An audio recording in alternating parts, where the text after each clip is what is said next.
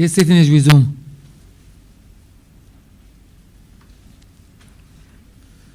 Honourable Leader of the Opposition. Thank you very much, Mr. Speaker.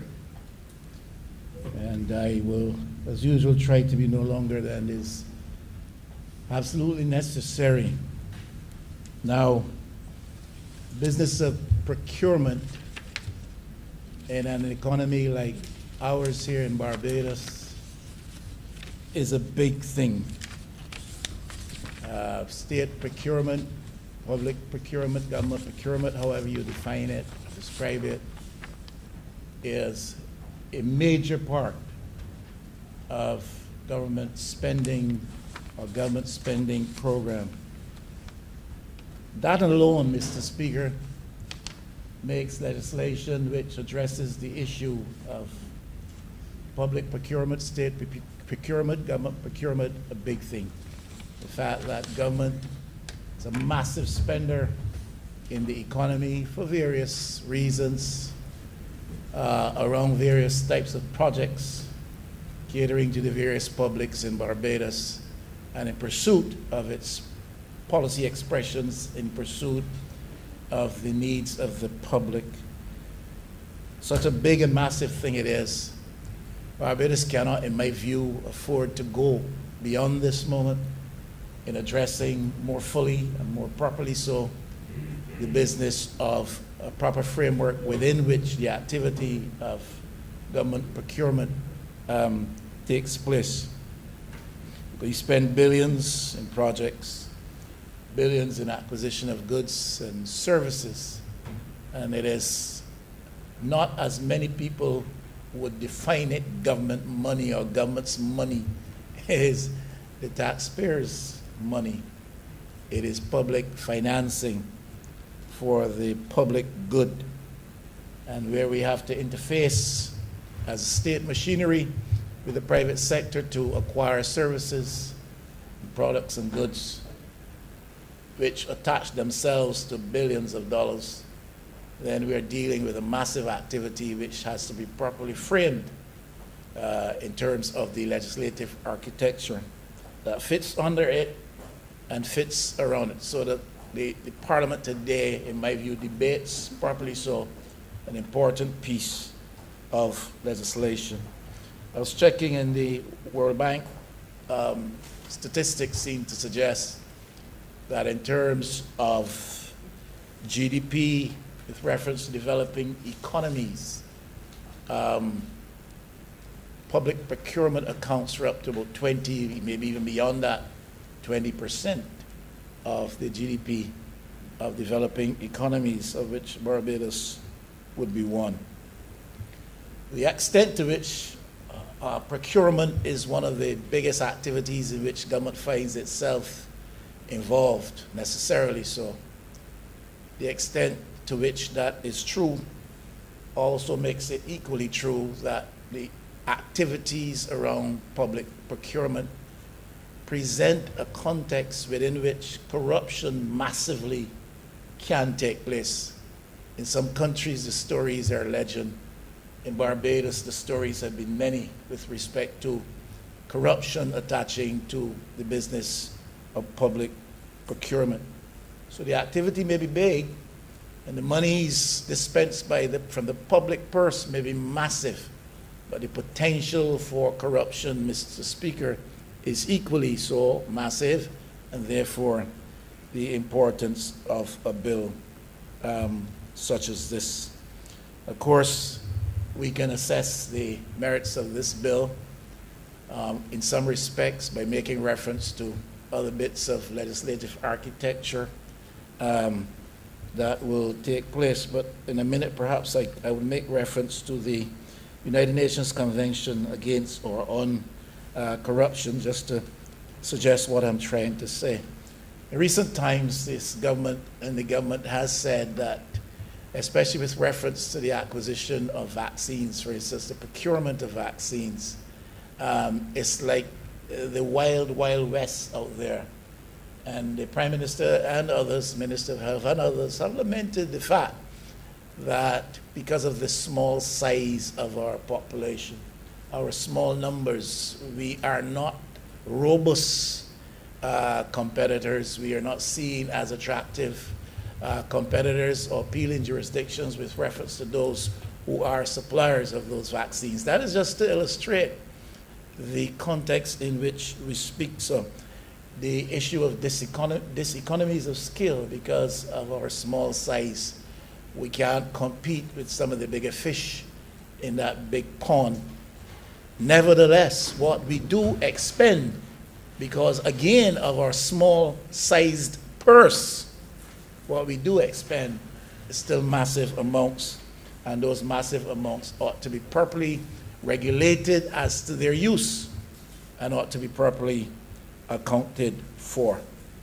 Now, we need, in my view, Mr. Speaker, to create a context in which there is equal opportunity. I think the Honourable Minister, in making the primary submission here today in his presentation, alluded to that.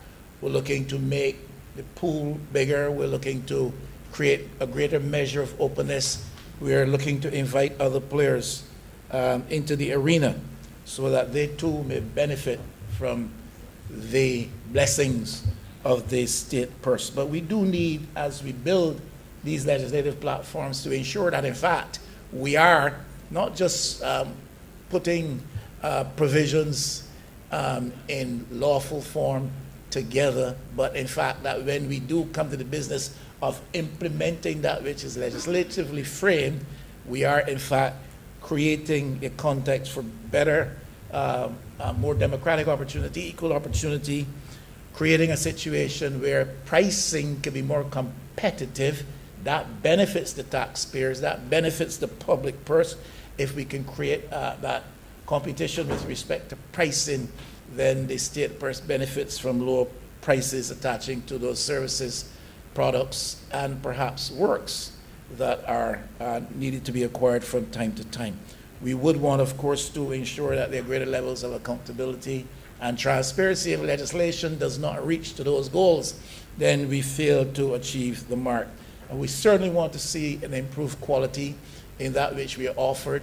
When we expend taxpayers' dollars in the billions, we want to make sure that the service, the products, the goods, and the capital works for which we pay are of such quality that money is not wasted but well spent. We need as well, Mr. Speaker, I have said this in recent time, and this a topic which is, in my view, of much importance in Barbados today.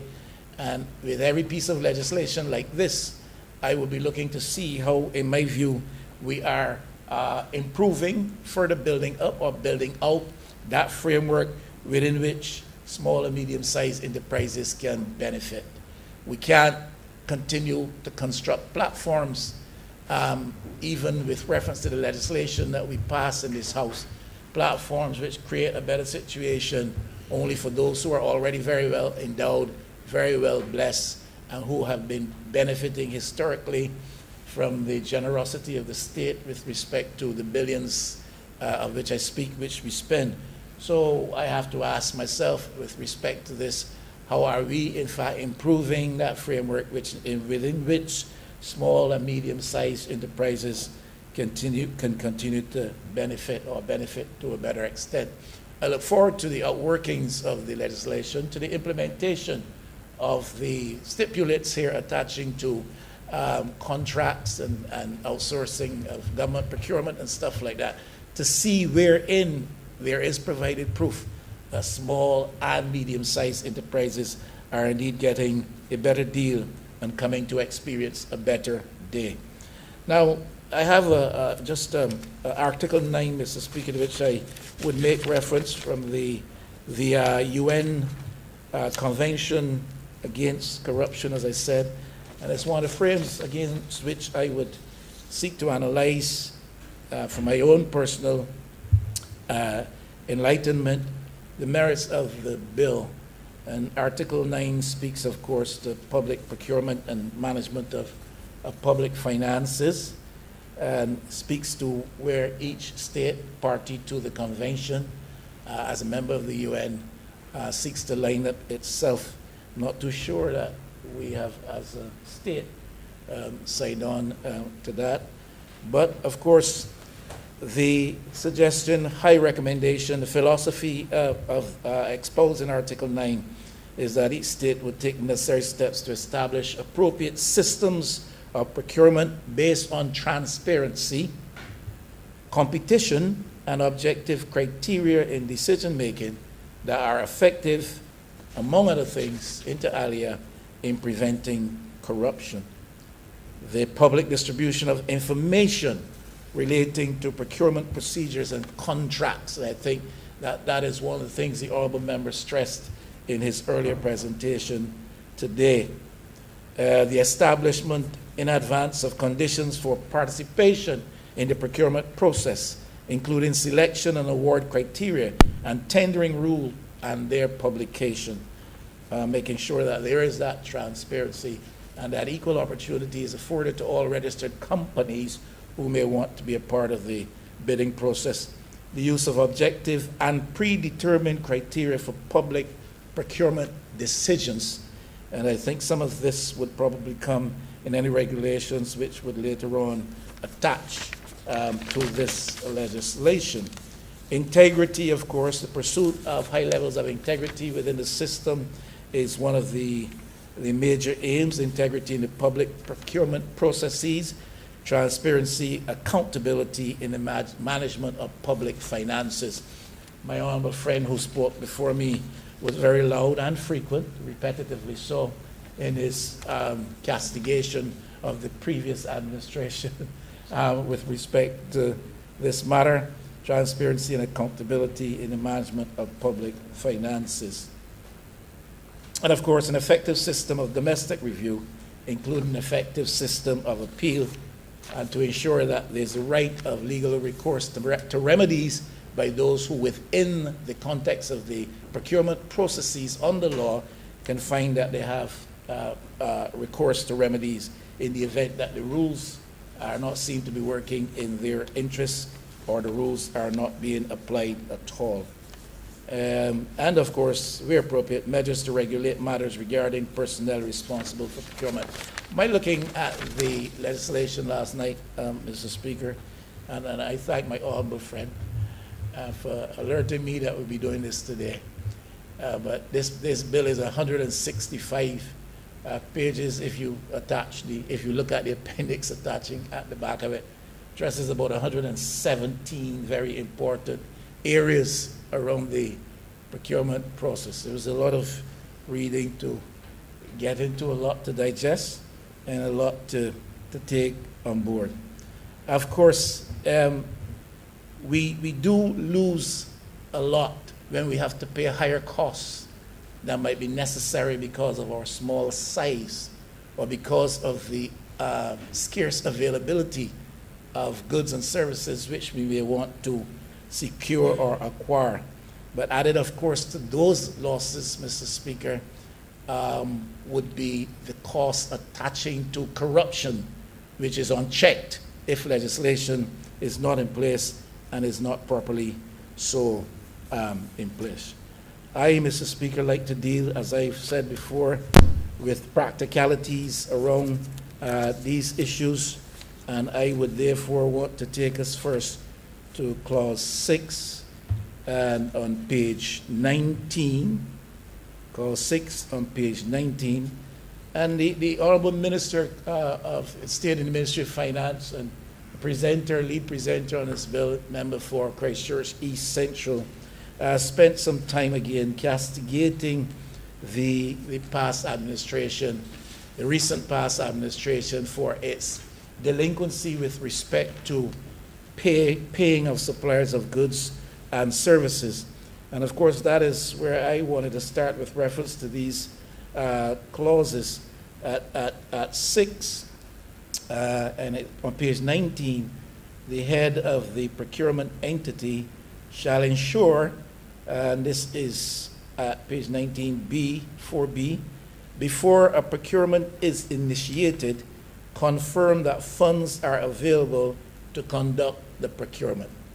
This is, I think, has been in part a failing of the past For whatever reason, though, in addition to this reason, for whatever other reason, part of our culture in Barbados is the business, the bad business, the nasty business, the unpleasant business, the painful business to many suppliers of services and goods that government just does not come through and pay on time.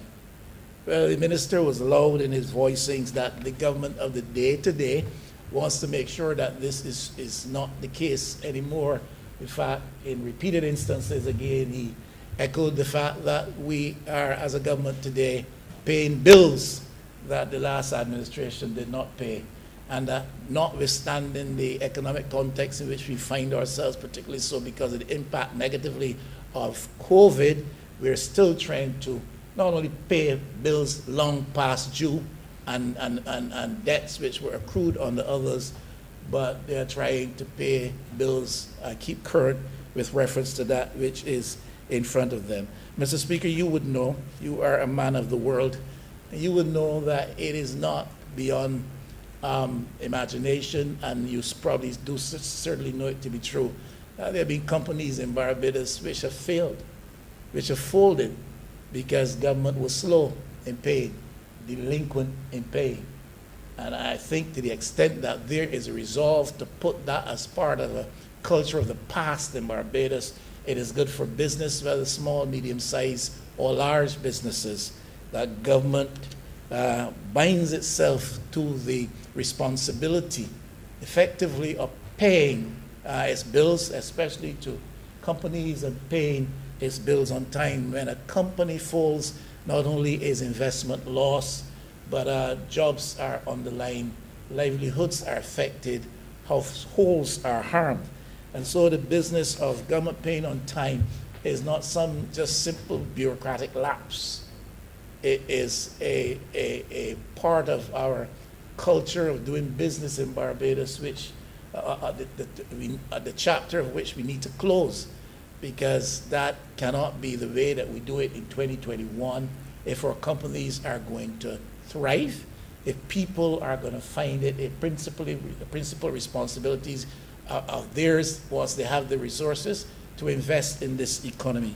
So I was glad for the reference and mention of that fact, and I'm sure that those of us who are responsible citizens will want to keep our eyes on this government going forward, no matter how short a tenure may prove to be, or otherwise, may I hasten to say before somebody jumps at me, that however short or long its tenure in office proves to be, that eyes will be kept to ensure, whatever party leads the government of the day, that bills accrued under the procurement process are in fact paid, and paid on time. Also, Mr. Speaker, on page 19 and at clause 7, I think you call these clauses, do you call them clauses? Clause 7 at page 19, and it speaks to the Tenders Committee. There is 7.1, establish a committee to be known as the General Tenders Committee, which shall, in respect to procurement by means of open tendering and restricted tendering, pursue certain obligations and responsibilities. Among them is to conduct and record the opening of tenders when they have been solicited and received, consider evaluation reports and recommendations by procuring entities as to which tenders should be accepted as successful tenders, and to consider recommendations by procuring entities to cancel particular procurement activities. Now, these are in part some of the responsibilities of the General Tenders Committee. Now, I may need to be informed here, but I have often wondered, and especially in this day, why is it that activities such as this must take place away from the public view? Now, certainly we have advanced with respect to technology. We have advanced with respect to the way of doing business in this country and in this world today.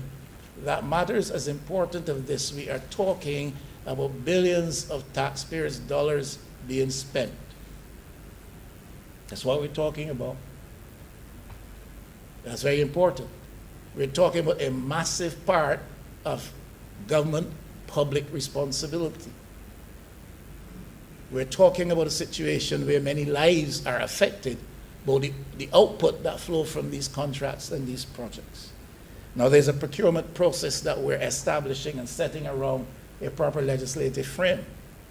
But should we now, and what is there, if there is, a strong reason why these things, such as evaluation of tenders, opening of tenders, why these things are not conducted in public view? Technology brings this straight into the homes of people. Technology brings it right into the personal space of people so that they may observe if we're looking for transparency and if we're seeking to establish higher levels of accountability. I would have to be persuaded that there's some strong, good, ethical or other legislative perhaps reason why these things cannot be done in view of a camera. In fact, if you go to page 95 of this bill, Mr. Speaker, you will see where a tribunal is allowed to take its evidence in public. Well, if a tribunal can take its evidence in public, why can't a tenders committee, in terms of the exercise of its responsibility for receiving, evaluating, opening tenders, why can't this be allowed to be the focus of the eye of the camera so that all Barbadians can see from wherever they are? That is just a thought. If somebody knows of some good reason why that ought not to be, I would be happy to hear. I'm always willing to be further enlightened than I am. On page 20 and clause 8, Mr. Speaker, there is reference to projects which are pursued with funding which is sourced from overseas financial institutions and financial supporting sources. And this clause 7, 8, I think it's 7, clause 7, top of page 20 and 3, 7.3. This speaks to the fact that when we're dealing with projects which are funded by financing obtained by the government on behalf of the people from overseas, then there is a special tenders committee outside of the general tenders committee that is set up to oversee that. Now, that may be that the international institutions or international lenders are requiring that you have that type of mechanism in place. My question is, if the government of the day borrows from some domestic source, if the government of the day is not spending money which comes by vote of parliament through the consolidated fund, but is spending money that is borrowed from a domestic lending institution, why is that not also the subject of focus for the special tenders committee? Why is it only legislated here with reference to the overseas lenders? Why not borrowing that takes place at the domestic level as well? And then on page 21, and just a few more, Mr. Speaker, and then the Honourable Minister came to address this as well, I think, but because the question is, to what extent does the process of procurement in Barbados really make reference to what is provided for annually in the estimates of expenditure for Barbados? And that's a serious question. Now, we have a situation, and this Parliament is very familiar with it. And in 3.5 short years, this Parliament has done it with some degree of frequency. Where monies are voted in the estimates, before you can know it, we're back here for supplementary votes for further financing. Now, I'm speaking here to the matter, therefore, of procurement, and how much does the provision in this current legislation as it now stands relate to the exercise of the estimates.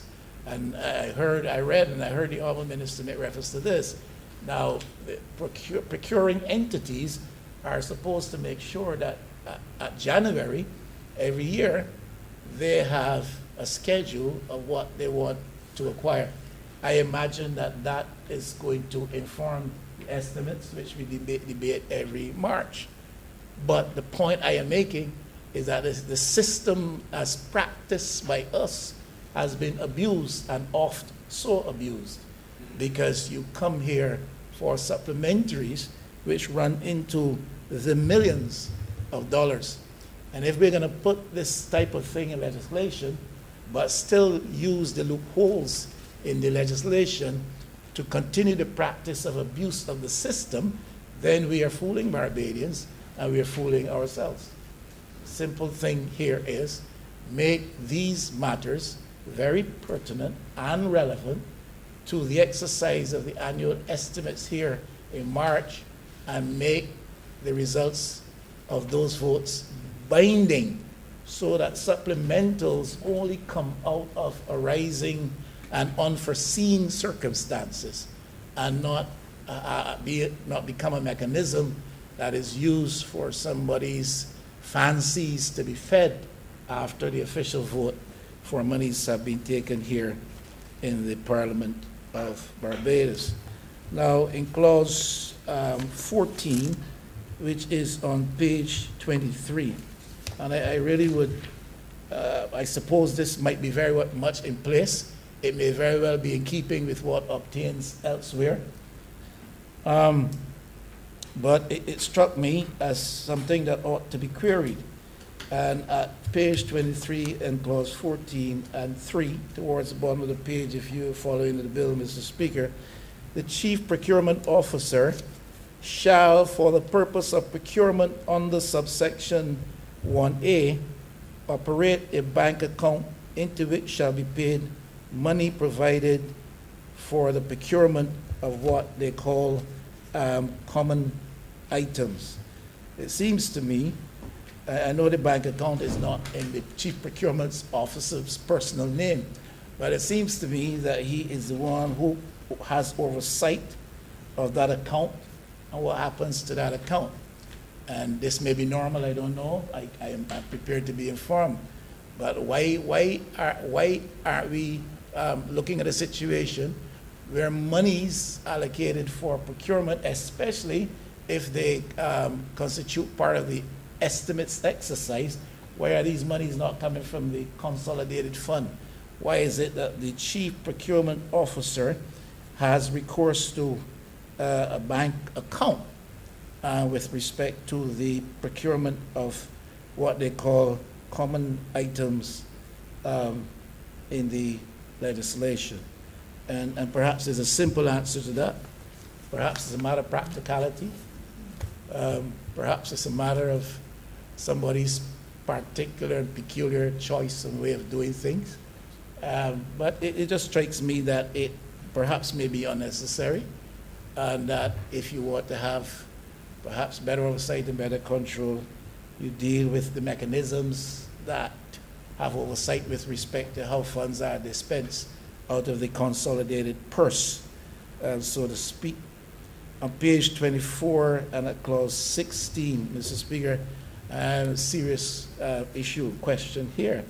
The selection of method of procurement. This is part 4 that deals with methods of procurement. The minister made reference to part 4, but I don't think he made reference to this particular point. A procuring entity shall, subject to sections 2A and B, which follow, conduct procurement by means of open tendering, where the estimated or actual value of the procurement contract equals or exceeds $300,000 for the procurement of goods or services, or a combination of goods and services. And in part 2 of that, under A, $500,000 for the procurement of works, or a combination of works and goods, of works and services, or of works, goods, and services. Now, $300,000, $500,000, you're dealing with those sums, you're dealing with the open tendering process for procurement. If you're under that, then there are other ways of going about the business of procurement. Some are very selective, Some are less open. I think a term used in one instance is restricted, and so forth. My question is this, Mr. Speaker. We may have this legislation in place for an open tendering process, and we're dealing with funds which start at 300,000 and go up 400, 500, and beyond. You know, Mr. Speaker, the problem arises when we fall below that $300,000 floor. That is where opportunity for corruption makes itself known, visible, and present. Because you know it, Mr. Speaker. We go to the bank today. Well, I shouldn't say we. You go to the bank today, Mr. Speaker, to deposit. You take $10,000 with all of the regulations now for anti-money laundering and all of these things. You got $10,000. They are keeping you there to determine where you get $10,000 from. You have to tell them that you have a client, a very wealthy client called Neil Rowe, and that you did a case for him, and that he paid you, and that you are quick to the business of depositing. Or it may be beyond 10,000, because when you do that now, you've gone beyond the Neil Rows. You're not dealing with the individuals of this life. And you go to the bank, and they want to know the source of your income. And so you have to declare this and give details. It takes a while. You fill out all kinds of forms. It can be quite a nuisance sometimes. Mr. Speaker, you know, I'm sure, one of the hardest things to do in Barbados now is open a money account in these institutions. So what do some people do? You're going to break down Mr. Indarware's $20,000 into 5 amounts of $5,000 each and hope to get past the scrutinizing eye and mind of the bank teller or bank official. So you're going to put the same $25,000 down. You do it at the same time, but you put it in amounts of $5,000. The point I'm making, Mr. Speaker, $300,000 is a floor here. $500,000 is a floor here. And it is captured by all of the rigor in the legislation around that open tendering process. But a smart guy who is bent on corruption will allow a friend of his who is benefiting from the graft and the corruption, not $300,000, but $150,000 and $150,000. Same amount. There are ways to be found in all of these things. And I'm simply saying, Mr. Speaker, I feel this floor here of 300 and 500, these floors are high floors. It should be smaller than that. It should be smaller than that. You can't tell me that you can take $290,000 of the taxpayers' money and not subject it to the same scrutiny that you would $300,000. It's just $10,000 difference. But that is the way corruption creeps in. It finds a corner to come around, Mr. Speaker. It finds a scotch somewhere, to use the Barbadian parlance. And I think that these floors here are too high and should be lower. And I would want to be advised perhaps as to what obtains elsewhere. I didn't get the opportunity to check to see what it obtains elsewhere. Like I said, I just got the notice we will be doing this today. So I went quickly to look through the bill last night and to speak to these issues. But I'd like to know really what obtains elsewhere. On page 26, let me skip page 25. On page 26 and clause 18, Mr. Speaker. Now, this is not open tendering. This is restricted tendering. And I think in a passing way, the minister tried to make it clear to us what is this business of restricted tendering. My concern here is in the number 10. 18.1, under restricted tendering, not open tendering, subject to section 2, a procuring entity may, with the permission of the director, conduct procurements by means of restricting tendering in any of the following circumstances. The goods, the works, the services to be procured are available from 10 suppliers or less. 10 suppliers or less, Mr. Speaker. It goes on to say there is an urgent need for the goods. So there are two conditions, two circumstances. Restricted tendering, goods, works, services to be procured are available from 10 suppliers or less, and there is an urgent need for these goods, works, and services. My view is, and I differ from the Honourable Member for Christchurch East Central here, he referred to the existing legislation which identified the number of persons as 7 to be the pool of persons among whom, if that is the existing circumstance, that the restricted tendering would take place. Now you're moving it to 10. In my view, Mr. Speaker, in a small state, small economy circumstance such as ours, 10 is a high number. I think you're being very liberal in the legislation to allow for restricted tendering to be applied where you're dealing with 10. You're moving the legislation from 7 to 10. In other words, you are allowing for or restricted tendering as opposed to the open tendering, and different stipulates apply under the law. You're allowing for that among a greater number, potentially, of persons. Now, I understood the minister to be saying we want to allow for the participation of greater numbers. I understand that and applaud that, but I think with respect to this particular aspect of the tendering process, the number 10 is high in a small economic context like Barbados. And it seems to me somebody wants to be a little bit more liberal with the ability to spend taxpayers' money among persons out there who are participants in the economy, and to do so in a context where it may not be in the better interest in this instance to expand the number of persons. Now, to me, that is a serious thing.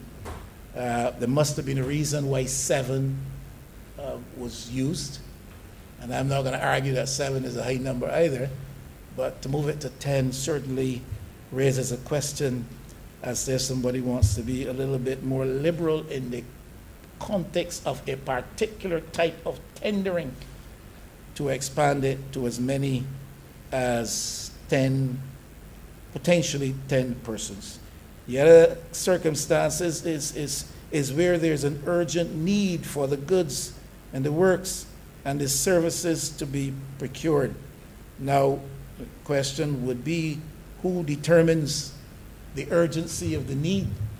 Now, I know in a couple of instances this government has done things and has said to the rest of Barbados that it was an urgent need. I think that this has been done through the Ministry of Housing a couple of times.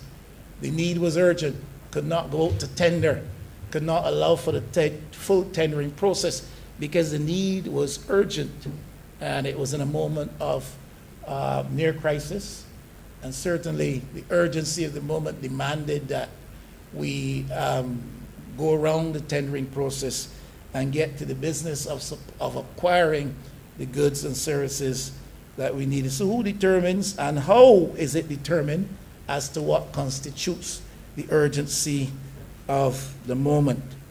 By reference to recent practice, it would seem that the voice of the government is indeed the sovereign voice in that instance. And without question, a government has the right to say it is urgent, and because we determine it is urgent, we go around or move away from the normal process of tendering. Well, so we're looking down two instances here of what I call questionable stipulations, as you're moving from 7 to 10.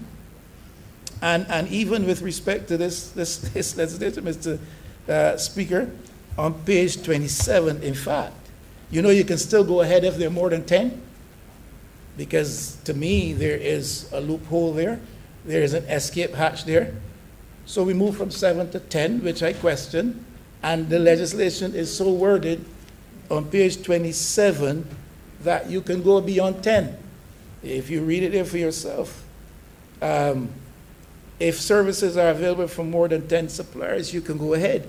The director may grant permission to the procuring entity to engage in restricted tendering where the director is satisfied on the advice of the chief procurement officer that the entity made reasonable efforts to discover the number of suppliers from whom the goods works. So, Mr. Speaker, the claim is, yes, we deal with 10, the law says 10. It turns out that there are 13. I didn't know there were 13. Now I found out that there are 13. So I can go beyond 10 to 13. And maybe, Mr. Speaker, 15 or 17. Because the director, in collaboration with, under the advice of, chief procurement officer, can reasonably establish. When we said that, we didn't realize that there were more than 10. We've now discovered that there are 14, and you can go ahead in a context like that. To me, it is things like that that provide the loopholes for those who are not wholesomely intentioned to do what they want to do or to do what some others bid them to do.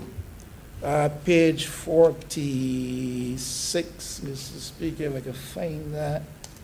Page 46 as well. I want to make reference to that. Clause 38. It speaks of, it's on page 47, 46. I'm looking for that section that speaks, Mr. Speaker, of that cumulative list. Page 46, clause 38. Yes, right at number 338. A procuring entity shall, on the 31st March and 30th September each year, publish a cumulative list of all procurement contracts awarded in the year.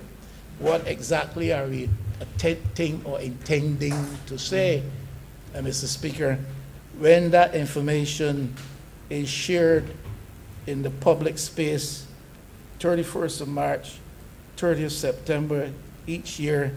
Are we talking about aggregate amounts of the contracts and the sums associated with the aggregate sums associated with those contracts, or are we talking of greater detailed information? Because it is all right to say we spent $300,000 in the last 6 months and there were 6 contractors, but I don't know who those contractors were. It may be one contractor. In 6 instances, Mr. Speaker, what are the details, and to what extent is this information going to be detailed? We cannot talk of transparency and openness. We cannot talk about accountability and then seek to have information shrouded in some degree of mystery and secrecy. If we are going to be transparent and if we're going to be accountable, then I imagine, Mr. Speaker, we have to be clear.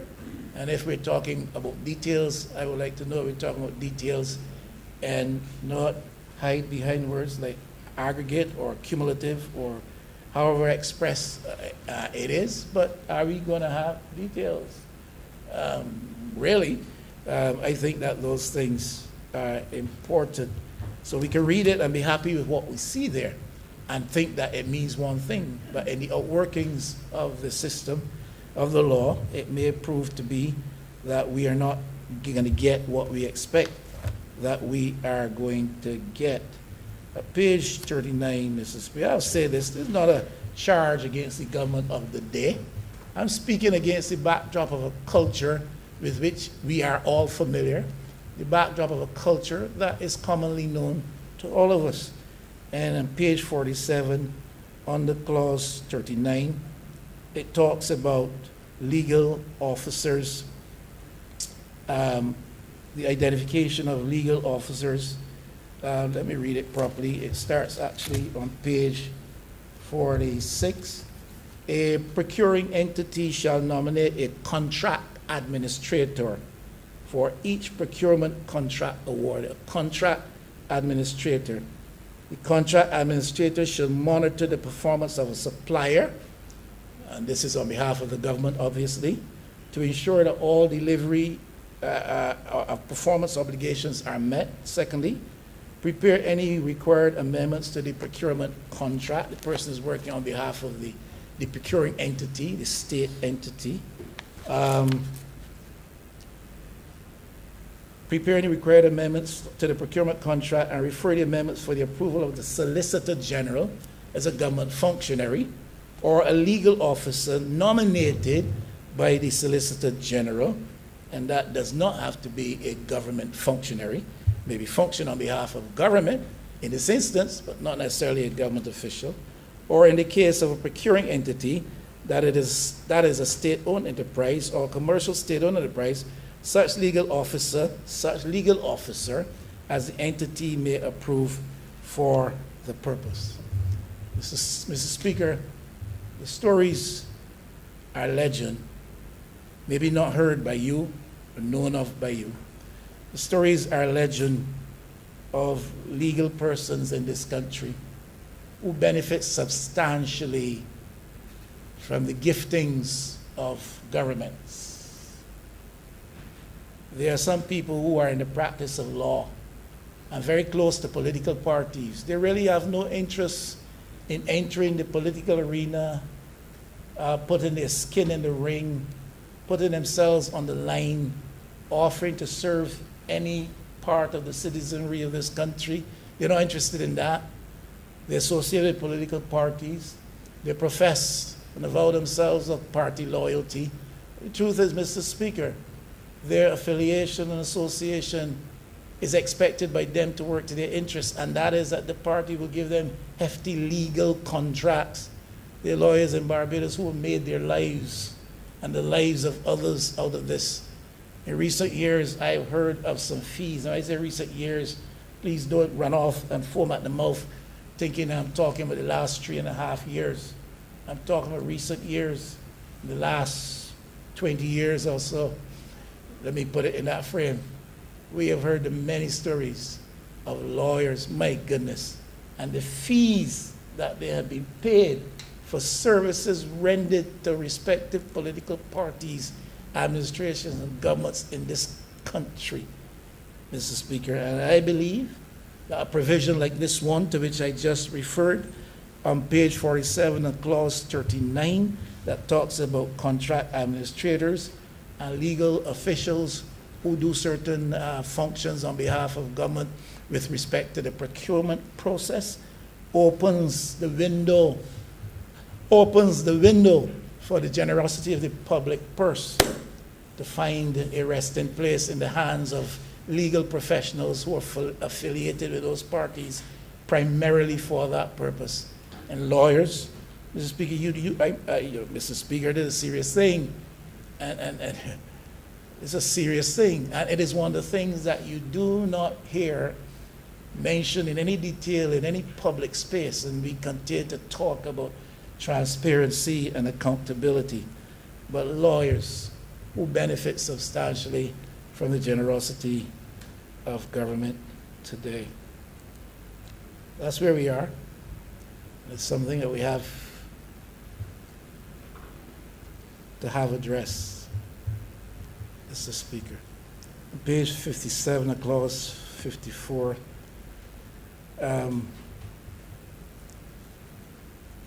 these service consultants also attaching to the process is the same creature by another name, Mr. Speaker. It's the same creature by another name as the contract administrator, you know. He's doing different functions, right? He's filling the same space where party loyalists can benefit significantly from the government purse. And you may scoff at this, but it's not an attack on this government. I'm speaking in a principled fashion to what happens in our culture where people benefit so much from the taxpayer's purse simply because they're closely affiliated with a party. We've never known of the number of consultants that are at the beck and call of government for various purposes. Right now, there's a whole corps, a whole cadre of consultants attaching to this government at various levels, all levels.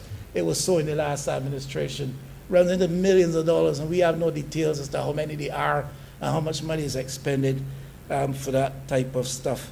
but we're creating opportunity in this legislation, even if we don't intend to do so, to ensure that that type of practice is perpetuated, and is a serious thing.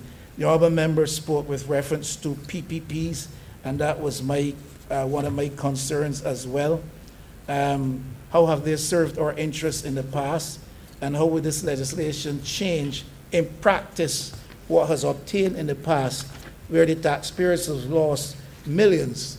My goodness, check the reports of the Auditor General of recent time, where the taxpayers have lost millions, billions of dollars in projects related to the PPP arrangements, the public-private sector partnership arrangement. And I'm going to dwell on that because I think the minister talked about that in detail. Of course, he pinned it on the last administration, but that's something that cuts across administrations. It's part of the culture.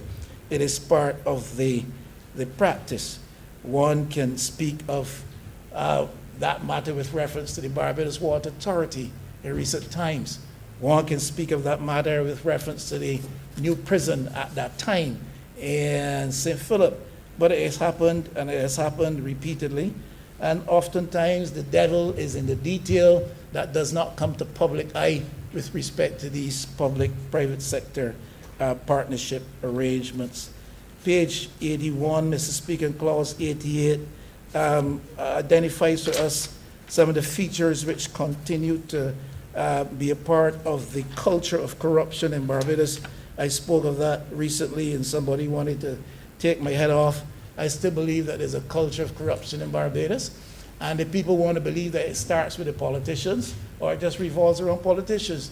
No, it is the banking sector, it's the insurance sector, it's people in property development and real estate, it's people in official circles, quite apart from the politicians in the public service, but also it has attached itself to some politicians. So question is, if we are going to be serious about this legislation, what penalties are we going to be providing when proof of this type of corruption come to light? Page 81, clause 88 talks about collusive practices. There's a lot of corporate collusion in Barbados, corporate collusion. There's the coercive practices that is seen as part of the culture of corruption. Coercive practices. What about ministerial coercion, Mr. Speaker? Breaches of confidentiality. What are the penalties to apply for some of these things? And some of these things are very, very, very serious. So what are the penalties to be applied for these things? You talk about ensuring that there's a proper process built in around PPPs, and you want to address the matter of corruption. You want to make sure that when contracts are established, they are established in a transparent framework that ministers accountability and that they're fair and equitable.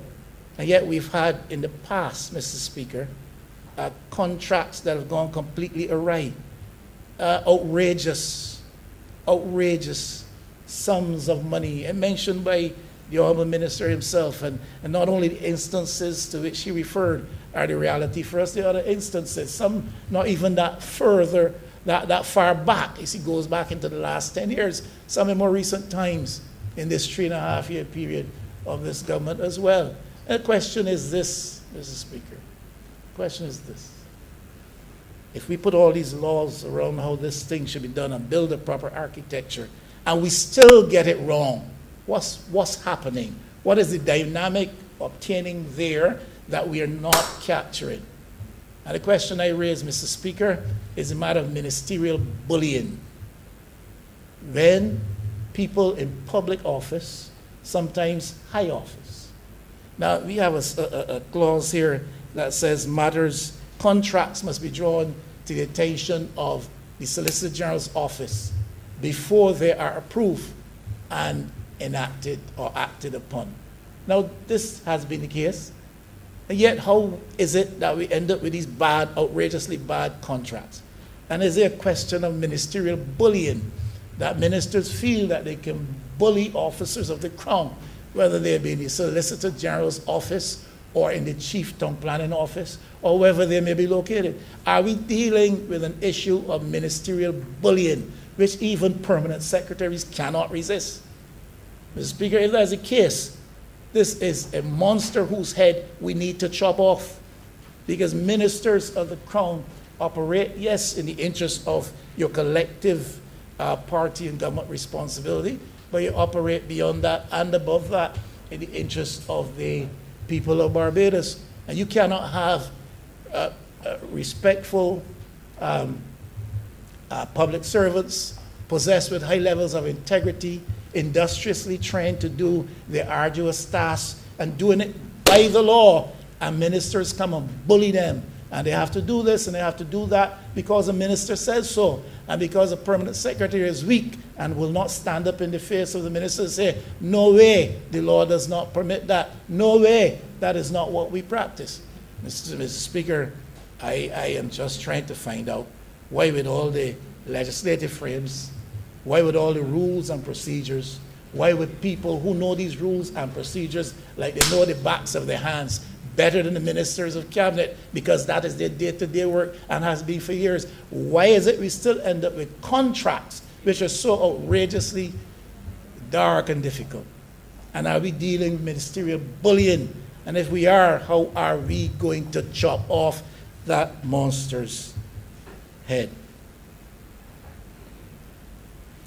I'm going to be soon done, Mr. Speaker. On page 84,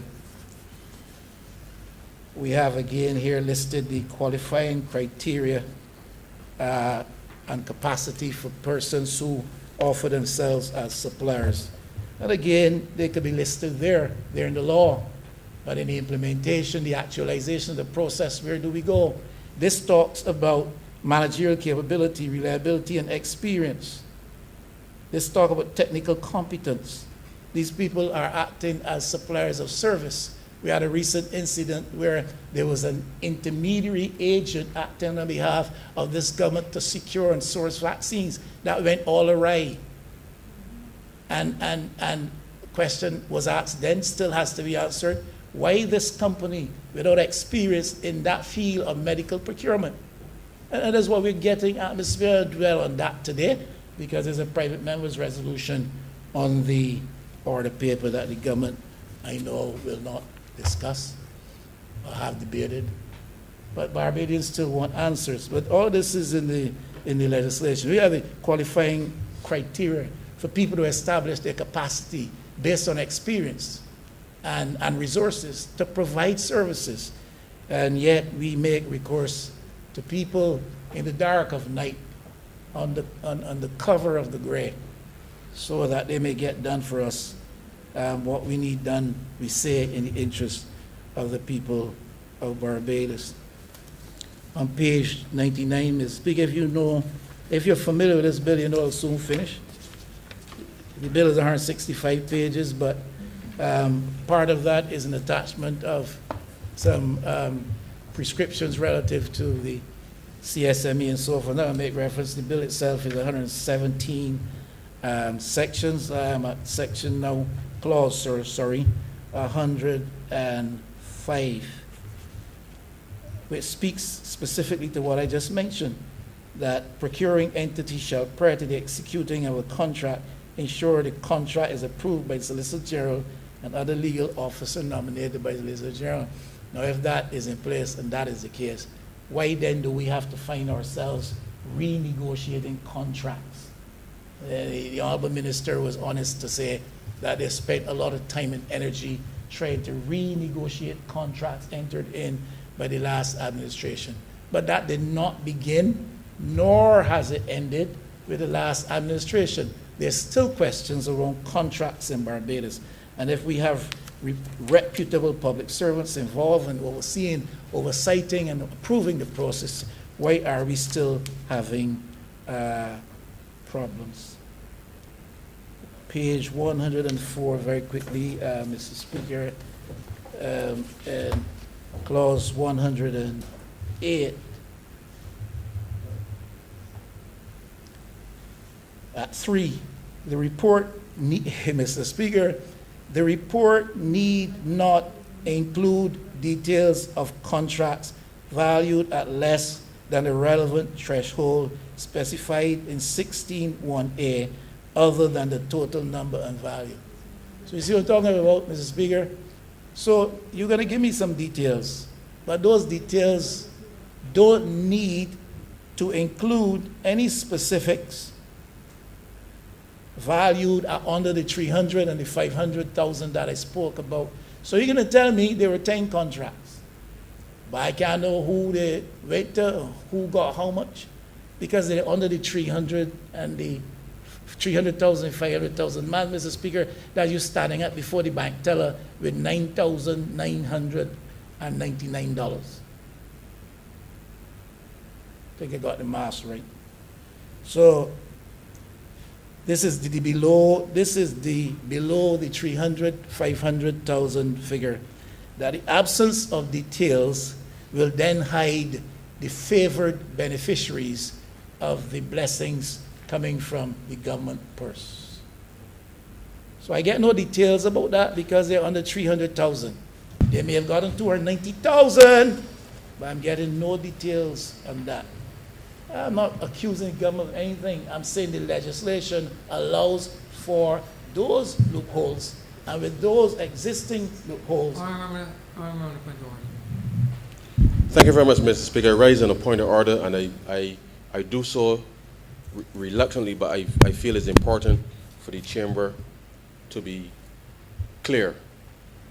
The honourable members is asserting that the annual report of the Government Procurement Department will hide information.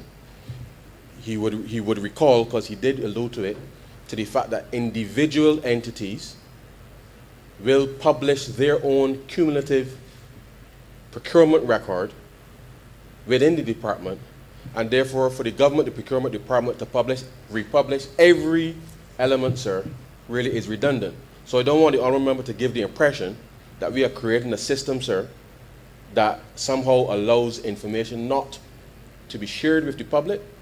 This specific reference here is for contracts certainly by open tendering, but all procuring entities, irrespective of the value of the contracts, as he alluded to earlier, sir, will publish all of their cumulative contracts within the 6-month period identified in the legislation, so that all persons will be aware as to what has been done in the name of the people of this country. So I want to make that clear, Mr. Speaker.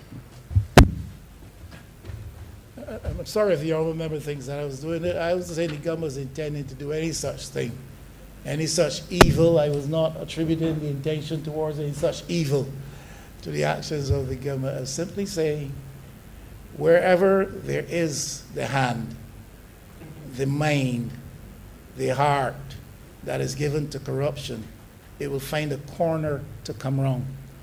The honourable member speaks of the absence of need for redundancy.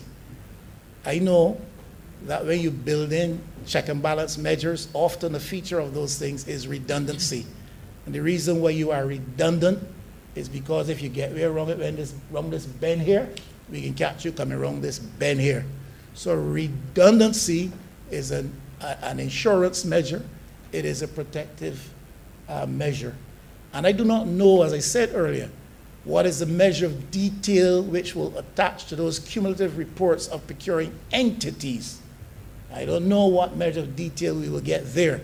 So I do not know even if this is a redundant mechanism. But if it is, so be it. All I'm simply saying here is what this legislation does is that it allows for contracts to be awarded, large amount of millions and billions of taxpayers' money, and at the end of the day, the report does not necessarily have to include the finer details that makes you, Mr. Speaker, as the presiding officer in this House, any better informed, nor me, as a humble servant of the St. Michael West, to be any better informed.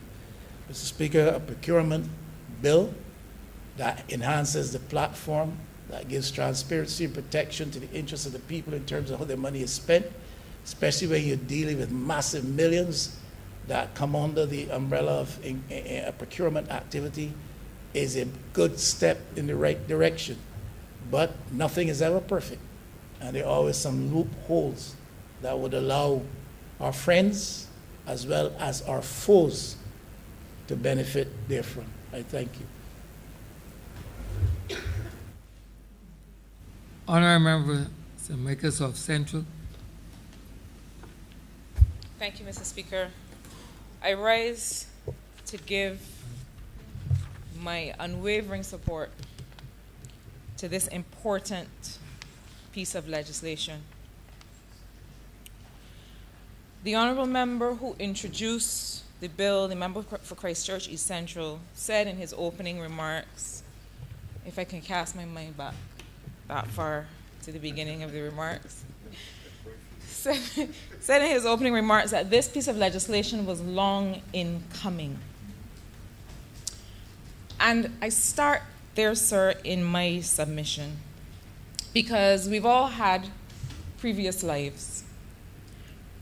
Mine was in the international multilateral development system, working on the other side, or should I say in partnership with governments, to address issues related to governance and fiscal prudence and so on. And one of the things that one observed during those years and under the last administration was that there was a lot of effort, there was a lot of advocacy from partners, from international financial institutions, from those on the outside of government concerned with governance, for the then government of Barbados to settle and bring revised procurement legislation. For some reason that only they then knew, but we have since come to discover, the then government could not find their way somehow to bring this revised procurement legislation. There was always some reason why it was not the right time. There was always some reason why it never moved from the stage that it was. Now, the multilateral system has also, for many years, expressed a desire to use what they call country systems to do business. And it is referenced in the bill, sir. We have major capital works projects, and as I've said in this place, the Ministry of Economic Affairs and Investment manages the public sector investment program, where all the capital works are, where all the capital works that are externally financed are located, are monitored. And one of the things we've always said is, why can we not have a harmonized procurement system? Why is it that we have a procurement system for the multilateral system, the Inter-American Development Banks, the Latin American Development Banks, and so on, and we have a separate country system? Because it means that we have to have several balls in the air at once. We follow a certain system according to the rules of those institutions, and then we have a system for ourselves. And we also make the case, and we've had to make the case to our partners, especially in the context of the COVID pandemic, that while you try to have perfect records and perfect systems, people quite literally can die. In the context of a pandemic, in the context of a disaster, there has to be the wherewithal to have emergency procurement.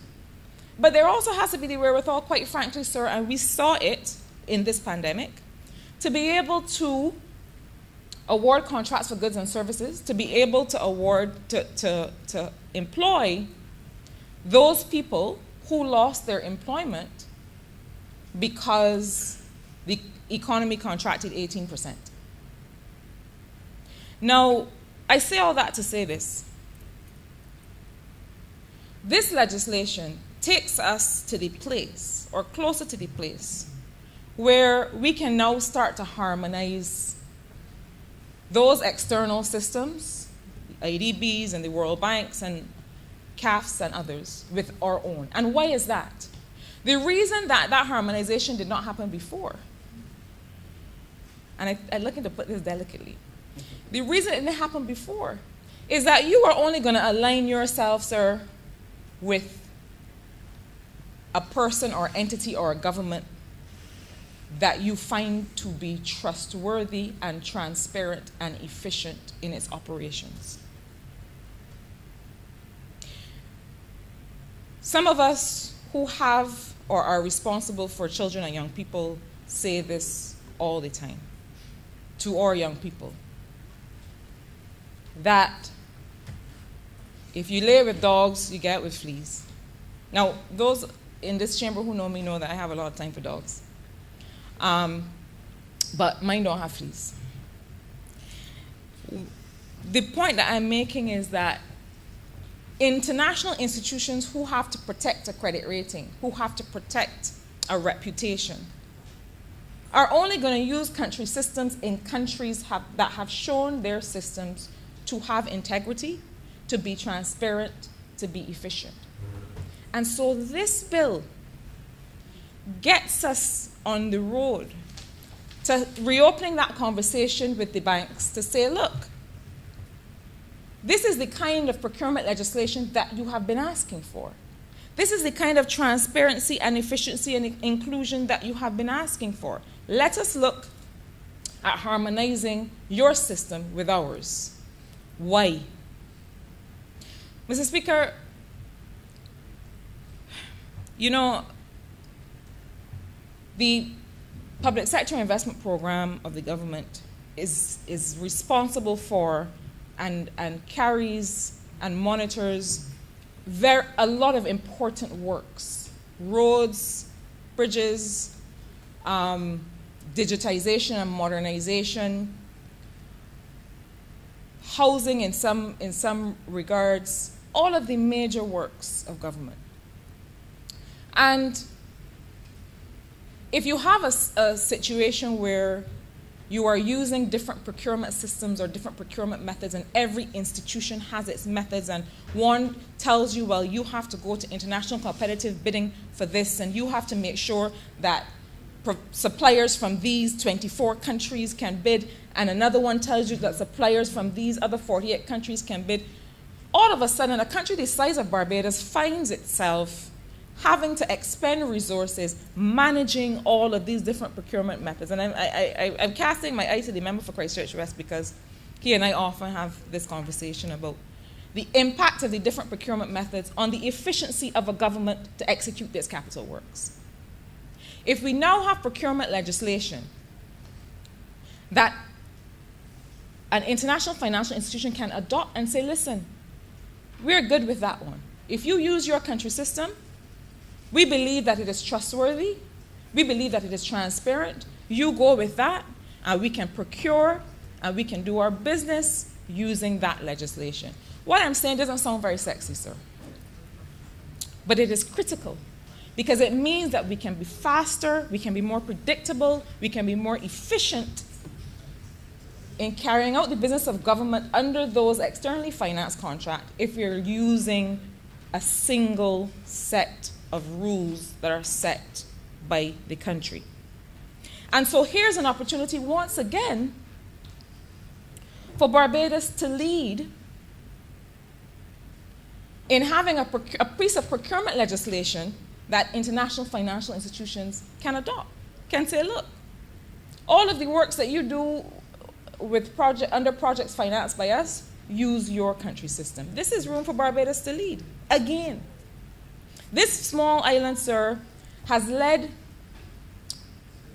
the multilateral financial system in many ways, including very recently. And I use the example to show that a lot of the work we do is primarily about how it benefits Barbadians, but it also gives us opportunities to change the international financial system. That requires change.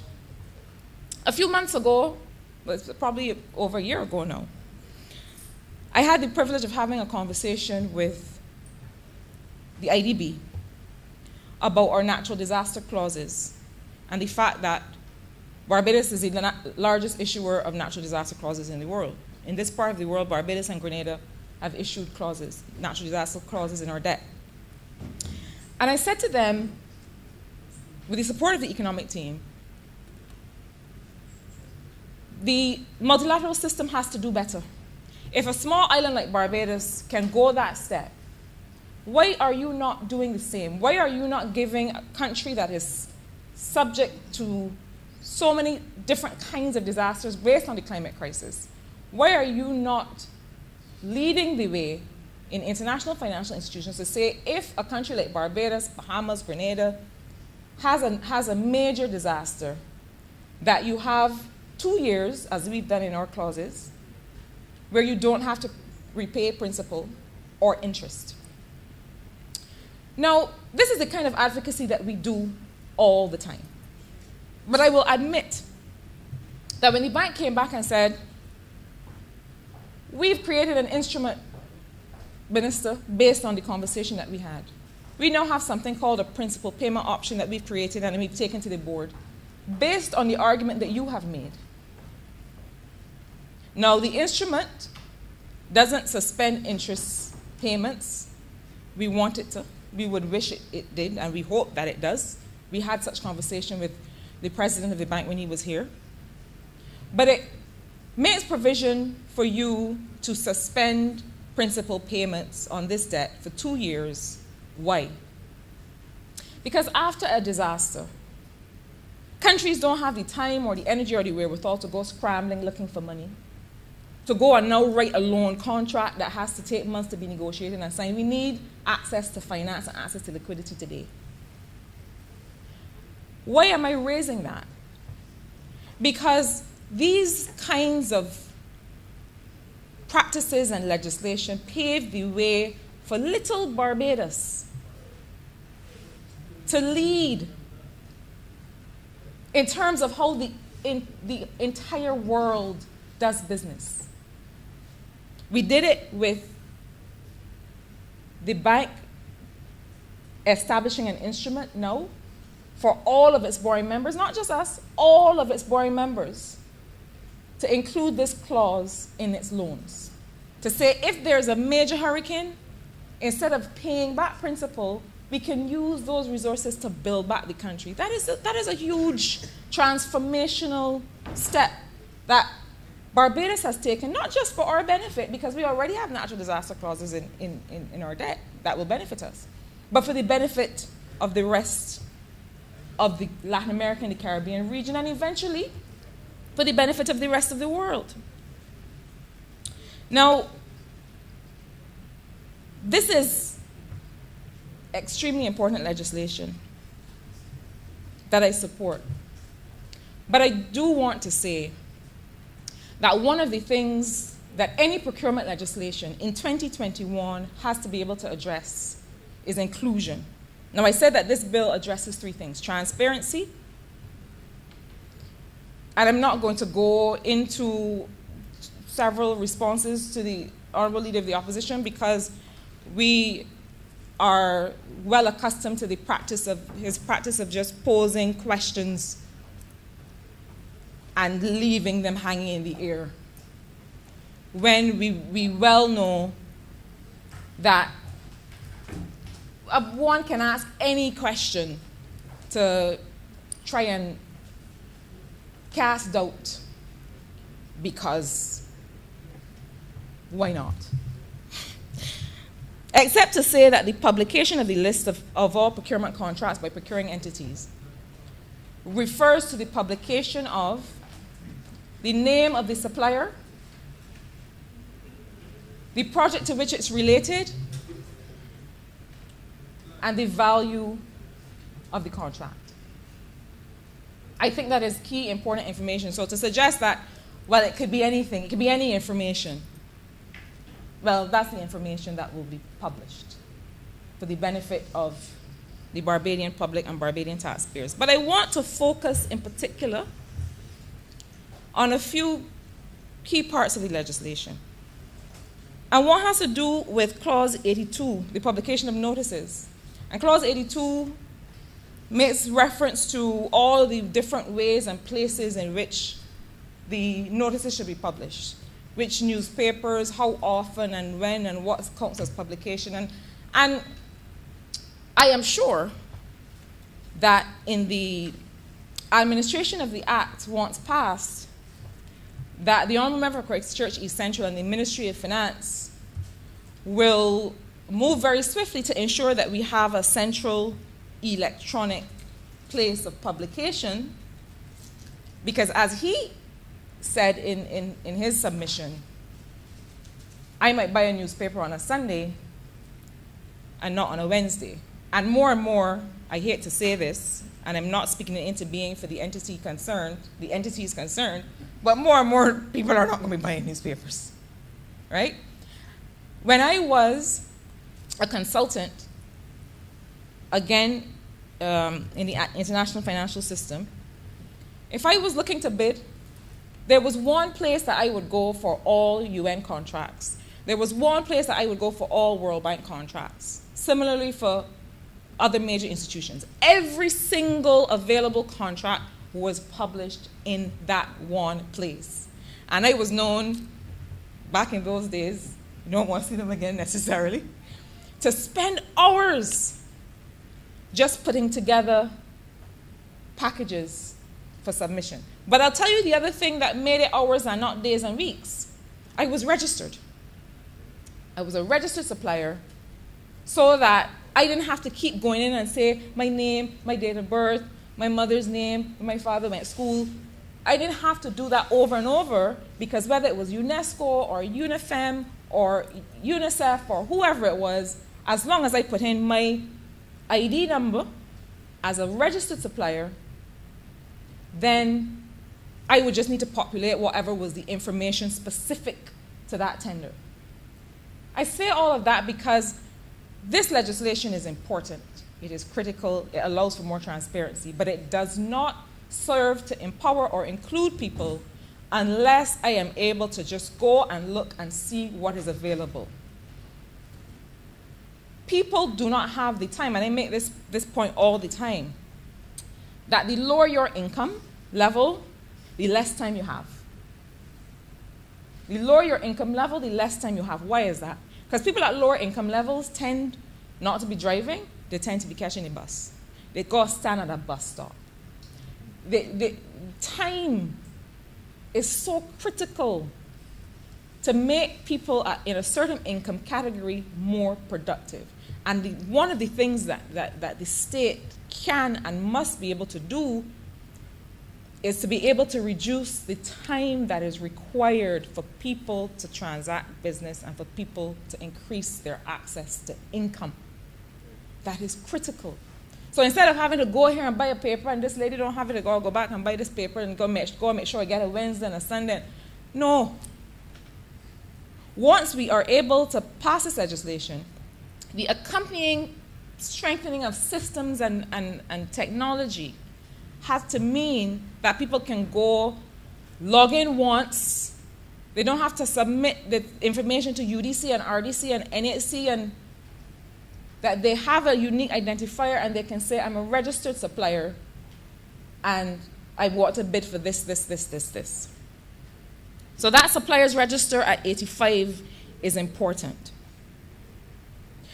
But I want to come very quickly, sir, to another, what I see as a gap, not in the legislation, but in the architecture of how people are able to access government goods and services, to be able to provide goods and services to the government. And one of those is people's readiness to engage in procurement activities, or even to offer services. And I'm going to say something that may be a bit unpopular, but it won't be the first time, or the last. We have suggested that part of our remit, as it is to make sure that sole proprietors, self-employed, small business owners, tradespeople, electricians, tilers, contractors, people who make goods for sale, we have suggested and we believe that part of our responsibility is to make it so that people have access to provide goods and services to the government. This legislation and these systems where we make it easier to bid are going to do that. But the truth is that there are many people who work in trades and who work as contractors and so on, who find it difficult to offer themselves for services, for service to the government of Barbados. They find it difficult for a few reasons. One is that they are people who work with their hands and prefer to work with their hands and have not necessarily acquired the practice of preparing bids. And that's a fact. And so I am confident that the financial literacy efforts that are being led by the Honourable Member for St. James Central in support of this legislation will be building in that kind of training and that kind of facilitation. Because it is no small thing to put together a package to be able to go and bid for a government contract is not as simple and straightforward as it looks a lot of the time. And there are a lot of people who are skilled in what they do, but who happen not to be that skilled in preparing these documents. And what we find a lot of the time is when I go, and I know that, like many of us, I have compiled a list, I have a register in St. Michael's South Central of artisans and tradespeople. Every now and then I send out another call and say, if you are a skilled artisan, if you are skilled in IT or whatever is the service that you provide, come and register with us.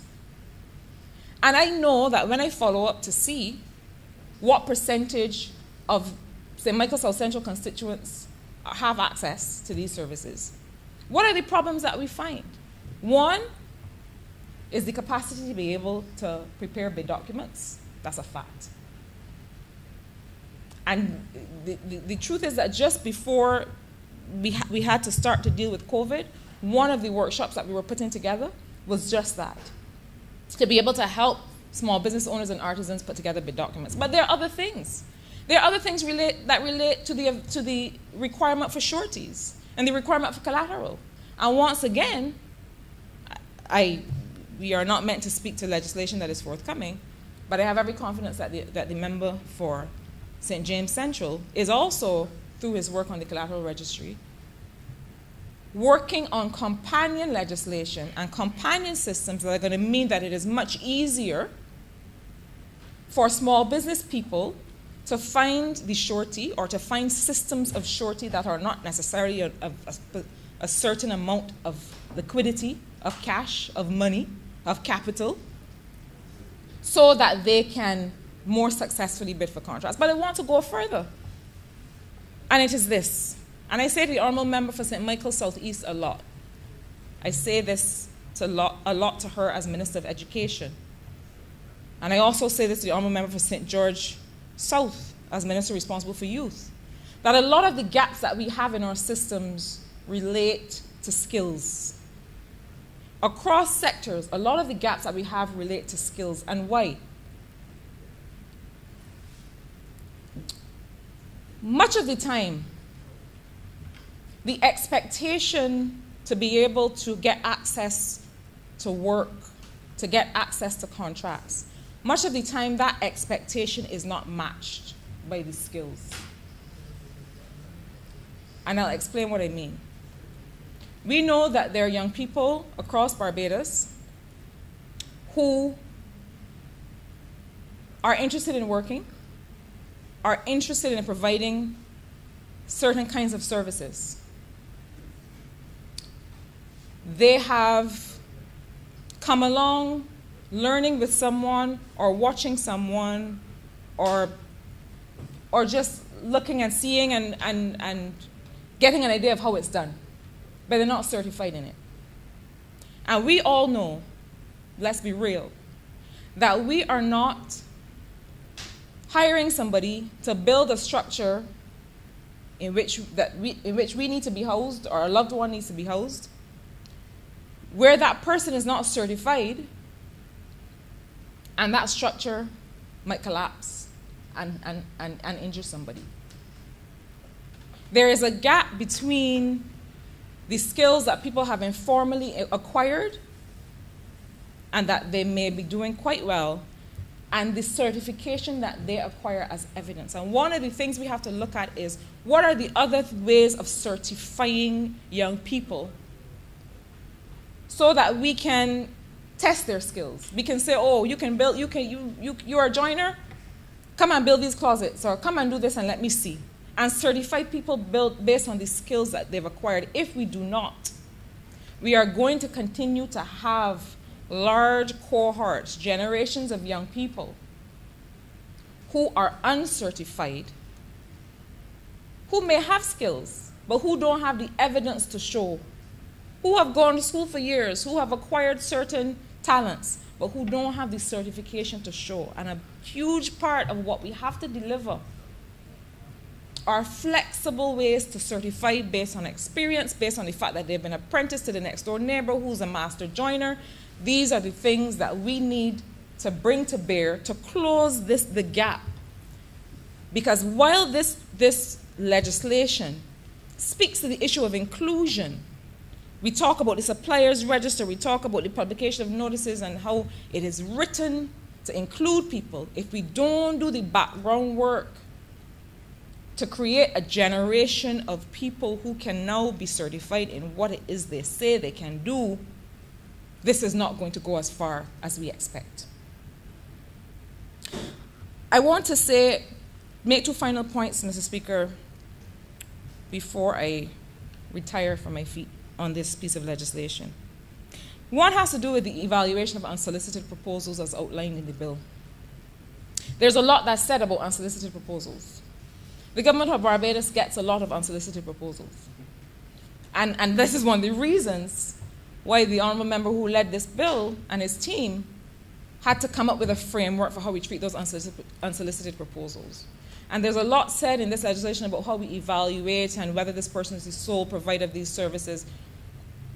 But I do believe that we need to make sure that while the government may require this service, that there's no one else out there who may not have gotten their proposal to government, but who may equally be in a position to provide the good or service. And that's why we found that in the past where we've gotten unsolicited proposals, that we've had to then go out to RFP, request for proposals, to say, listen, this looks good, but I'm not convinced that you're the only one who can do this. And so I think that while the bill does speak to very thorough and important evaluation, it's still evaluation of that one proposal. And we need to be able to satisfy ourselves that there's no one else who can provide this good or service, because that person may just have been a first mover. That person may just have gotten into government before other people. So we need to make sure that we are on good footing as far as that is concerned. Finally, sir, I want to address the extent to which this legislation, and really procurement in general, has, in a country the size of Barbados, has the capacity to have an impact on unemployment. I don't want to send the message at all for one moment that the private sector should not be driving growth. I say all the time, governments don't grow, the private sector grows. I don't want to give the impression that government, through its procurement methods, the way that it buys goods and services, is to be responsible for growing the economy. Not at all. The private sector has to lead that. But I want to share, sir, some information on what has happened with unemployment, and to show how the government of Barbados, this government of Barbados, in the midst of a pandemic, has, through its approach to procurement, has, through its capital works program, has, through the flexibility in our policy, flexible while remaining prudent, while remaining transparent, has been able to respond to what we've been seeing happen with unemployment. Now, in the first quarter of this year, unemployment was at 17.2%. It had gone back up from 13.2 at the beginning of when we had the COVID-related shutdown at the start of the year. It was at 17.2%. The second quarter of this year, it had fallen to 15.9%. The third quarter of 2021, so our most recent unemployment numbers, have unemployment at 12.4%. So unemployment has steadily decreased in Barbados over the last 2 quarters, from 17.2 to 15.9 to 12.4. But something else happened with employment in Barbados in that period and before that period. Prior to COVID, Barbados had been perhaps one of the few countries in the region that saw female unemployment lower than male. So there were fewer women unemployed prior to COVID than men. That doesn't often happen. Usually, historically, across Latin America and the Caribbean, women's unemployment is higher than men's. Barbados had been the one country that for the 3 quarters before COVID had seen women's unemployment fall below men's. COVID meant that flipped. Why is that? Because there were more women employed in the hospitality and tourism sectors than men. At a ratio of 2 to 1, women lost their employment. And so we saw over the last 3 quarters, that women's unemployment was back up over men's. As of today, we see from the unemployment numbers, and what we also do, Mr. Speaker, is we also compare it to the NIS claims coming in, because we want to make sure that we're not just looking at historical information, but we're also looking at how people are daily experiencing unemployment and how the NIS data bears that out. But as of today, male unemployment is 12.5%. When I say as of today, for the last quarter of 2020, for the third quarter of 2021, the last quarter for which we have data, the last quarter for which we did the labor force survey, male unemployment is 12.5%, and female unemployment is 12.3%. So female unemployment is marginally back below men's. For statistical purposes, it is really even, because that 0.2%, could be just a small margin of error, or could just account for some other anomaly. Why am I talking about unemployment in the context of procurement? Because as a government, we have had to, and we continue to have to, look at affirmative action as a policy. Affirmative action has been a bad word in many jurisdictions. It has been a bad word in many jurisdictions that are not willing, and countries, let me say, that have not been willing to confront the reality of inequality, right? They've not been willing to confront the fact that their societies are unequal.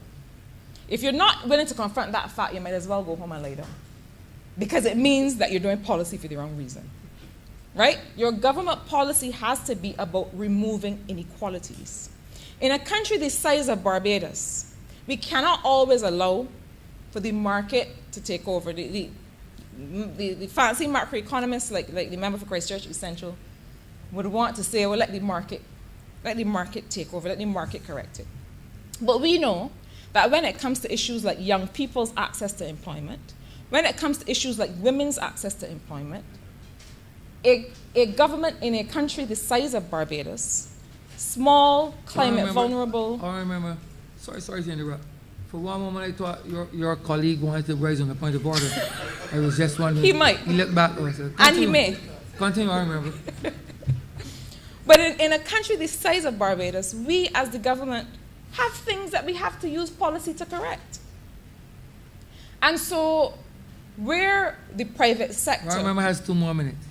Thank you, sir. Where the private sector, in a pandemic, essentially stood still because it had to.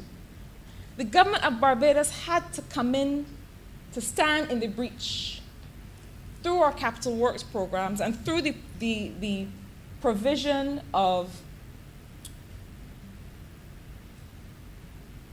through the establishment of a mechanism whereby small contractors and communities could have access to government's capital works program. Now, capital works programs often attract men's labor, as a fact. We still have that, what we call this gender segmentation of the labor market, where men have overwhelmingly, men go where the money is. That is something that we've seen, where you will have women at the university with higher levels of education, but those higher levels of education somehow do not map onto higher levels of income in the labor market. And what we've seen is that there are lower returns to women's education, because even women at higher levels of education still do not command the level of wages that men do with lower levels of education. And what we've seen, we have to be practical, is that men will tend to go where there are practical opportunities for earning, for all kinds of reasons. And that's why when we look at the issue of certification, we have to be practical about how we certify young people to have access to the kind of income they want. And this is a conversation that could go on and on. And I see some members jumping up and looking to challenge me, which I welcome. But what I will say is this. When we look at another part of the labor force survey, which shows unemployed by employment status and sex, and Mr. Speaker, I will close in 30 seconds approximately. We also have Not like your honorable friend for Sir Michael East. When Forever close this and don't close. I know I will not. I remember. I won't make that mistake. When we look at another table in this survey, sir, we see that government employment has remained steady, stable. We see that private employment has fallen in the last period. But what has increased? The self-employed. What we see is that there are more registered self-employed. There are more registered self-employed in certain key trades that are key for capital works, and that what we believe is that this increased amount of registered self-employed, registered tradespeople, people who are going to register companies to get access to goods and services for capital works program, that this helps to account for the fall in unemployment. Government employment has remained steady. Private employment, so those people who are going to work for someone in a private company, has fallen. Self-employed has increased. And what we believe is happening is that people are becoming business owners. People are becoming small business owners. People are becoming small contractors, are setting up their own companies, are working as self-employed to get access to contracts, to get access to provide goods and services and so on. This legislation has the capacity to expand the range of opportunities for people to earn better income. There are many things that have to go along with this, including making sure that we protect the self-employed people in terms of their rights to certain social protection. I remember you have learned well. You have I learned have not. well. You I have am learned coming well home from right now. your colleague. You have learned well. We You spend a have. lot of time together, so I apologize. You have. But what I will say is that these unemployment numbers tell us something. The fact that I remember 30 unemployment- seconds has long elapsed. 30 seconds The has fact long that elapsed. unemployment has fallen by such a margin, and that we've also seen that people have sought to increase their capacity to get access to provide goods and services to the public and the private sector, means that we are on to something here. And as I sit, I would like to commend this bill to this House, and with those few words, I'm obliged to you. Honourable for St. James Central. Thank you, Mr. Speaker, sir. I begin by offering you every assurance that I shall. Please don't, I remember. Please do not finish the statement. Please. That I shall, sir, do everything within my power, not to emulate any example that you may feel. You have very little power, honourable member. You That you do. may feel not to be a good one, sir. Sir, in this very brief presentation, I really wanted to begin by commending the Minister of Finance and his team for bringing a piece of legislation which this country badly needs. In my judgment, bringing us to a point where we are no longer just speaking the language of public procurement, but we are now coming to terms with the requirements not only of the international community, but more importantly, I think, Mr. Speaker, sir, the requirements of a developing economy and its ability to harness best practices in the interest of the expansion of the economic opportunity for the vast majority of enterprises. It is an empirical fact, Mr. Speaker, sir, that 90% of the businesses in Barbados are small businesses. 50% of the Barbados economy is comprised of the activity, sir, of these businesses. They employ 65% of the people in this country. You look at the Barbados scenario, and it is replicated across the Eastern Caribbean.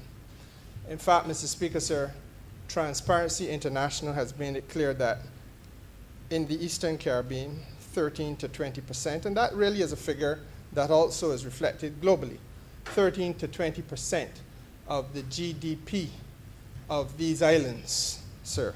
30% of GDP activity is connected to the business of public procurement.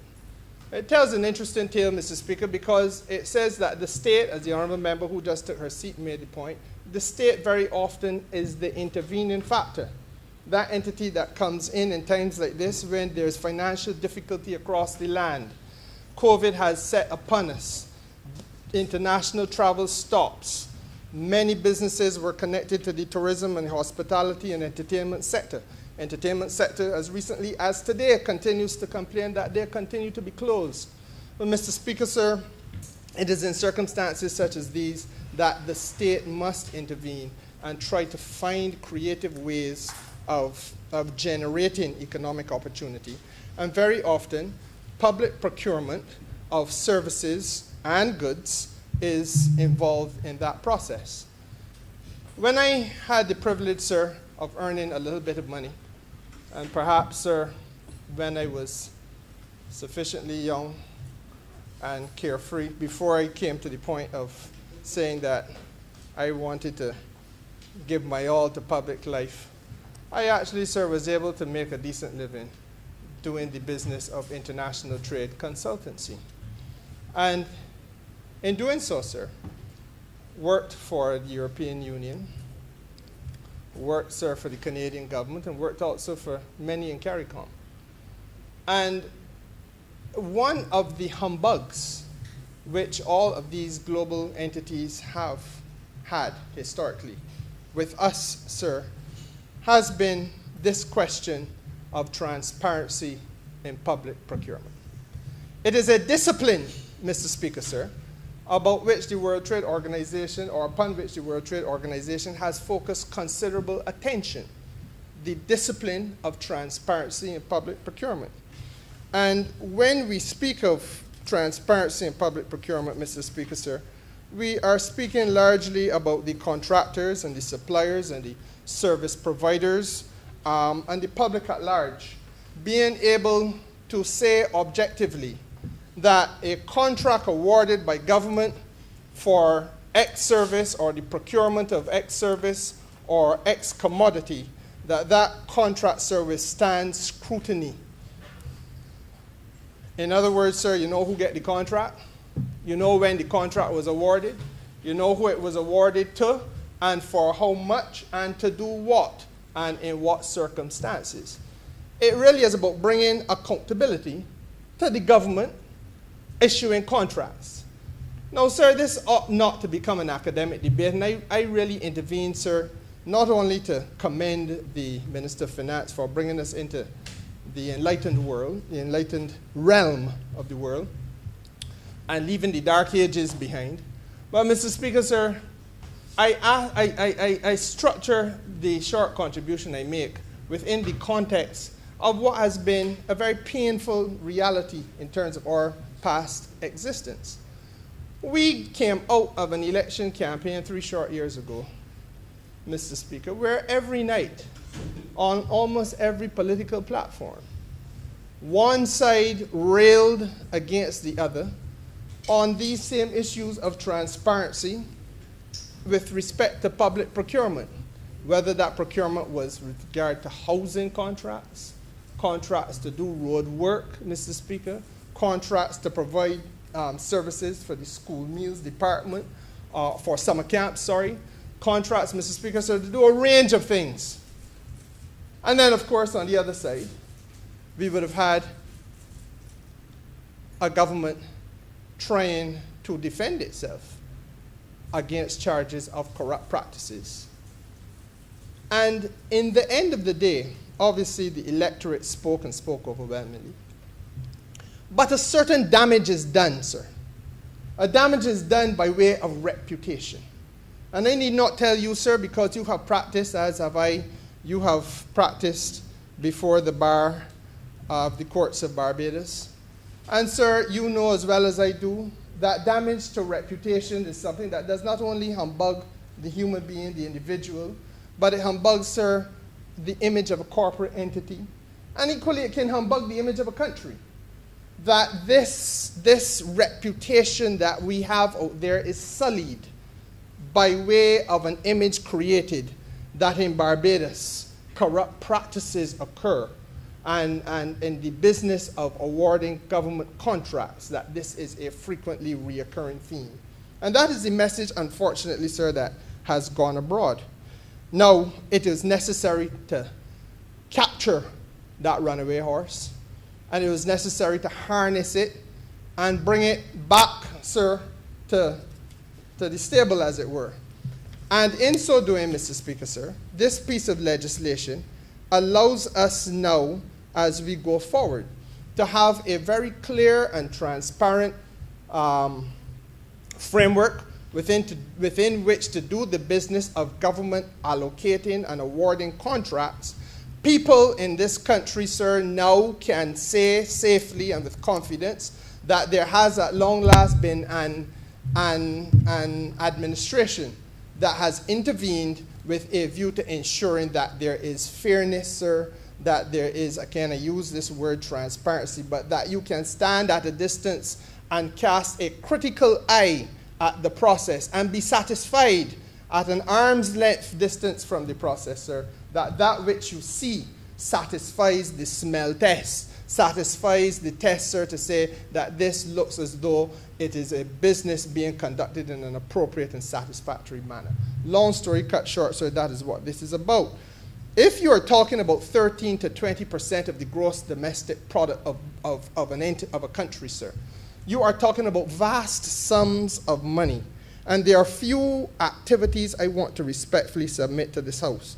There are few activities which would create a greater temptation for corruption and corrupt practices, or greater opportunity for corruption and corrupt practices than activities which deal with 1/5 of the country's gross domestic product. And so for that very vital reason, sir, this type of legislation had to come.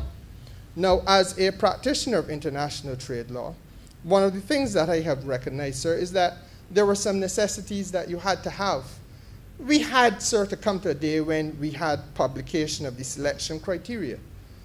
There must be, and if you think it through, it is only logical that there should be informed judgments, an opportunity for informed judgments to be made by me if I am a service supplier about the cost, sir, of the proposal that I am trying to get involved with, the quality of work and the quantity of work that I am contemplating undertaking.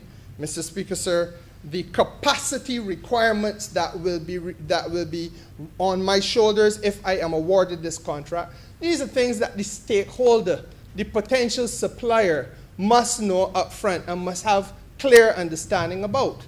No, sir, it is easy to say, well, that always used to happen because you put out the invitation to tender and you know what it was to be about. The truth of the matter, sir, is that the publication of what it is about may well have been happening frequently. But it is also true to say, sir, that very infrequently there was a satisfactory ability on the part of all persons who may have had an interest to understand and determine. Yeah, I believe an honorable wants to leave or want to be I got the impression he leave. wanted you to No, I don't think put he him did. out, sir. I don't think he did. I don't think he did at all. Continue, I remember. Yes, so very often there may have been an inadequate ability for persons to understand, sir, and determine if they were qualified to compete. And that is something that you want to avoid. You want to make sure, sir, that there is, for all stakeholders identified, that there is an ease of access to the information, that there is not a set of circumstances where you hear one day, a bid went out to do so-and-so, so-and-so, or tenders were put out to do so-and-so, so-and-so. You didn't hear about it. Man, I put in mine. You should have put in yours, man. There needs to be, sir, a mechanism which allows all potential participants, stakeholders, to express their interests on the basis of information that is made public in one place at one time for everybody. And I invite the House, sir, to pause and let us leave the realm of theory behind and deal with the day-to-day experiences that have afflicted our constituents in Barbados, sir. Because I see this as a developmental piece of legislation. Yeah. And I will tell you why. I have seen in my experience, sir, small business people being given an opportunity to tender for a contract, sir, and compete against large companies in Barbados. And there are a few large players who, especially in times when the economy is like this one, coming out of a slump, sir, the big boys need to feed. They have a staff of 100 people that they must keep employed. So they enter the space which may have been a domain of small players. But they come with greater capacity than the average small firm can have, or the micro firm for sure. So whereas, sir, and I give you a very classic example, I know of a situation where there was a small firm, and the person may have had 2 or 3 employees, good businessman, providing a service at high quality. But he was confronted with a situation where deadline for submission is Friday at 4:30, and he managed to get out of the bank with the documents Friday at 4:15 and got to go across the island to the point where he has to physically hand it in, get there at minutes to 5, and is told too late. Too late is the cry. So he lost out immediately. Deadline, sir, for the submission of queries. People tender, but they then have a query about the substance of that which they are tendering. And the information that is given to me, sir, comes at a point that is too late. Or, worse yet, I have a challenge with the tender, I've submitted it, But I have to get a better understanding. I'm asking for further and better particulars, as is my right. And Mr. Speaker, sir, I get those particulars, and in fact, it creates a completely nuanced and different scenario to that which I understood to be the requirements.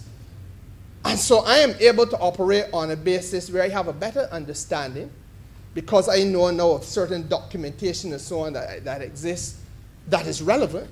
But the person who competing against me never got the same documentation because they didn't query it in the same way. So that additional information is made available to me, but not made available to you, Mr. Speaker, sir, when you're competing against me. Not made available to the member for St. Michael East Central when he's competing against us, sir. These are the challenges that we've had to deal with. Changes to documentation, sir, and so on. All of these things now in this piece of legislation, all stakeholders will electronically be notified in one place, sir, and one time, so that a concept of sameness and even-handedness is introduced into the process of public procurement in Barbados. And I believe, sir, it is entirely in keeping not only with transparency, but in terms, sir, of fairness. Now, there's another difficulty that I've long had, and it has been, sir, that there's a need for independent monitoring at all stages of the process.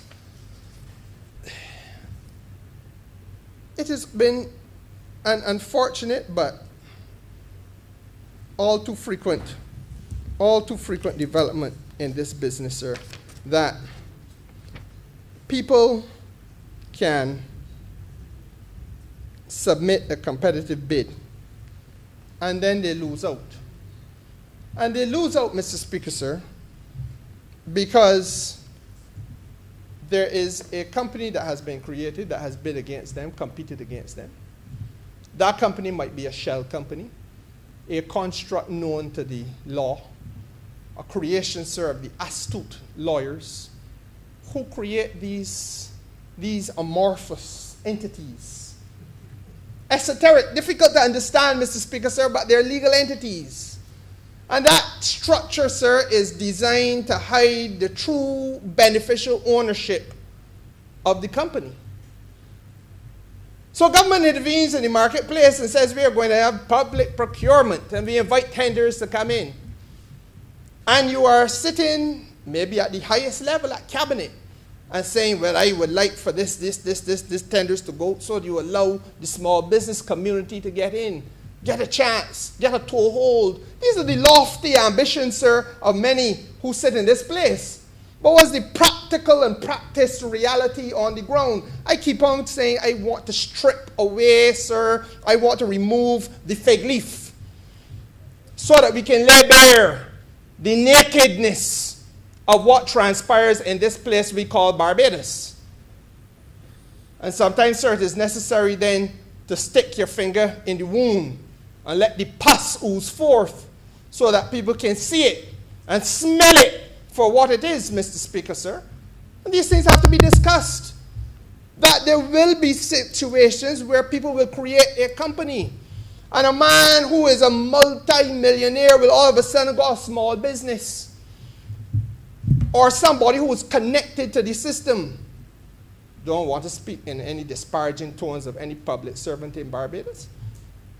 But we all know that people who have eyes on these things function within the government apparatus too. So therefore, what stops a permanent secretary, for argument's sake?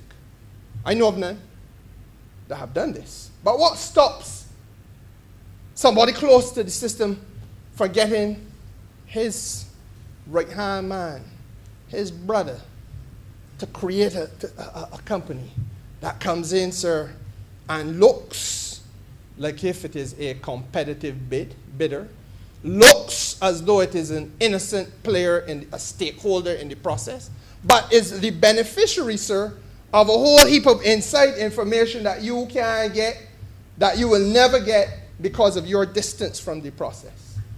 What stops that from happening? Mr. Speaker, these are the challenges that we have to confront when we deal with this thing on a day-by-day basis.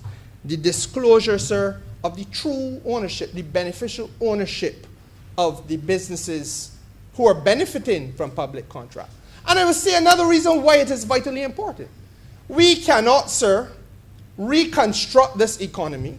We certainly cannot, Mr. Speaker, sir, intervene with a view to rectifying the historical imbalances and the trends towards consolidation of wealth that we campaigned against night after night 3 years ago, that my ministry continues to focus upon every single day in Barbados. These things cannot be corrected if you do not drill down to make sure that you understand the esoterics. And among those difficult to understand things, sir, is that concept of who is the true owner of the enterprise. Who are the true beneficiaries of the opportunities that we are creating? These are the conversations that we have to have. And Mr. Speaker, sir, we never had them before. We were quite content to almost aimlessly award contracts about this place to whosoever will may come.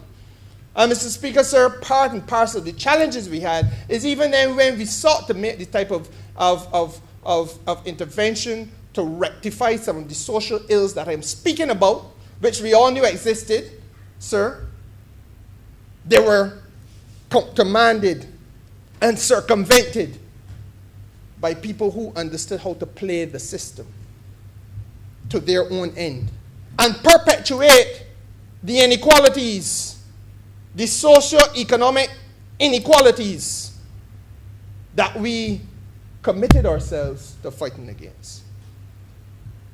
That's another reason why this legislation and this type of approach to public procurement is important. I say also, Mr. Speaker, sir, is developmental in my judgment for another reason. And that reason, sir, is that as a small player, being invited into a space to compete, I'm happy that government offers an opportunity. But I come into this space, Mr. Speaker, sir, and I bid. And then I hear that the Honourable Member for St. Lucie get the award. I said, well, I sharpened my pencil. I went over the documents. I looked at I had a clear understanding of what the human resource requirements and the costing was going to be. I had a clear understanding of what the raw materials to be sourced, the costing of that was to be. I had a clear understanding, Mr. Speaker, sir, of what I had to do with regard to the management of the time component and so on, and the qualities aspects of the work. How is it that having gone over this over and over again, the Honourable Member for St. Lucie was able to come out ahead of me?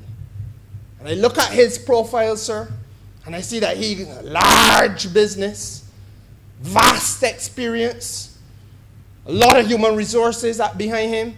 I said, could it be that I am so poor Reiki that I didn't understand the bidding process? I am so poor Reiki that I couldn't do this thing right. I doubt myself. I second guess myself, sir. I struts my mouth and say, I should have known better than to trust the government.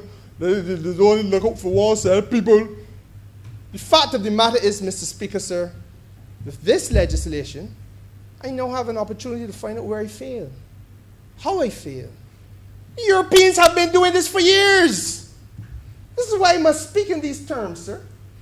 Because when Europe came together with their single market, as far back as then, they created rules in terms of their international trade. Well, they became domestic because you're talking about one single domestic space. But they created rules to govern this business of public procurement. And one of the fundamentals that they said is that you cannot have an economy, and this is Europe, far larger, far more competitive, far more resilient than Barbados will ever be by itself. But they were clear, you cannot have an economy which continues to shut out and close out opportunity for the micro and small players, because the micro players must become small, the small must become medium, the medium must be allowed to come large. And the only way you can get it done is if the government structure, the government apparatus is working with these players to make sure that they get the experience. Well, what do we hear here? What do we HEAR, HERE? What do we hear in this place, sir, we hear all too often that there's a contract available, but it makes sense. A small man come and think, he ain't got no startup capital, it can take too long for him to mobilize. So forget about him. Or there's the contract available, a small man, I know to tell you, try to help a small man, but the truth of the matter is they ain't got the experience. This requires a job with experience. But this is a job that requires people with experience. He ain't got the experience. Leave him out. Or there's a job, there's an opportunity available, Mr. Speaker, sir, and it's necessary to do this fast.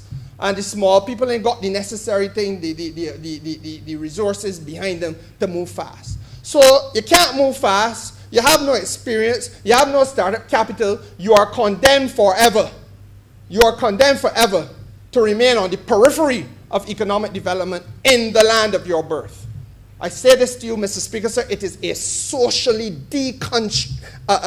destructive type of approach to economic development. And that is why this piece of legislation is so important. That's why this thinking is so important, sir.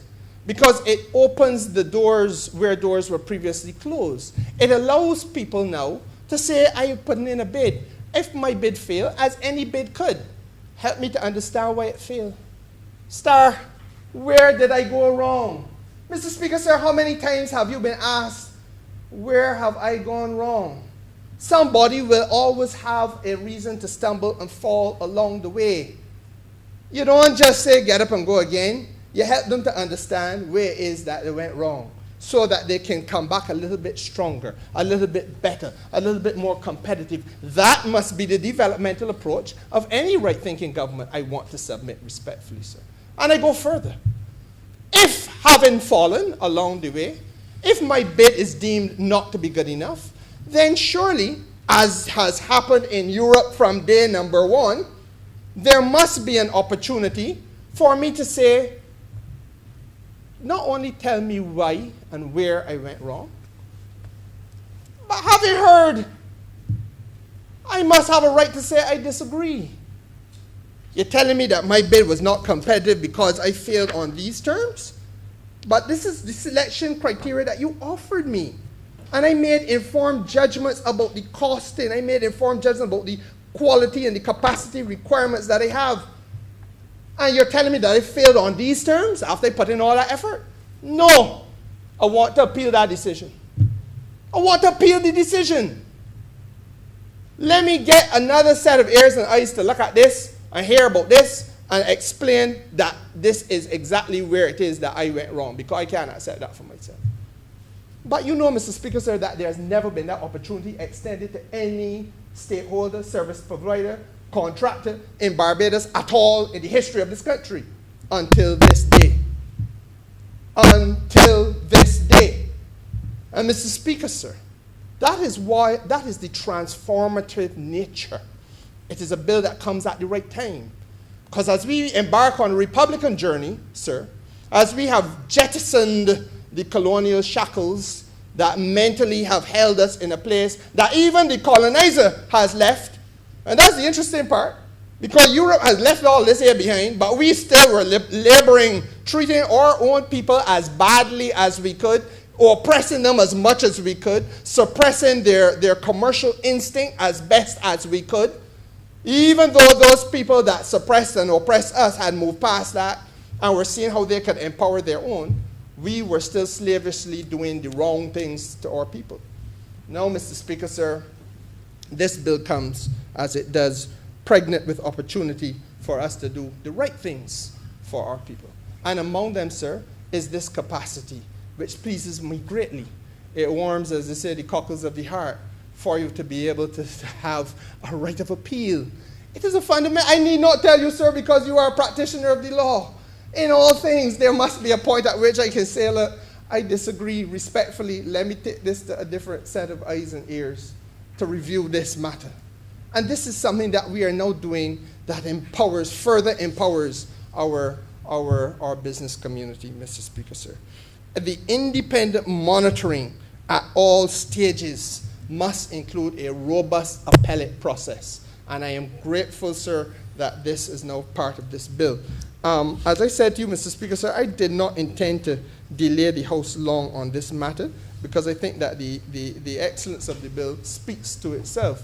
I think that the honourable member who preceded me made mention of some developmental points which are not part of the legislation but which must support the legislation. And the fact of the matter is, sir, that we must now take the time to walk our micro and small business people, not only our micro and small business people, but our nation. Walk our communities, walk the citizens of Barbados through this legislation and several others that fall into that tapestry, that quilt that has been built out over the course of the last 3 years, all parts, pieces, as it were, of a puzzle being connected to each other, Mr. Speaker, which is building out a new economy in Barbados. Because what people must understand is not only the rights that they have, but they must understand the opportunities that they have. They must understand how to access these opportunities. And it is vitally important, I believe, that it be done through many mechanisms. The honourable member suggested the financial literacy approach. Frankly, I think that there's a wealth of reasons why we must have, obviously, the financial literacy effort continue. I am not so sure that this fits neatly into financial literacy. It may be that that may have to be stretched a little bit. But the fact of the matter is, sir, understanding and appreciating this matter of bidding for going out to tender, how you participate in that. Being able, sir, that first of all, you know, the beauty of this is that, you know, you're going to have one website, I would imagine, where these things will be advertised, and you get your information, so you know where to go. But as I said, you don't just know where to go, but you have to be able then to competently fill out those requirements. Let us face facts. Mr. Speaker, sir, one of the ways that people have created barriers to fairness in this type of trade business has been by making it too complicated. You make it as complicated as possible so as to reduce the capacity of the people who want to get involved. And anybody who has had to do an application for a consultancy, for example, with the European Union, understands that only too well. It is one of the most complicated documentation things that you will go through. Every I dotted, every T crossed, etc., etc. Frustrate you in terms of time, frustrate you in terms of effort. No wonder it is that not many people in the Caribbean have ever been able to successfully do it. But the fact of the matter is, sir, that we must make it an easy process for our people to access easily, understand easily, and participate in easily so that they can be more effective players in this economy. This, sir, is about breaking the back of the dark room. That place that exists that we all know. It may not be a dark room. It might be a beach house. That place that exists that we all know, but none of us here, sir, are invited to. That place, sir, that is found, for argument's sake, alongside the ocean at Cattle Wash, where on a Sunday you may sit down in a gallery looking at the sea. Nobody even knows you are there. But the terms and conditions of an arrangement that will be valued at hundreds of thousands, if not millions of dollars, are the subject of discussion. And you walk away from there or drive away, and before you crest the hill, Mr. Speaker, sir, you are smiling in anticipation, belly full, mind joyous, because you know your ship coming in full when it gets to the shore. Other people, sir, don't experience that. They don't have that. This is supposed to make sure that those kind of deals, those kind of arrangements come to an end, and that there's a little bit of fairness now in this process. And sir, it is vitally important, therefore, that we strip away, as I said, the theory, and let us understand the practical reality of what this is about. It is about, in very naked terms, sir, forgive me if I'm being political, a political party that was called upon by 30 constituencies in Barbados, called upon by every polling state, every polling district in Barbados, with the exception of 3 in the parish of St. John. Sir, every polling district, 2 in the parish of St. John, every polling district in Barbados, sir, to rectify these imbalances, to ensure that there was a way in which you can end not only the suspicion, but the evidence of corrupt practices connected to public procurement for goods and services in Barbados. Practices, sir, that we knew in our heart. Practices that we felt in our bellies. Practices, sir, that we talked about in our private moments and some in our public moments. Yes, we have been unable to unearth the proof, but as the Attorney General has said repeatedly, you go to a man or a man comes to you and says, I got information. But then when you say to him, you want this information for the purposes of prosecution, everybody starts to walk backwards. Not me. I don't have the appetite for that. I don't want my name called. I don't want my children targeted. I don't want this. I don't want that. And we understand that, sir. But it is part and parcel of the duty of a government to continue, irrespective of how uncooperative some may be. We have to do what we have to do with a view to making sure that those bad old days don't raise their head again. And it isn't any more difficult than that. It is no small wonder, therefore, sir, that when you drive about Barbados or walk about Barbados, when I go in the supermarket, sir, and I listen to the conversation in the aisle next to me, when they see that a minister of government in the aisle 7 in the supermarket and they stand up in aisle 8, and I say, you know who over there? I don't hear anything else being said about, man, that pack of corrupt bandits. You know that they're the thief and so-and-so. You know that so-and-so get carried away from so. Why do I not hear that, sir? Why do you not hear it, Mr. Speaker, sir? Because we didn't just walk the walk. Sorry, we didn't just talk the talk. We walked the walk. And we are now, sir, implementing those things that have to be implemented to safeguard future generations, future administrations. Yes, it has taken a long time. As I said to you, sir, there's no pride in saying that the European Union has been able to be at this point now for the last, God knows how many decades, 2 decades at least, they've been here and refining it. But, Mr. Speaker, so we get here, and this is a best practice that the Honourable Member for Christchurch East Central has brought legislatively before the House today. It is a best practice. And there are not many places in the Caribbean that can boast of a similar best practice. CARICOM, sir, has theoretically said that this is a model bill that we should be striving at. How long ago? I remember, CARICOM I said didn't so? want to stop you, you straight. Yes, sir. You remember when you commenced what I said to you? Yes, I Do remember. you recall, do you vividly recall when you commenced what I I also said to recall, you sir, at inception? I also recall, sir, that it was about 20 minutes ago, and according to what I recall, I have 10 more minutes. Be wary that if you don't follow custom, that this might be the last time that you get the opportunity to speak on your feet. Honourable Member. I'm guided, sir. I'm guided. Just be forewarned. I'm guided. I'm guided. And to be forewarned is forearmed.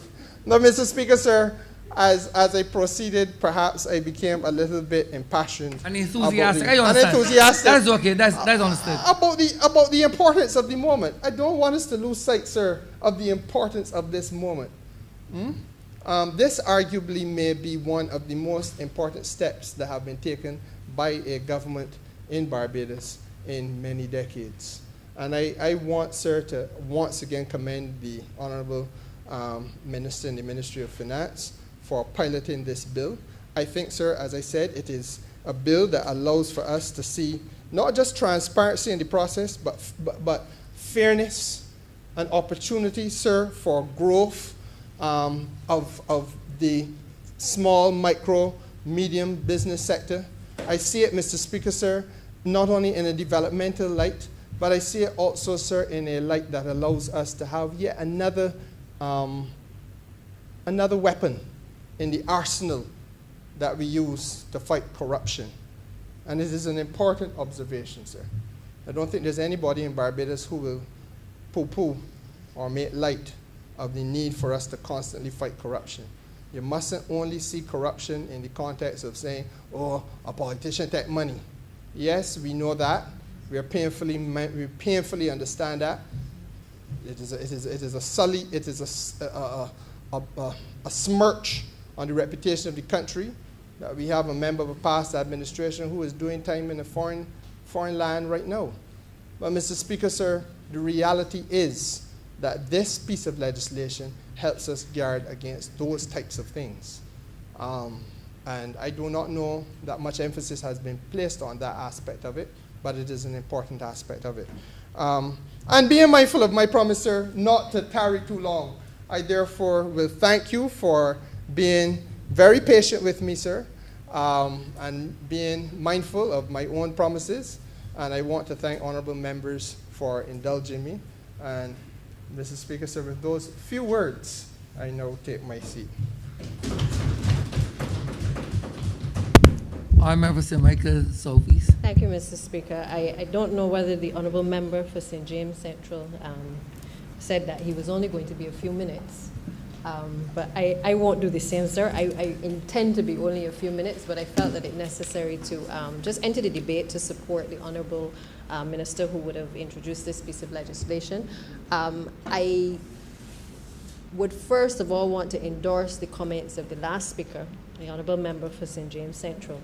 But go a step further. The truth of the matter is, sir, that this public procurement bill and public procurement generally has been at the forefront of what not only the European has been doing, but also it has been at the forefront of also with the exit of the UK from the European Union has been touted as one of the transformational things that the United Kingdom has been focusing on in order to empower small businesses and medium-sized enterprises across the United Kingdom. It therefore stands to reason, sir, that if it is good enough for the others, surely it has to be good enough for Barbadians.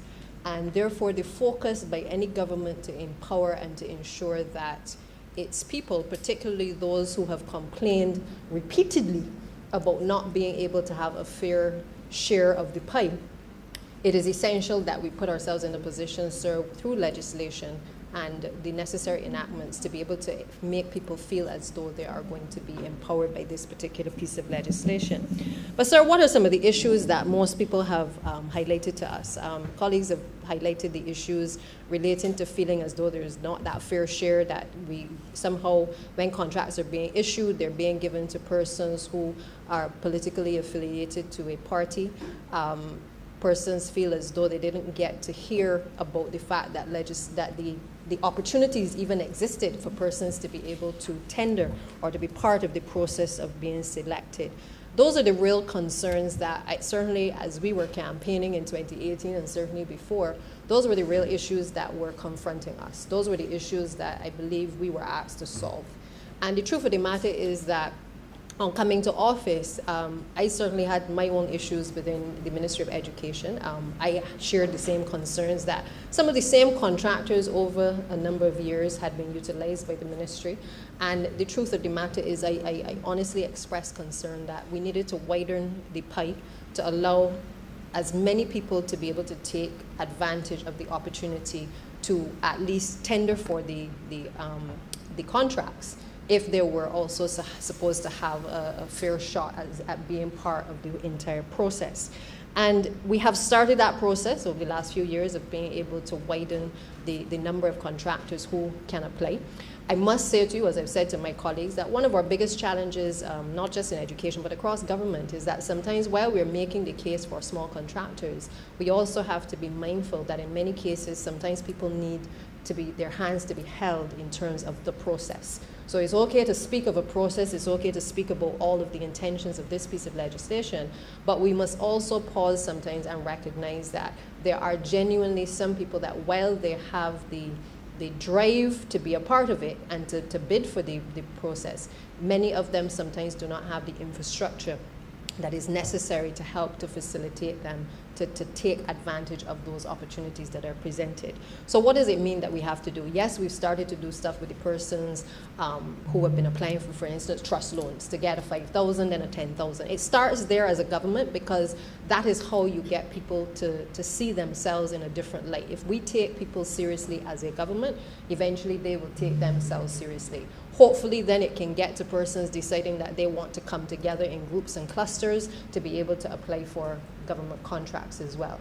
But it starts with a mindset where a government says to its people, we are prepared to invest in you. And if we are prepared to take risks on you, then equally you owe to us being able to make sure that the quality of the work that you provide and certainly the seriousness with which you take the entire application process is one that is worth the risk that we have taken on you. The other aspect, sir, is that many persons, we also have the issue of many persons who have the deep pockets being able to submit the applications for tendering. And the truth of the matter is, because government sometimes has not been the greatest paymaster, it is very frustrating for small contractors to not only have to wait on government funds, but oftentimes it is sometimes easier when you have to get projects going to defer to those persons who have the better capital and have the ability to get the projects going. So it is not a situation where we do not recognize that that is happening, but I think what we are doing through this piece of legislation is trying to level the playing field where the opportunities that oftentimes are only seen or heard by a single few, that these opportunities now are widened. I like the fact, sir, in this legislation that we are going in the direction of the use of technology, utilizing systems, which I said to the Honourable Minister responsible for bringing this legislation, that the systems better work, because there's no point in us having technology and touting technology, and then we are all plagued with the challenge of hearing that the system has broken down. And somebody's trying to get in an application later Friday afternoon only to find that the system is not working, and it's not necessarily the internet connectivity, but it may actually be an issue with the actual system. Sir, those are the realities. We are trying as a government to create better platforms for our people to do business. It's not a perfect system. And so while I remind the Honourable Minister that these things must be addressed and that we must make sure that we place ourselves in a position where the technology works, I'm also not going to stand here and tell you that we can say that all systems that we have implemented have worked. They break down from time to time, as does everything else. The WhatsApp breaks down, the Facebook breaks down, everything breaks down from time to time.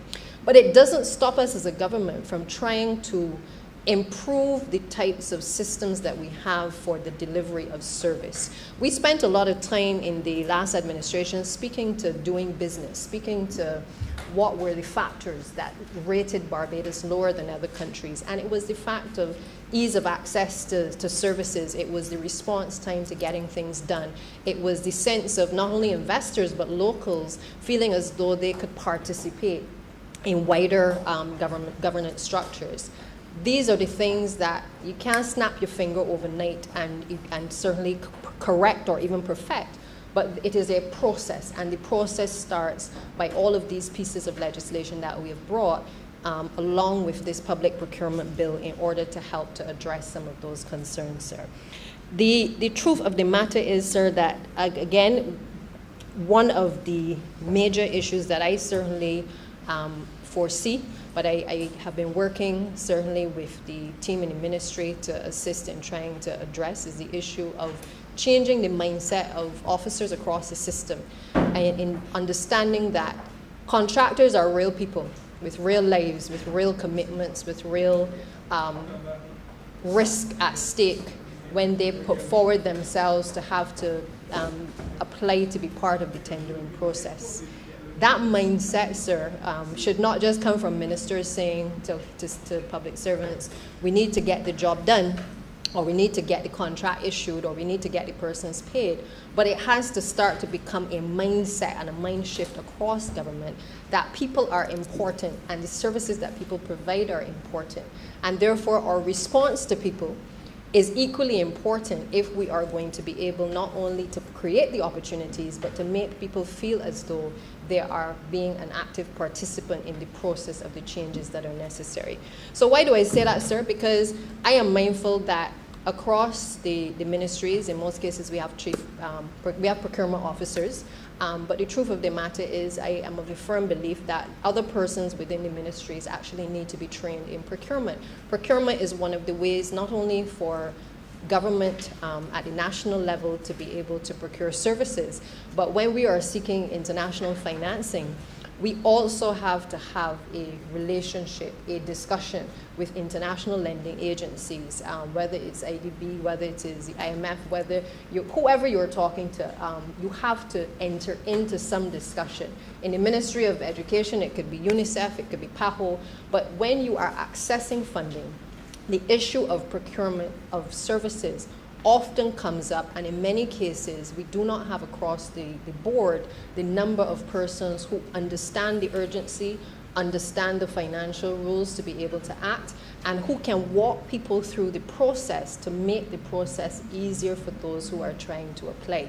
Now, over the course of, I believe, the last year, the Ministry of Finance would have worked with the Ministry of Education through the Barbados Community College to be able to introduce an associate degree in public procurement. I believe a number of officers have actually been trained in this area.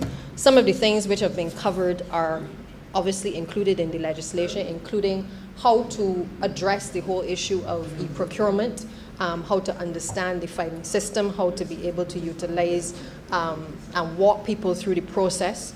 There has also been included in the actual degree program, which is a 2-year program, an opportunity for persons to look at the procurement of consultancy services. What is required? How do we identify the persons who may be required for a consultancy? How do we look at the procurement of goods and certainly of services? And perhaps most importantly, how to prepare the procurement plans for the individual ministries. Because these things, sir, don't happen overnight. I heard the Honourable Leader of the Opposition raising the issue of whether what is in the estimates, if we can make sure that we are spending what we say we're going to spend in the estimates without too much deviation by way of supplementaries coming thereafter. Well, I can tell you, sir, and I'm sure the Honourable Member knows better, but the truth of the matter is that sometimes even with all the best intentions of being able to set a framework for what the budget is supposed to be for a financial year, the truth of the matter is, sir, there are a number of emergency cases that arise that require sometimes a deviation from what is in the financial rules. And I think the best example perhaps that we've seen is in relation to COVID, because none of us anticipated that we would be in a situation now where we would have to either divert resources or even engage in a rebudgeting of resources to be able to meet the needs during this particular period. Sir, I also recognize that on that particular program, there is a focus on the legislative and institutional framework, again, making sure that people are familiar with the rules. I heard the Honourable Member, Leader of the Opposition, perhaps, I won't say mislead, but perhaps not properly understand exactly what the financial rules say, and certainly how it relates to public procurement. But fundamentally, it is important to appreciate that even in its current form, all ministries operate under a structure where there are certain bands, sir, under which you can source contractors for particular jobs, and then over certain bands you are able to obviously have 3 contractors who are solicited to be able to provide quotations, and from that then persons are selected. If it is obviously over a certain amount, sir, then of course the whole issue of tendering would normally come up. So to suggest that this legislation somehow is only for persons who are seeking to enter into contracts over $300,000, sir, is quite misleading. And I would hope that the listening public appreciates that there are rules that exist, and those rules will continue unless there are changes to our existing regulations, which I believe in the foreseeable future that will happen. But as it stands right now, there are rules which are followed by the public servants in relation to the selection of persons for contracts. And those are, again, open for the Auditor General and for the audits to be done to ensure that the financial rules are indeed being followed. But one of the biggest challenges, sir, in dealing with this type of legislation and certainly with procurement is, again, the understanding of officers as to what it is that government sometimes is trying to achieve. So when we hear members perhaps speak to the fact that we should make sure that people with disabilities are included in obtaining the contracts, or when we speak about ensuring that small contractors in a particular community where work is taking place are able to access the ability to participate in a process for those types of contracts, sir, we are talking about government's overall vision, what government is trying to accomplish.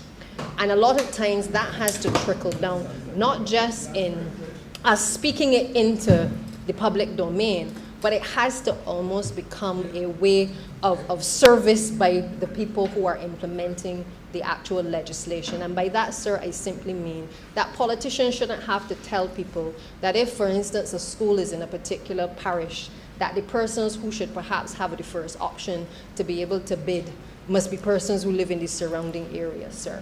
I think that is one of the things that needs to trickle down from the top, because we have all heard the cries of the public in relation to how contracts are awarded. There's nobody who feels comfortable knowing that grass is being cut in their neighborhood, and the grass is being cut by somebody who lives in St. Lucie, and their area is in St. Philip, sir. Even in your own area, you don't want nobody coming from any of the Christchurch constituencies to the St. Michael area to be able to cut grass or to do landscaping. And the only way that we are going to get to the point where this is now not just the government wanting this to happen, but it is something that now has to be a total mind shift, a different mindset, is if not only we keep saying it, but we not only put it in legislation, but it's also in the regulations which govern the way in which public servants make decisions. Because the minister can say what the minister wants to say. But I know, and you know, sir, that if it is that the public servants do not see it written in stone, they are not budging. And regrettably, sometimes the public does not understand that our will can only be executed by the people who have the lawful authority to do so. We give the direction on the policy, but the regrettable circumstance that we find ourselves in sometimes is that even with all the greatest will, we have to ensure that the rules that govern the public service and govern these decisions are guided by what the administration of the day sees as the overall vision for public procurement as well, sir. Because if it don't trickle down, no amount of us being critical of the system is going to change anything. The people who are executing must be given the clarity that they can make the decisions. And I'm hopeful that the minister, when it comes time to address the regulations, will ensure that much of what ministers have said here throughout this entire day in relation to the persons who should benefit, the small contractors, the medium-sized contractors, persons who are working and living within communities, that is the understanding that trickles down to the commonest denominator across the public service, sir, because otherwise then we will have the allegation being made against us that we pass legislation, but legislation ain't working for the very people that we say it was intended to cover. And sir, I hope that at the crux of this, while we may train the procurement officers across the departments, that the wider training goes to other staff. I've asked the principal of the Barbados Community College whether we can actually have a modular system whereby persons can actually take specific courses in public procurement, because from where I stand, sir, we can't take 2 years for people to go and do an associate degree to understand public procurement. We need, as things are happening now, we need to be able to ensure that people understand the public procurement process. So if I have staff in my ministry, sir, that I believe that can benefit from this, then I want the opportunity for them to be able to go, whether it's on the afternoon or to do it virtually, to be able to participate in modules that can eventually accumulate to help them to acquire an associate degree over a period of time. But what does that give us, sir? It gives us an opportunity to accelerate the process, to make this legislation actually have some life brought into it in a shorter time frame, and that we're not waiting for 2 years down the line when we have a slew of people who are properly trained in public procurement to be the persons who are executing this type of work and executing the vision of the current administration, sir. The other area, sir, that I would want to touch on as well is sometimes the requirements that are made of contractors. And in many cases, this issue of having to have the surety is always problematic. A lot of the requirements, I believe, sir, should not require ministerial intervention or even the Minister of Finance sometimes to intervene, or even the Attorney General to work through how do we simplify processes to ensure that works that are urgent can be done in such a way that it still falls within the law, but that there is an understanding that these things may only be able to be done if there is certain leeway that is given at a particular point in time. And case in point, sir, I've had situations in education, I mean, with respect to the construction of whether it's buildings or repairs and renovations to facilities, that in the interest of time, sometimes we've had to expedite the process because, especially in relation to schools, you only have a short window in which to execute. But overnight, you can have an environmental problem becoming a national problem. And therefore, sometimes you have to expedite the process of bringing in contractors to be able to get work done in the shortest time frame in order to be able to settle schools and to get our teachers basically back into the school environment. So the legislation has to take that into account, which it has, and it also has to take into account when we are training our public officials that there will be circumstances that even if not set in stone, there has to be some degree of leniency exercise where the circumstances so merit in order for the works to be executed in a timely manner. The issue of the forms, the precedent forms for contractual documentation, sir, I think is a step in the right direction. Oftentimes as well, what happens is that the paperwork often bogs down the system, and all the bureaucratic red tape in terms of sending documents from one department to the next sometimes holds up the process. Hence, if the persons are properly trained, documents can obviously be amended and verified rather quickly once there is what we would describe in law as a precedent document. And I think that this, what is envisaged by this legislation should help to speed up the process that currently exists. And I hope that the other area that could potentially be addressed as well, sir, is the issue of payments to contractors.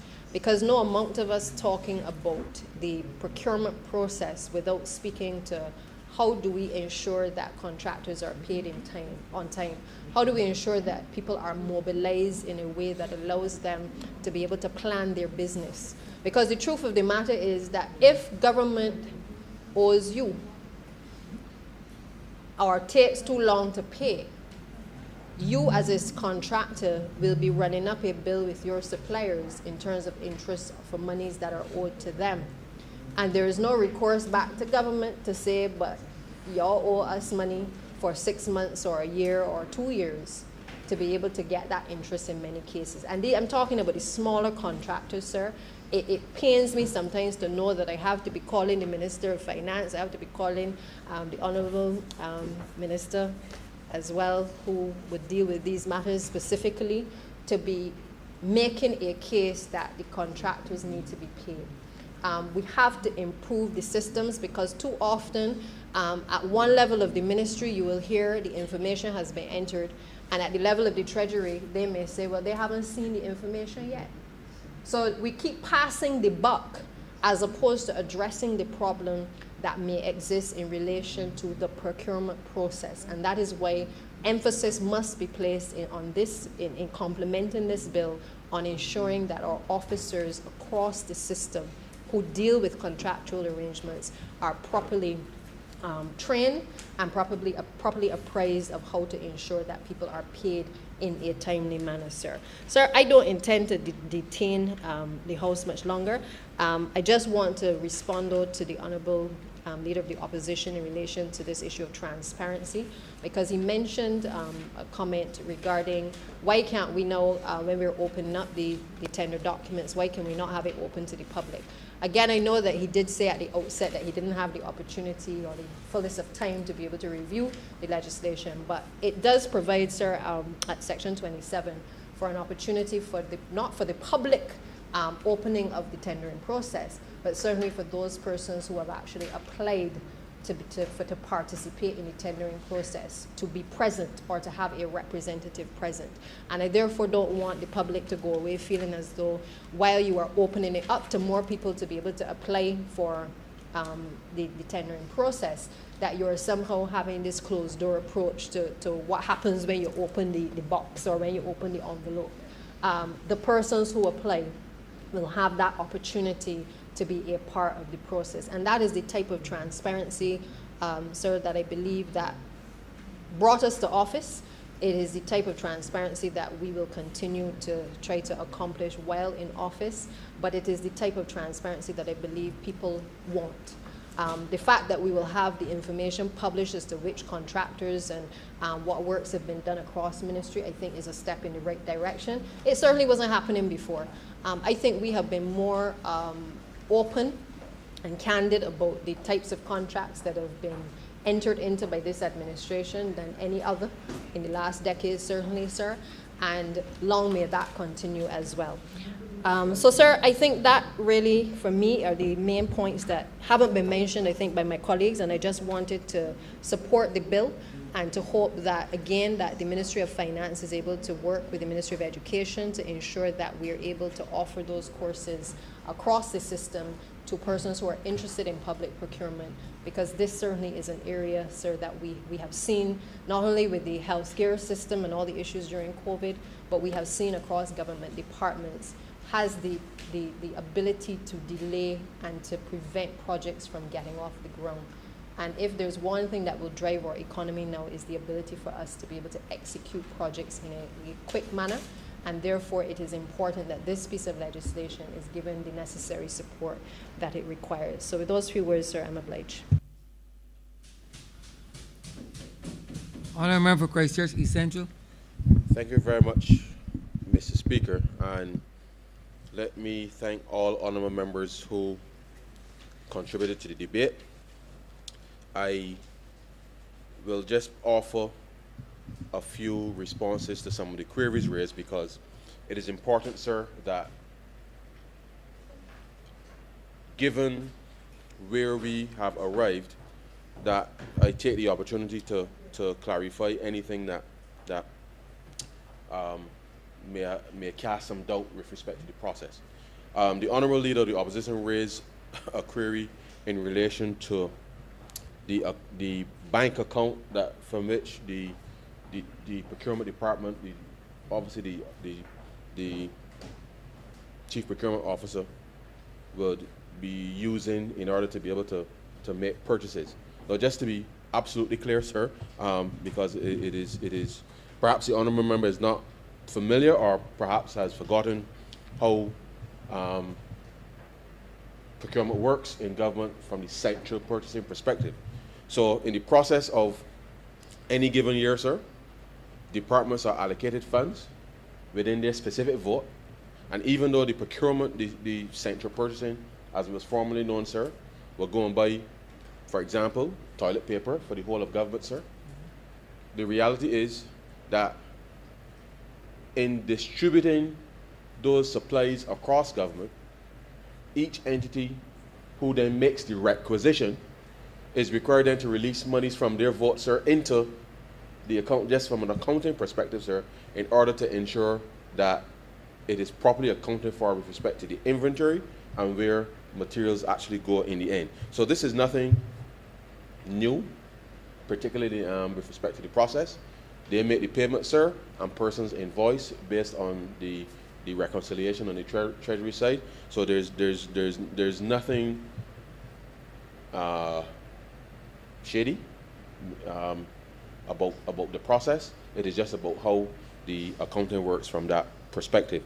The Honourable Leader also spoke to the fact that at clause 16, he raised a query in relation to the levels with respect to the thresholds for open tendering. I'm pretty sure that I made the point that with respect to the thresholds for CARICOM, that Barbados, in passing this legislation, given that we already published on the CARICOM portal, and perhaps I didn't make it clear, perhaps at the time, that the threshold meets with respect to the CARICOM level, and therefore to the extent that the method of procurement that any entity may choose thereafter, that the processor in of itself doesn't necessarily change by way of publishing of information and the like. And therefore, the point that I sought to give clarity at the end of, close to the end of his presentation, sir, is right now, using the current rules, nothing is published, sir, with respect to the process of tendering or who was awarded, anything, nothing at all. But going forward, all entities, irrespective of the quantum of the contract, and whilst the procurement department will publish all of those in one report as specified in relation to those above those specific thresholds, entities, procuring entities, all departments, all ministries, all state-owned enterprises, both commercial and non-commercial, sir, will be required to publish every 6 months the contracts that have been granted, and the details according to not just the supplier, but the value of the contracts individually. So you don't just publish one name and a massive number.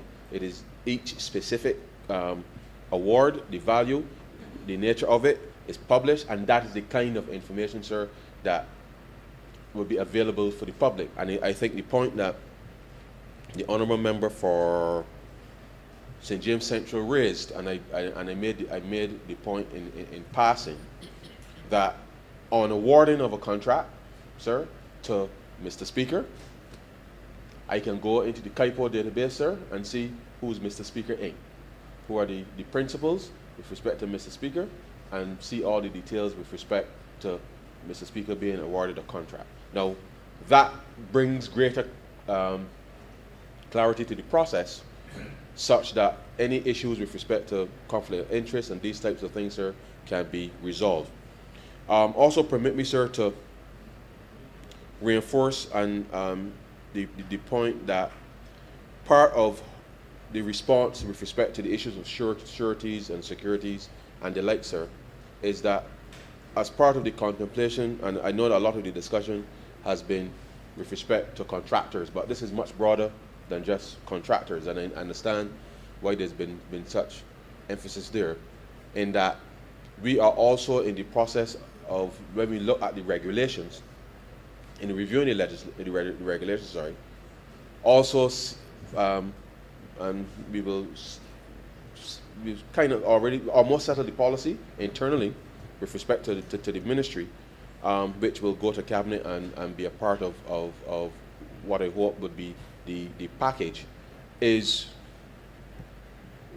in order to respond to some of the long-standing issues that certainly has plagued the issue. We will work to resolve the internal matters, but part of the issue is that we have received actually what effectively is a unsolicited proposal in a sense, with respect to how third parties, sir, could potentially finance once someone is awarded a contract, and certainly with the appropriate certification from a quantity surveyor or those types of persons, would be able to advance to the suppliers those monies, and obviously the government would repay in the same way, so that work continues uninterrupted without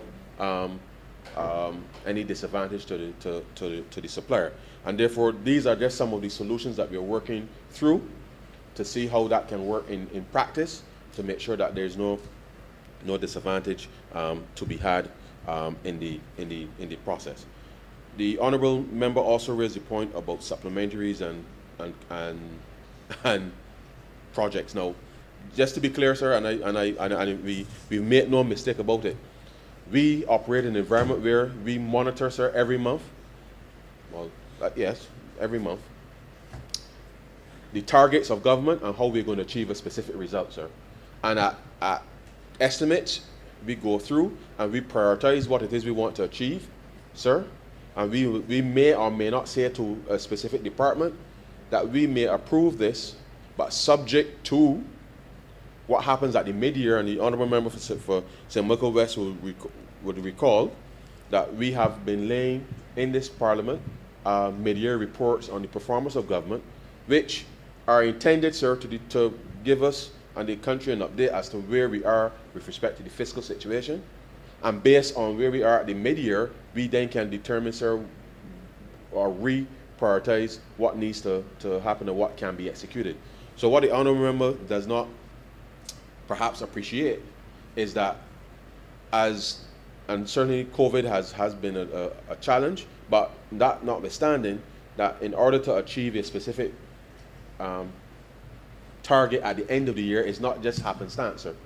If the revenue is performing slightly better than your already expenditure, you know where you're going to land, sir, for the most part by the end of the financial year, then we can say to departments, okay, yes, we can go ahead and give the go-ahead with respect to the project, and therefore bring the supplementary financing as appropriate. And the truth is, sir, that is just the responsible way to do it, rather than committing to something up front, and then you're not in a position to actually execute it because circumstances have changed. So we have taken a deliberate approach, very measured approach, to ensure that when we get to the end of September and we are doing that mid-year review, sir, that we always give ourselves the best options in terms of determining what we can and cannot do to meet the targets at the end of the financial year. And sir, that is the only way that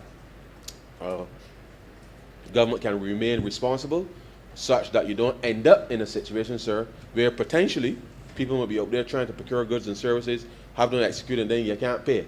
So the reality is, sir, we have been very committed to this process, and we will continue to focus on it and make sure that we are able to deliver for people. This, as I said, sir, this is really a journey. Honourable members raised some very interesting queries, but we have been working through a lot of this and I think I made the point in my presentation, sir, that the way that procuring entities now have to change their mindset is going to be very critical to the process.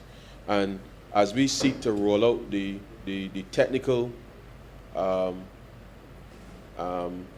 technology to be able to give people an opportunity to participate, sir, I know that a lot will rest on making it as easy as possible for people to indeed register. There are very specific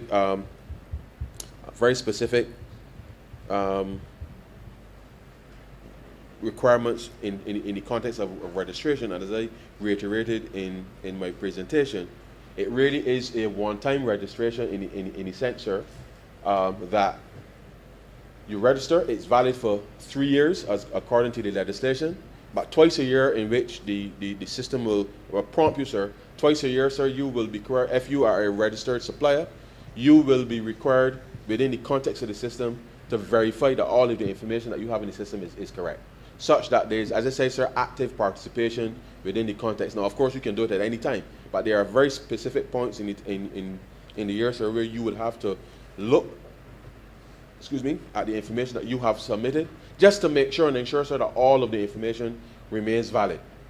Because you don't want a situation to arise, sir, where because of some administrative matter, that persons are disqualified because the information is not correct. So these are things, sir, that we will be utilizing to keep people engaged in the process. We look forward, sir, to being able to start to roll out through an initial pilot phase, sir, with certain key departments early in the new year, with a view for all persons to be able to, who are at the appropriate time, to be invited to register on the system, sir, and get a feel for it. And I'm hopeful, sir, that by the middle of next year, that we should be in a position, sir, to be able to have this process, at least this phase of the process, executed, such that we can go forward, sir, with clarity in terms of the procurement bill.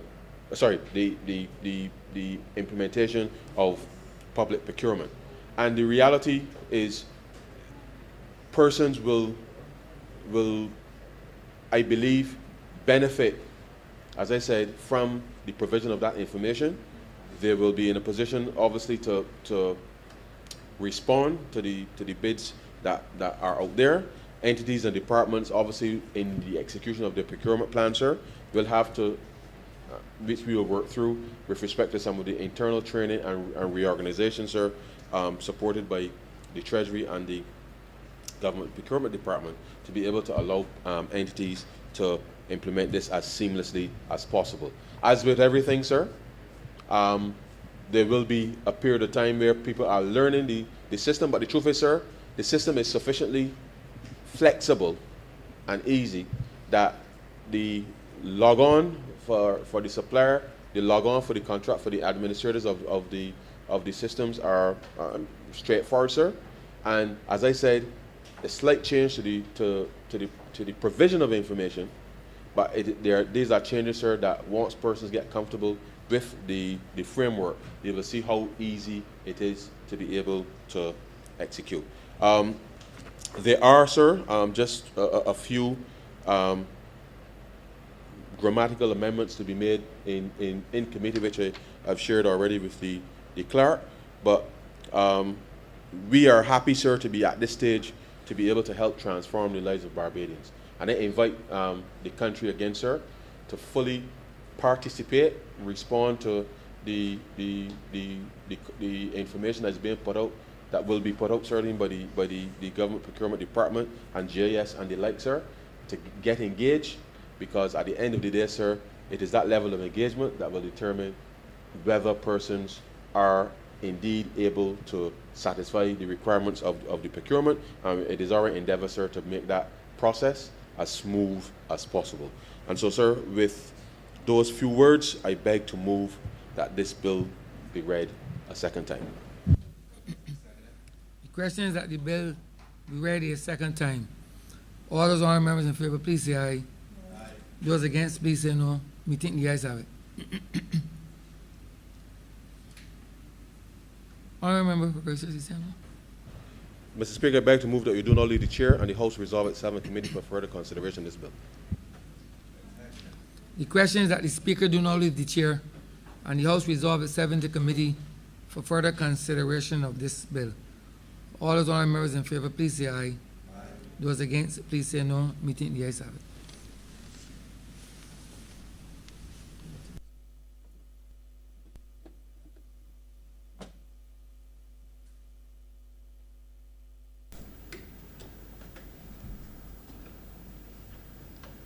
This House is now in committee. Madam Chair, may we take the bill in parts? May take bills in parts.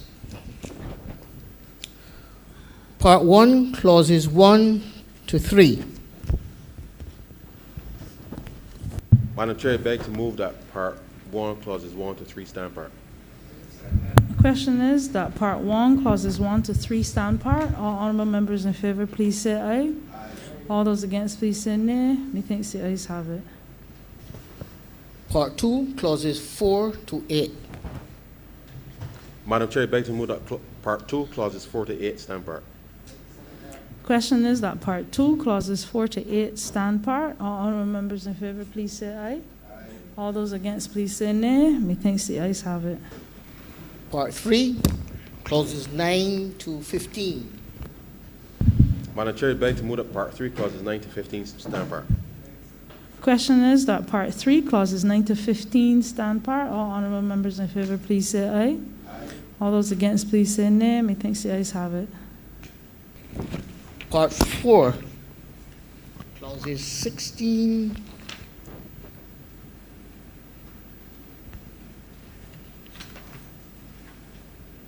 to 62.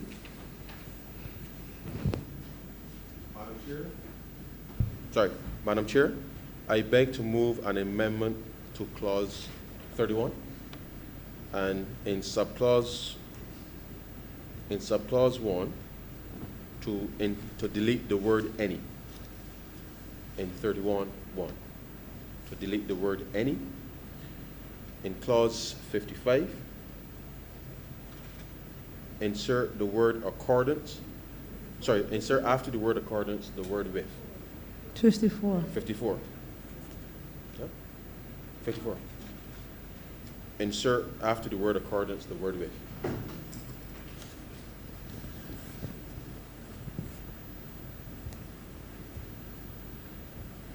And with those proposed amendments, I beg to move that Part 4 stand part as amended.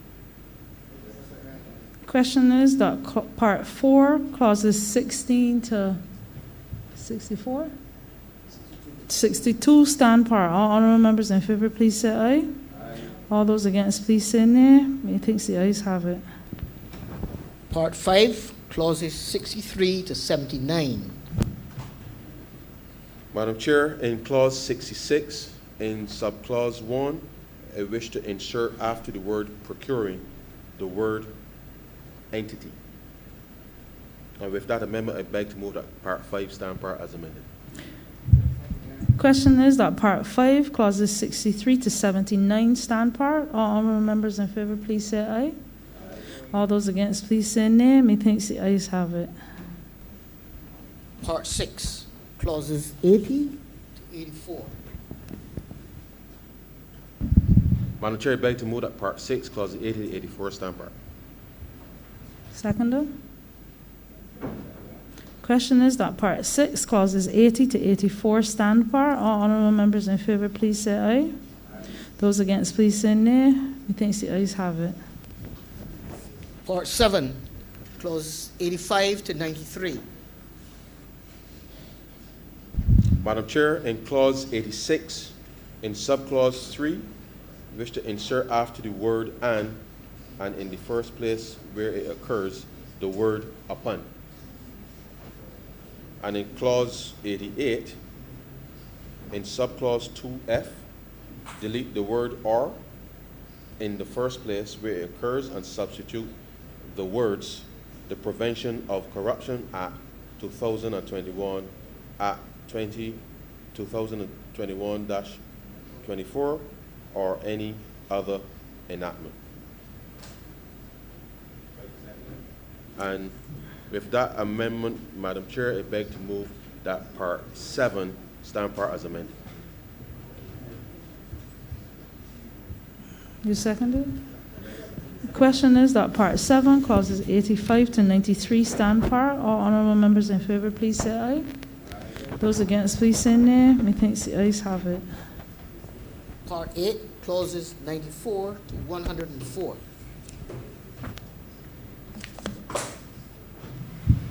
Madam Chair, in clause 98, we wish to delete subclause 6 and substitute the following, which should read 6, subject to section 101, proceedings before the tribunal shall be held in public. In clause 99, in subclause 1, delete the word may and substitute the word shall. And in clause 100, we will delete the clause and substitute the following. Costs as the title. 100, the tribunal shall not award costs to any party to an appeal other than sums in respect of reasonable expenses incurred by a supplier in the preparation of a submission in relation to the procurement proceedings concerned, or b, any party in relation to the application for reconsideration, the appeal or the obtaining of an expert report, and any such award shall be at the discretion of the tribunal. And so, Madam Chair, I beg to move that part 8 stand part as amended. Question is that part 8, clauses 94 to 104 stand part as amended. All honourable members in favour, please say aye. Those against, please say nay. Methinks the ayes have it. Part 9, clauses 105 to 117. Madam Chair, I beg to move that part 9, clauses 105 to 117 stand part. Seconder. Question is that part 9, clauses 105 to 117 stand part. All honourable members in favour, please say aye. Those against, please say nay. Methinks the ayes have it. First schedule.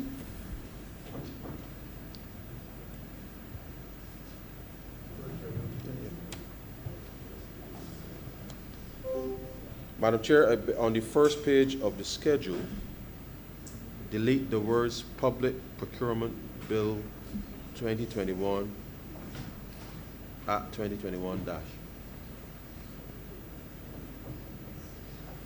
And with that, I beg to move that the first schedule be the first schedule to the bill, as amended. The question is that the first schedule be the first schedule to the bill as amended. All honourable members in favour, please say aye. All those against, please say nay. Methinks the ayes have it. The second schedule. Madam Chair, I beg to move that the second schedule be the second schedule to the bill. Question is that the second schedule be the second schedule to the bill. All honourable members in favour, please say aye. Those against, please say nay. Methinks the ayes have it. Third schedule. Madam Chair, I beg to move that the third schedule be the third schedule to the bill. Question is that the third schedule be the third schedule to the bill. All honourable members in favour, please say aye. Those against, please say nay. Methinks the ayes have it. The fourth schedule. Madam Chair, I beg to move that the fourth schedule be the fourth schedule to the bill. Second. Question is that the fourth schedule be the fourth schedule to the bill. All honourable members in favour, please say aye. Those against, please say nay. Methinks the ayes have it. Madam Chair, I beg to move that you do not report to His Honour the Speaker the passing of one bill in committee with amendment. Question is that I do not report to His Honour the Speaker the passing of one bill with amendments in committee. All honourable members in favour, please say aye. All those against, please say nay. Methinks the ayes have it.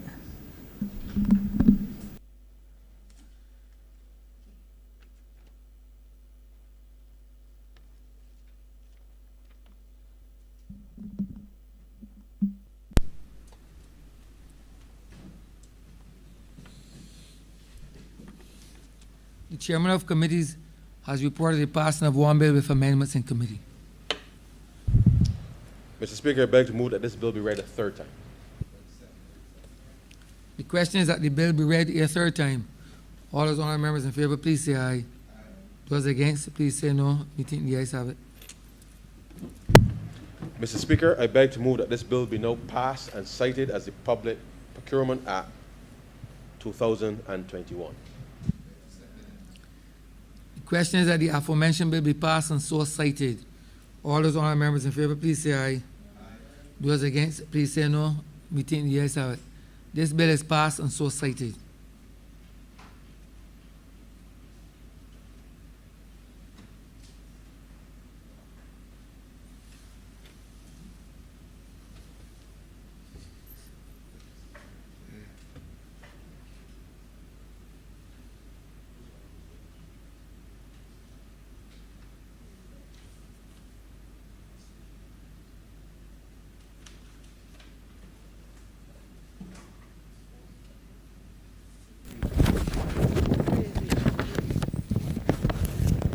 Order number 6, sir. Order number 6 in the name of the Honourable Attorney General to move the second reading of the Whistleblower Protection Bill 2021. Honourable member for St. Joseph. Thank you, Mr. Speaker. At the outset, I'd like to indicate and seek your leave to have a cognate debate for order number 6, the whistleblower, but also order number 4, which is the remediation and deferred prosecution, and consequential upon that, there's a constitutional amendment, which is order number 3. So if your Honour the Speaker would be so kind, I'm seeking your permission to have a cognate debate of those 3 orders. The question is that order 6, 3, and 4 be done as a cognate debate, given the fact that they're inextricably linked. All our members in favour, please say aye. Aye. Those against, please say no. I think the ayes have it. Mr. Speaker, order number 6 is the whistleblower legislation. And I suppose our understanding of the term whistleblower would more than likely come from watching television and gangster movies. Often, Mr. Speaker, when we use terms like that, there is a difficulty presented with actually defining what those terms are, and we end up saying that you see it, you know it when you see it, like terrorism. It's always been difficult to define terrorism, but they say you know it when you see it. In this case, though, we've been able to follow a definition of whistleblower, which in the definition section of this bill means any person who is personally aware of improper conduct and who intends or attempts to make or makes or has made a disclosure. So a whistleblower, for the purposes of this legislation, is essentially, Mr. Speaker, an individual who has knowledge of some wrongdoing and as a good citizen wishes to come forward and make a disclosure in respect of that wrongdoing so that the ends of justice could be served.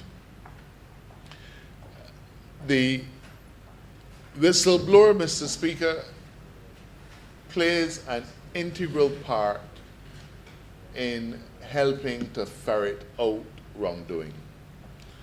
And let me just say that some months ago we passed the prevention of corruption legislation. And even before that, we passed the legislation establishing the anti-corruption entity and anti-terrorism entity.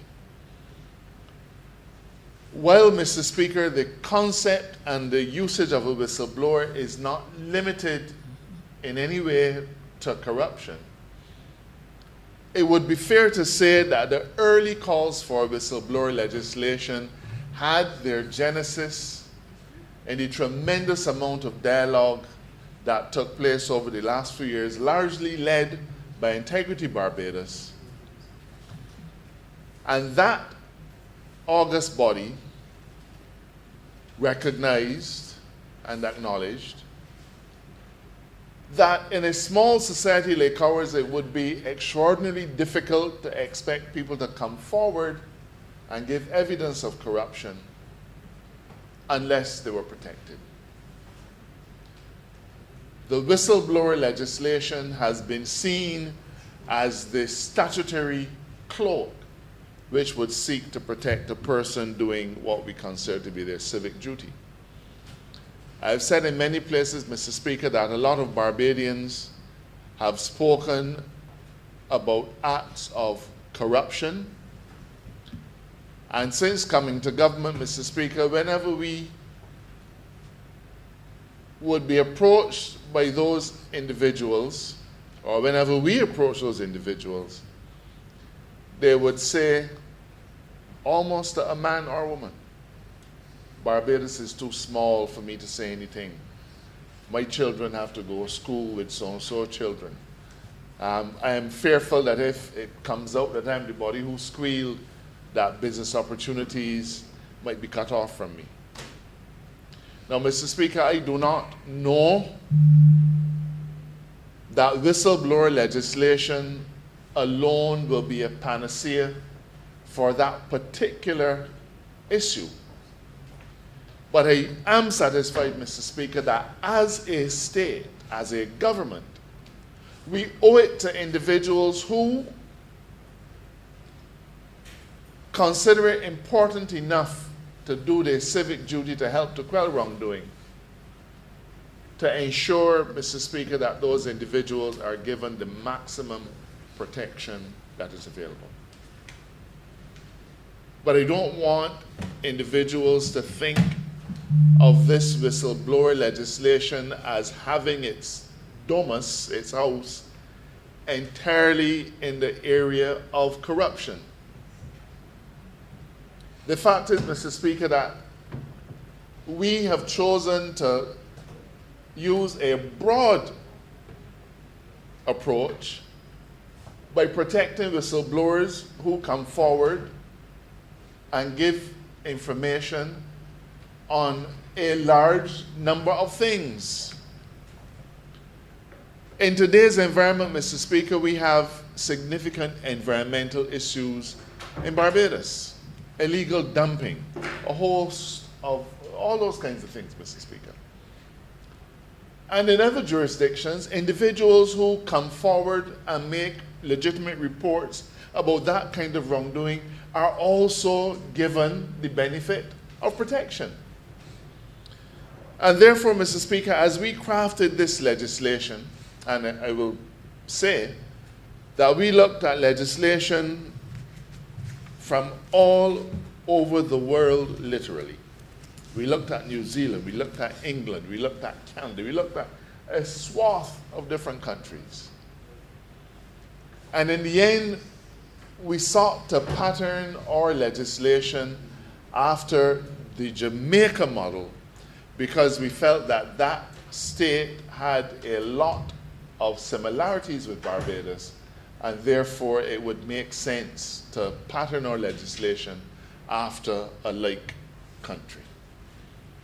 The whistleblower legislation in New Zealand has, I think, 140-something sections, Mr. Speaker. It is a tome when compared to our legislation, but they have the financial resources and the state apparatus to be able to provide a huge supervisory framework. We, on the other hand, have to cut the soup to fit the cloth. But I do feel that the Jamaica model is one that is best suited to our jurisdiction, given our similarities, not just in terms of our laws and law enforcement styles and so on, but also because of the nature of the problems that we face in this regard. Mr. Speaker, I don't think there's anybody who would dispute our obligation to protect those individuals who come forward. I don't think there's anybody who would dispute that whistleblower legislation has tremendous value to a state like ours. In the area of prevention of corruption, I've said repeatedly that we are not going to be able to fight corruption on one leg alone. We need a multifaceted approach. We have a new agency that's been set up. We have the new Prevention of Corruption Act. Whistleblower comes to add to this suite, but it is not just limited, Mr. Speaker, to corruption issues. A simple way of looking at this legislation then would be to begin by looking at what it is trying to protect an individual against. In our statute, in our bill, we are seeking to protect an individual who makes a disclosure from what we call detrimental action. And there's a long list in the definition section of what detrimental action is, Mr. Speaker. But if I read them for you, you will get a sense of the commonality. Detrimental action means any act that results in a person being harassed, intimidated, or victimized. So we begin there. Harassed, intimidated, or victimized. We continue, sir. Unfairly denied appointment to any employment, profession, or office. Unfairly subjected to disciplinary action. Unfairly dismissed, suspended, or demoted. Transferred against its will. Unfairly refused transfer or promotion. Now, these tend to be employment-type issues. But detrimental action also deals with adverse effects in terms of such things as the award of contracts.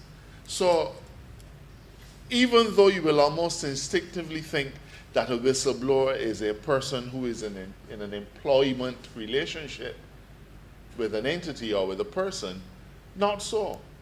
A whistleblower could be a subcontractor. A whistleblower could be another contractor. A whistleblower could be somebody, Mr. Speaker, who has no connection at all to your business, but for some reason or another, certain information has come to his knowledge. Now, let me warn, Mr. Speaker, people are very fast to say things. It isn't everything that might be disclosed by a person who purports to be a whistleblower that will afford him protection. A person cannot come and make statements that he either knows are false or reckless as to whether they are false or not. And you understand that concept only too well, Mr. Speaker. So you don't care if it's false or not, you just come and say it. And somehow hope that you'll be protected under the whistleblower legislation. Not so. Not so. You have to have a firm belief on a good faith basis that the information that is being brought to you, that you are conveying to a disclosure authority, is going to be information that is factual. So this is anybody who thinks that they can work up the rumor mill and benefit from any protection under this legislation. Absolutely not, sir. It is in fact an offense under this legislation if you know something is false, or if you are reckless as to whether it is false or not, and you make such a disclosure to a disclosure authority. And in addition to that, sir, we must not forget that a person will also have civil remedies in defamation. If you go and say that so-and-so a thief, or that so-and-so dump loads of refuse in a gully, or committed some other improper conduct, knowing that it is false, or reckless as to whether it is true or not, then you can very well find yourself facing an action in defamation. So it isn't every disclosure that is going to be made that is protected. But the point is, the person who makes a disclosure is going to be protected under this legislation from detrimental action being taken against him. And I say again, that detrimental action is defined in this bill. What is it that you can disclose? Improper conduct. I said so already, but again, improper conduct is defined in this bill, and there's a long list of stuff included under that rubric, Mr. Speaker. Criminal offenses, failures to carry out legal obligation, conduct that is likely to result in a miscarriage of justice, conduct that is likely to threaten the health or safety of a person, conduct that is likely to threaten or damage the environment, conduct that shows gross mismanagement, negligence, and impropriety in the carrying out of any activity that involves the use of public funds, and the list goes on. So you can see, Mr. Speaker, for those who have an idea that this is purely for the purpose of pursuing individuals who've been involved in corruption, not so. This whistleblower legislation seeks to give protection to a person who comes forward and discloses any of the kinds of conduct that is found here. And that is exactly what our society requires. And Mr. Speaker, I'm especially attracted to the one relating to environment, and when we begin to talk about the remediation bill, perhaps you'll see the connection.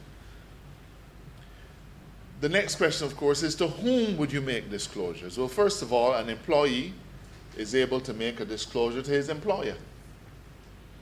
But the fact is, in a small country, an individual might be wary. You might have a small enterprise, 3-4 people being employed. But equally, you may be employed by a large enterprise, but because of its nature, its close-knit nature, you may have concerns about talking to the employer. In fact, if you know about wrongdoing, you may well argue there's a good chance that the employer is the body who you're going to be making the disclosure against. This act permits you to make it to the employer. But it does establish a set of entities or offices that are called disclosure authorities. And the disclosure authorities are all listed in the first schedule to the bill, Mr. Speaker. And it includes the police force. Well, at the time when this was passed, we had not yet enacted our new or amendments to the Constitution, but that does provide that wherever you see police force or the Royal Barbados Police Force, that it shall be construed as the police service. So there's no issue here.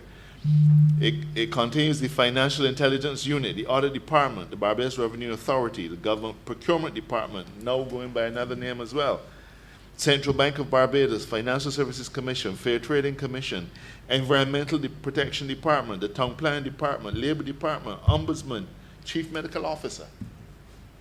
So we've tried to capture as many of the areas in which wrongdoing is likely to be found, and to position or to locate an individual, somebody who has some specific responsibility who could be the disclosing authority for those things. But in the event that that person is not, in the event that the area doesn't lend itself to that kind of identification, you can go, of course, to the police service, you can go to the anti-corruption unit, you can go to the audit department, you can go to the ombudsman. So we've tried to make it as broad-based as possible so that the idea of making a disclosure does not see an individual feeling that they got to ice skate up a hill. If you have a legitimate disclosure to make, it ought to be convenient and reasonable for you to be able to make it in those circumstances. So that answers the question of to whom you should make the disclosure. Mr. Speaker, this legislation is not hard at all to work with. We are, and let me begin again. When I first got into cabinet in 2003, anonymous letters were fairly frequently received, and they probably still are. I haven't had many since going back to government. But you know what it will say, a whole list of things and so do this, and the next person do that, and all kind of thing. But at the bottom of it, not a name, not a phone number. It's usually delivered in an envelope that doesn't have a return address on it. And you know, Mr. Speaker, understandably, the reaction has tended to be, if you are not prepared to identify yourself, I put in that anonymous letter in file 13. Not bothering with it. If it's anonymous, not bothering with it. Carry it someplace else. But the fact is, Mr. Speaker, that one of the reasons people do anonymous letters is precisely because you don't have the benefit of protective legislation. And they are genuinely fearful of what might become of them, or what might befall them in circumstances where they come forward. And this bill specifically embraces anonymous disclosures and makes it quite clear just because a disclosure is anonymous, there's no reason for you to ignore it. If it is anonymous, you still have a duty to look at it. Now, what do you examine? Now, Mr. Speaker, it isn't everything that is disclosed that you will investigate. It isn't everything that is disclosed that you will consider. This statute specifically provides that there are circumstances in which you need not consider disclosure, and the obvious one is if by chance it has been dealt with, if the subject matter of the disclosure or the related inquiry has adequately been dealt with, or could more appropriately be dealt with by somebody else. If the subject matter of the disclosure is frivolous and not sufficiently important to make an inquiry, or where the circumstances have changed, whether by reason of insufficiency of evidence or otherwise. So there are some circumstances, Mr. Speaker, where you are not bound to investigate every disclosure that comes before you. But by and large, when a disclosure comes, you have an obligation to investigate it. You have an obligation to make an inquiry. So, when you go past that, if the individual suffers some detriment, this Act says that there is a presumption that the detriment has been suffered because of the disclosure. Now that normally turns the burden, that turns what would be the normal burden of proof on its head. But it is important to do so in this instance because the whistleblower tends to be in the weaker position, and that's why he needs this legislation to protect him. So what we are saying is, and this is the standard practice globally, in a situation where a person makes a disclosure of your improper conduct, if they should suffer a detriment, there is a presumption, rebuttable, but there is a presumption, Mr. Speaker, that the detriment was suffered by that individual as the result of the improper of the disclosure of the improper conduct. And that is a very, very important approach that we're taking in this bill. The other matter that I'd like to highlight, sir, is the question of remedies.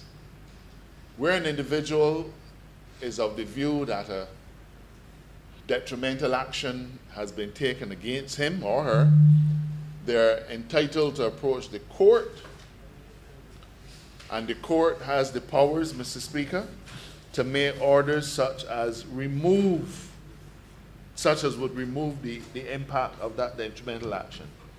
So the court has the opportunity, has the power to make an order requiring that person who has taken the detrimental action to remedy the action. So if you have demoted or suspended or done some other conduct in relation to the person making the disclosure, the court has the power to order you to reverse that particular conduct. It also has the power to grant an injunction or such other relief as it may think just. If, for example, Mr. Speaker, you are accustomed to doing particular kinds of contracts, subcontracts for an entity, and you make disclosure about that entity, and the entity says, man, you going to talk out me, you talk out my name, going to put me in problems. No more work for you. The court is still able to say, no, sir. You have to pay that individual compensation for making a disclosure as to the wrongdoing. I've tried, Mr. Speaker, to give in brief a synopsis of what this legislation is. We've consulted on it. We've consulted with the Bar Association extensively. They've submitted memoranda to us, and those memoranda have been taken into account. Integrity Barbados as well has also been consulted on it. And again, Mr. Speaker, I'd like very much to thank Integrity Barbados for the solid work that they have been doing, standing in the breach over the years, and even now. I like to think that there isn't much occasion for it to happen now, but the fact is that watchdogs, and that is not at all any pejorative term, sir, watchdogs are important when it comes to keeping power people honest, plain and simple. And Integrity Barbados stood or tried to stand as a watchdog in protecting the interests of the public in the last government.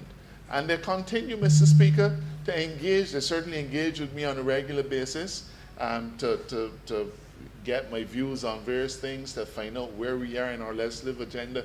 These things, sir, are all kept squarely in the scope of the public through engagements with people like with organizations like Integrity Barbados. And I want again to publicly thank them for their work and for making submissions on this bill. We've not been able in every case to accept everything that either the Bar or Integrity Barbados has put forward, but we've tried wherever possible. If we couldn't accept it, we tried to find a middle ground that's workable.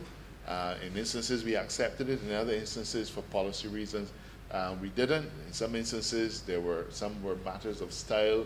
They didn't like the way in which we particularly expressed this. But often, sir, drafting is an art, and the artists, the staff of the Chief Parliamentary Council in my chambers, they draft in accordance with particular concepts and models. But when you look at legislation from England and you say, you know, did they do it this way in England? That may be, but that's just not how we approach it when we draft. And our drafting it is a work of art, sir. And different jurisdictions tend to approach these things differently. So in some instances, matters of style and so on, we followed the approach to style that we have. Now, I've asked for a cognate debate,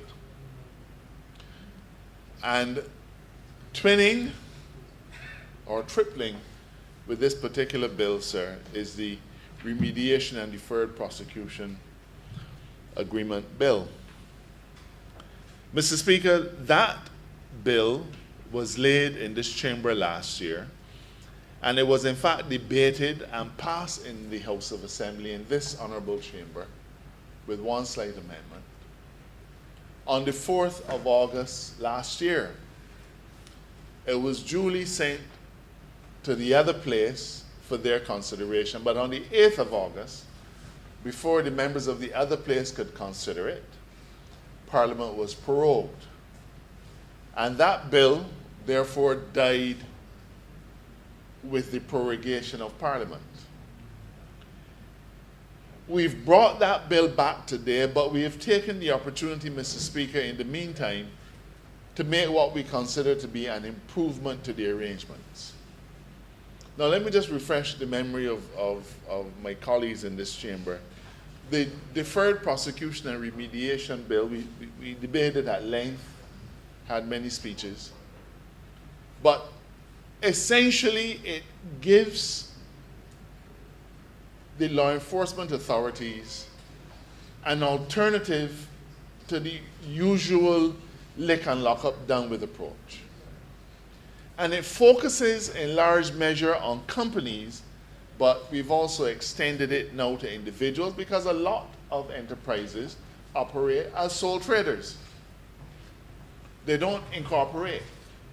But because their businesses can be large, we felt it was important that we not discriminate between a business owned by an individual as a sole trader and a company which might be owned, similar business but owned by somebody else, but that business can get the benefit of the deferred prosecution agreement, but a sole trader can't. There's no consistency in that, and so we've amended this legislation to include an individual so that they can also get the benefit of the deferred prosecution and remediation agreement.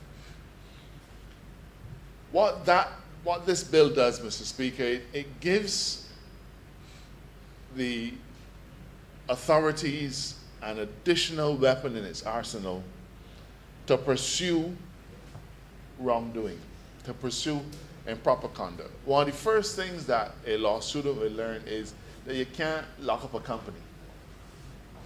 You can't.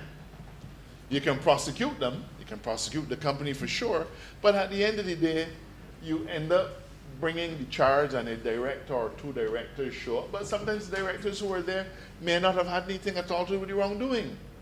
But it is the company that has done the wrongdoing. So in instance where a company is doing illegal dumping, where a company paying bribes, where a company is engaged in some kind of financial wrongdoing, you end up bringing directors to court. But in fact, it may be nothing to do with that particular director. So you have to have other tools in your arsenal so as to be able to meet the ends of justice. And as we explained when the remediation bill was passed last year, this bill provides that opportunity because you're able to say to the wrongdoer, listen, while it is possible for us to bring a criminal charge, the circumstances exist where you can make good or make whole the consequences of the wrongdoing that you have done. So let us suppose, Mr. Speaker, that a business carried out illegal dumping in a part of Barbados. We drag the directors before the court and we say you've done illegal dumping and so on and so on and so on, and we're charging you, pay that fine. And the person pays the fine and go back dumping next week. Now, how does that help us, sir? If you lock up the person, and generally you can't because it's a director of a company, you could, but not usually happening. Then the company shuts down the employees, the 50, 75 employees that they got gone home. So who have you benefited? And does the environment not still remain in its despoiled state? So the remediation agreement and the deferred prosecution agreement allows the state, sir, to say, we will not prosecute you, but you have to make good the wrong that you have done. So we could tell a person who despoils our environment, you have to clean up, you have to remediate. This is a program that you have to follow, and you have to follow it strictly. And where you don't follow the program, where you don't carry out the agreement, then we still have the power to reverse our position and still drag you before the courts. And in every instance, Mr. Speaker, I want to remind the Chamber, I'm repeating what I said last time, these agreements have to be approved by the court. So we cannot, the law enforcement officials, the entities that are responsible for law enforcement, can't enter into some secret deal with an individual and say, well, I ain't going to pursue you, you do this and that. The existence of the agreement must be published, it must be made public so that there's transparency. People know what has been agreed. People know that you've agreed to do particular things in return for not being prosecuted. And in addition to that, as I said, Mr. Speaker, the court has to approve it. What's the connection to whistleblowing, sir? Perhaps the easiest one is the same environment that I mentioned as improper conduct. Because a lot of things are done. Can you imagine, Mr. Speaker, a truck driver who picks up something, but it's something from a business place, and is told, listen, go and dump that someplace. The truck driver finds himself in an impossible position. He goes and he dumps it. But his conscience pricks him, and he knows that he can't keep doing this, and that the business shouldn't be doing it. He is entitled, he is able, Mr. Speaker, to make the disclosure, benefit from the protection under the whistleblower legislation. And then, of course, when we bring into the fold the remediation and deferred prosecution agreement legislation, we are able to make sure that the kinds of remedies that the court can have supervision over, that the state can impose, are remedies that not just fit the crime, but remedies that actually have a positive result. You see, the problem with imprisoning individuals, Mr. Speaker, is one of these things that has come into our law. And Mr. Speaker, you know it well. When a person goes and he hits somebody with a rock, sending that person to prison or making them pay a fine does nothing to get rid or to ease the pain or the long-term restorative justice effects of justice. Exactly, that's it, sir. So we've, in the last 2 decades or so, amended our legislation to allow for the court to ensure that restorative justice is given. Now, that is in the case of a criminal wrong from one person to another. But is restorative justice not also an important thing for the state, Mr. Speaker? A business or a businessman does something wrong and affects the interests and well-being of the state, and all that you do is say, you're found guilty of this, you pay a fine? Absolutely not. So restorative justice must apply to the state interest as it does in the case of two private citizens who get into a legal problem. And so the remediation and deferred prosecution agreement establishes a transparent framework, a modern framework, a framework that has been employed effectively in both England and Canada, two jurisdictions who both, we share our common law heritage with those countries. We may not be a monarchy anymore, but we still have the common law. And therefore, Mr. Speaker, the deferred prosecution and remediation agreement legislation allows us to bring restorative justice to the state. But the Constitution, sir, stipulates the powers of the Director of Public Prosecution. Nowhere in the powers of the Director of Public Prosecution, as I speak to you, does the DPP have the capacity to enter into any of these kinds of agreements. It is therefore important for us in this chamber to add, we're not taking away anything from the DPP, let's make that clear. We are making a constitutional amendment to the powers of the DPP, not by culling them, not by cutting them down in any way, but by expanding the powers of the DPP so that the Director of Public Prosecutions has in her, in this case, in her arsenal, the opportunity, Mr. Speaker, in an appropriate case to go to a court and say, Judge, we've looked at this matter, we've negotiated with the other side, we've negotiated with the person who against whom we are considering a prosecution, but we feel that the interests of justice will be better served if this individual is forced to make good the wrong it or she has done.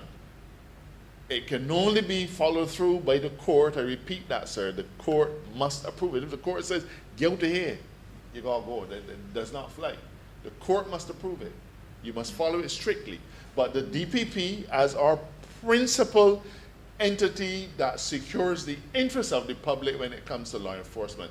Our prosecutor, Mr. Speaker, the DPP, we are adding to her powers so that the DPP will, in her own discretion, be able to pursue remedies of that sort. So, Mr. Speaker, I'm not going to detain the chamber any longer. I talked about a suite of legislation that play a role in helping us to prevent corruption, but we very quickly recognized that we couldn't limit whistleblowing. We couldn't limit whistleblowing to the sphere of corrupt activity only. We had to give it a greater scope and allow it to operate across the entire planopy of human activity where improper action is being done by other individuals. We had to broaden it in that way. And the remediation deferred prosecution agreement added to this mix allows us, Mr. Speaker, to provide the restorative justice where much of this is done. But we're not running from the corruption issue. Because in the context of a corruption prosecution, the whistleblower is protected.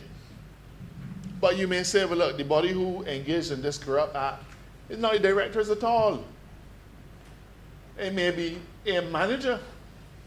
It may be somebody who is not even on the board, who has engaged in the corrupt practice. Will you be successful in getting a corruption against the directors? You may not. But this allows the state, Mr. Speaker, the opportunity to say to the business, you have been a party to corrupt practices. We are requiring you, as is the common practice, to disgorge all of the profit that you made from that corrupt practice. We're requiring you to change how you operate business, put different things in place to really bring about a change and to effect a new modus operandi. One of the things that came out of the turmoil in Turks and Caicos that has been going on now for, good Lord, near 15 years, where Britain had to step back in and take over the state. You had then a premier and half of his cabinet, well, many of the members of his cabinet, who were engaged in corrupt practices of a huge kind. And one of the alleged corrupt practices included selling a prime piece of real estate to a major Caribbean hotel chain. A major Caribbean hotel chain. It would have been impractical to try to prosecute that Caribbean hotel chain in Turks and Caicos because it's not a Caicosian company. It's a company from Jamaica. And in pursuance of a similar regime, that company from Jamaica was ordered to pay $12 million to the Turks and Caicos government. $12 million, Mr. Speaker, so as to put the wrong that they engaged in right. A tremendous benefit to the state. You might have tried to prosecute and see if you could find somebody and find them $100,000, but as a result of this kind of approach, the restorative justice to the state approach, that company was required to pay $12 million US instead of a prosecution, the outcome of which you could not have known. Those cases in Turks and Caicos are still going on all like now. And a prosecution of that company might still also be going on. So, Mr. Speaker, when we put all these things together, I think what we have brought before the chamber today is an important set of legislative initiatives. As I said, one was passed before in this chamber, died on the 8th of August when Parliament was prorogued. We took the opportunity to tweak it and add powers to the DPP, and also to add the opportunity for an individual who might be a sole trader to participate in deferred prosecution and remediation agreements. And as I said, Mr. Speaker, the constitutional amendment is not in any way reducing, limiting, culling down, truncating any of those terms that you could use, sir. the powers of the DPP. It is, in fact, expanding the powers of the DPP and making sure that the DPP has the capacity, Mr. Speaker, to ensure restorative justice to the state. I'm pleased that we've got this far with these bills. There's only one that is left to come now, sir. Just one, the Integrity in Public Life Bill.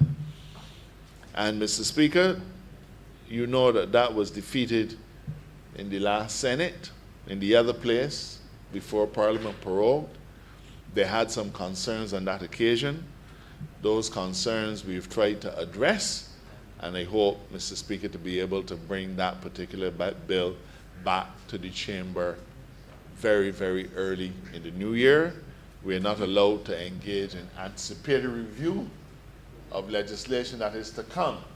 But I felt, Mr. Speaker, as in as much as it is in some way connected to this, that it would do the chamber the courtesy of letting them know that that work continues and is very, very, very close to being completed. The bill is completely drafted.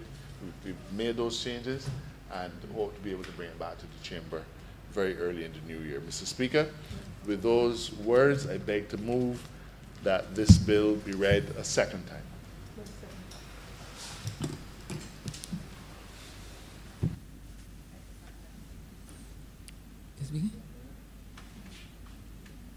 Honourable Leader of the Opposition. Thank you, Mr. Speaker. We understand that this is another two pieces of legislation being added to the architecture or arsenal to combat, to counter, to minimize the potential for corruption in Barbados. I think all well-meaning, wisely guided Barbadians would want to think and accept that anything that we can do to minimize, reduce, eliminate that potential for the negative impact on our country, on our economy caused by corrupt practices, either in public or private sector, should be properly considered. I will never cease to remind Barbadians that the phenomenon, the feature of corruption has been for time immemorial present with us and is very much still part of the reality of public and political life in Barbados and in the business of private, in the culture of private business in Barbados. Corruption, sir, undermines our democracy. That is what we are still striving to build here and to mature. And we can never lose sight of that, whether constitutionally we see ourselves as an independent country or we widely embrace and accept the step, the move towards Republican status. We have to understand that what we are engaged in, and these weekly exercises here in this Parliament are very critical parts of that, is the building and maturing of a democracy in Barbados. Corruption will derail our efforts at development, human development, social development, political development, economic development. The Honourable Minister who just led the presentation on these matters before us referred to the ongoing sad saga of Turks and Caicos.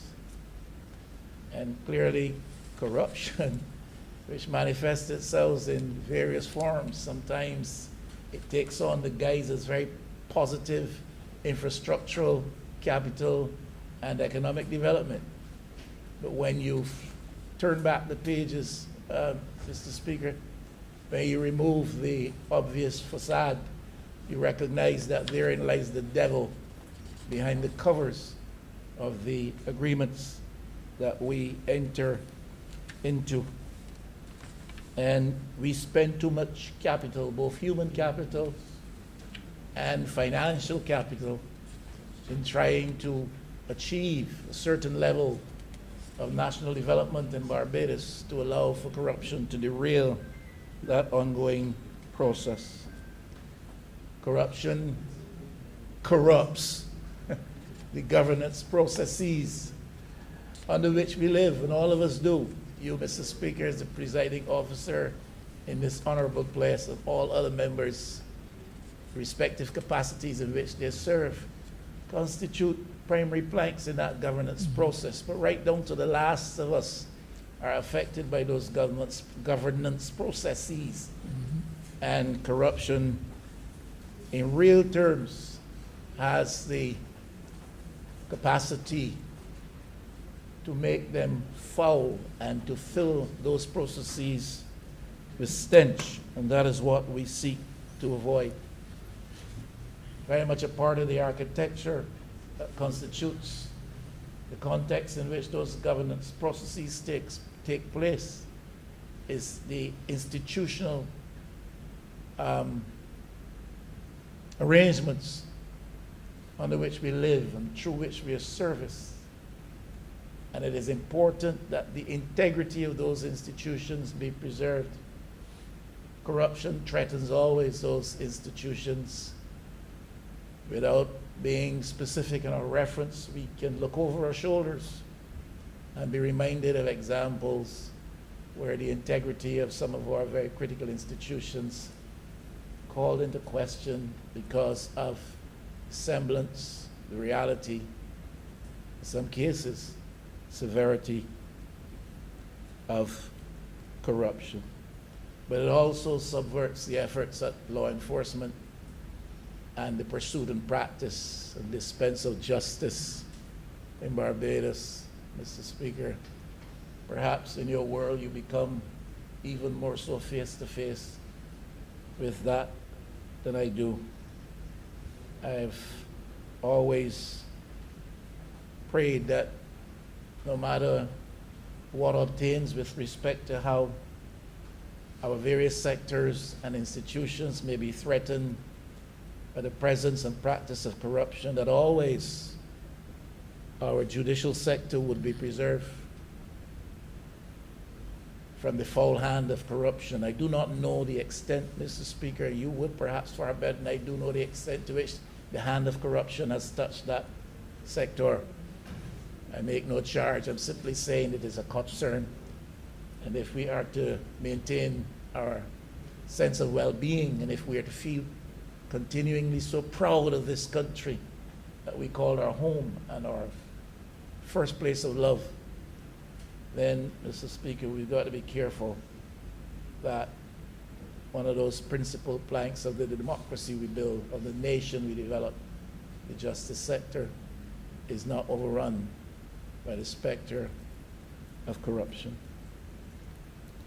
I was looking at a matter of bribery, particularly, often practiced in big ways and some not so big ways. And it is an ever-present possibility, no matter what agency or department of government of which you speak. I discovered that when it comes to corruption, purely on the issue of bribery alone, Mr. Speaker, the world loses $2 trillion, $2 trillion annually is lost in the global economy. There are countries that can afford that, major losses in their economy. Barbados cannot afford that. We live in a day where resources, financial resources, are hard to come by. We live in a day where we've become pretty much dependent on borrowings and our access to financing on concessional terms or low interest rates these days through institutional agencies. That's not a criticism. That is the observation of a reality. And we can't therefore afford the losses that accompany the practice of corruption. One does not know, I certainly do not know, what is the quantum of loss here in the Barbados economy as a result of corruption. One aspect of this bill, and mentioned by the Honourable Attorney General, is the fact that those who fall afoul of the law with respect to the focus of these bits of legislation can be made to pay and therefore compensate even the public purse in instances where we have come face to face or have to come face to face with that problem. The architecture is not complete in this building. I still insist, Mr. Speaker, we need to see campaign financing, electoral party, political party financing properly platformed in Barbados. And in my view, that should be treated with similar urgency as other pieces of legislation. And always we have heard the call for freedom of information legislation to help us, Mr. Speaker, I almost said Father, help us, Mr. Speaker, to get to the bottom of some of what is happening around us and to have a better ear and eye out for what obtains. With respect to the bill itself, the interpretation clause on page 6, Mr. Speaker, it speaks to something called detrimental action, which may be taken against those who are engaging, who are coming forward, and who are defined in this bill as whistleblowers, to give information that can help to avert or reverse situations of wrongdoing to the better interests of the country. And clause 2 of the interpretation aspect of this bill speaks to some of the detrimental actions which might be taken against people. The Honourable Member for St. Joseph spoke to a couple of them. But you can be unfairly denied appointment to any employment, profession, or office. That is a practice. The legislation here seeks to address and redress that. You can unfairly be subjected to disciplinary action, transferred against his will, unfairly refuse transfer or promotion. The legislation is seeking to provide that those who are in these ways adversely affected can have redress, and to protect the interests of those who come forward to give information in the interest of the country from being made to suffer some of these fates.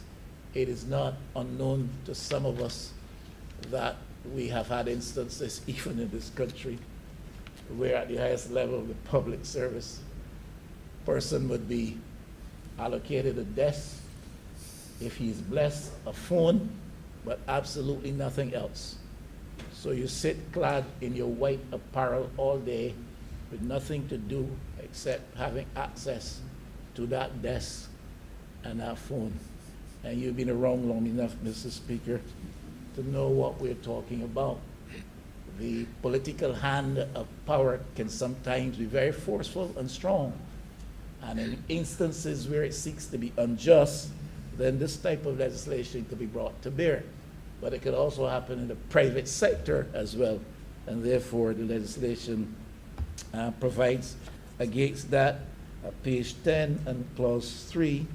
Now, it says interestingly, and if I'm wrong, I'm sure the member of St. Joseph will correct me, this act, when passed, applies to any disclosure made after, this act applies to any disclosure made after the appointed day, notwithstanding that A, the conduct to which the disclosure relates may have occurred before the act comes into force. You got that? The act applies to a disclosure which makes reference to action taking place before this act comes in to force. Now, we got to be careful that we guard against the machinery of the state engaging in any witch hunt, any activity of persecution.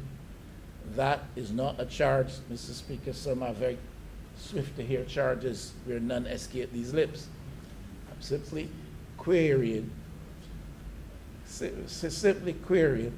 whether or not this is retroactive focus being enforced here by means of that stipulation. The act applies to any disclosure made after the appointing day, notwithstanding the conduct to which the disclosure relates may have occurred before the appointed day, the day on which the act comes into force. On page 12 and clause 9, and the Honourable Member of St. Joseph dealt with this because in our culture, and if we're honest, we would have to admit we are very much a rumor-mongering society, community. Social media has not helped us in any way to reduce that disposition on our part, and all kinds of things about all kinds of people fly around this place. And I share the concern, and partly the Honourable Attorney General Member St. Joseph shares the same concern and speaks to the fact that the legislation tries to avoid people coming forward to give information, which is tantamount merely to making mischief or giving information which you cannot reasonably substantiate. That is what we've got to avoid in the Barbados of today. I suppose people are people everywhere. Very quick, because I want to be quick. I know people have been here very long, and some, even though present, have already left. On page 16 and clause 15, the minister may by order. Do you find that statement offensive, Mr. Speaker? Some, though present, have already left. My goodness. My goodness.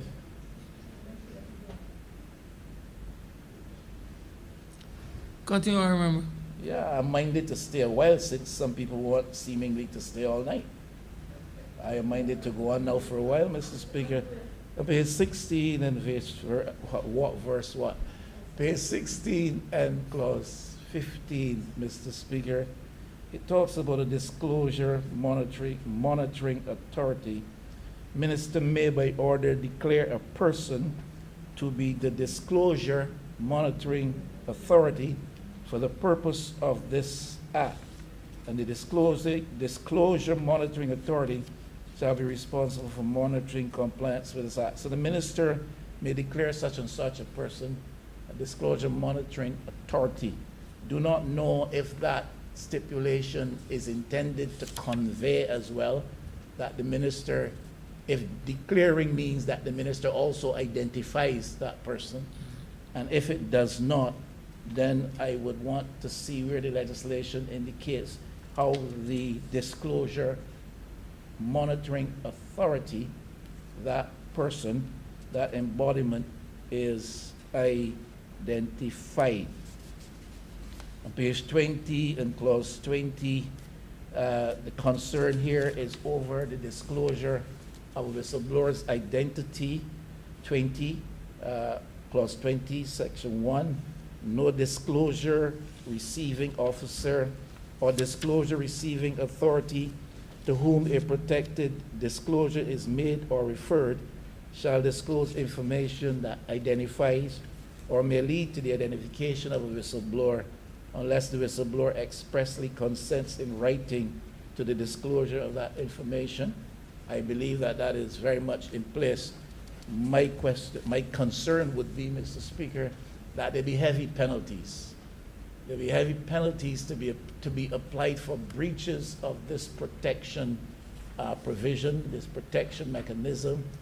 People knowing that others come forward to offer information in the interest of the betterment of the operations of the companies with which they're associated, generally and more widely so in the interest of the country, what we're trying to achieve, and they come forward through the legitimate channels to offer information, and that information is then leaked with respect to the whistleblower, what he or she has said.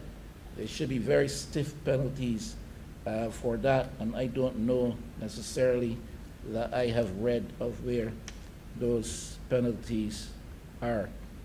Now, the Honourable Member for St. Joseph did speak about, and the legislation provides for recourse to the court, recourse to the courts, where people are disadvantaged or have adverse actions taken against them.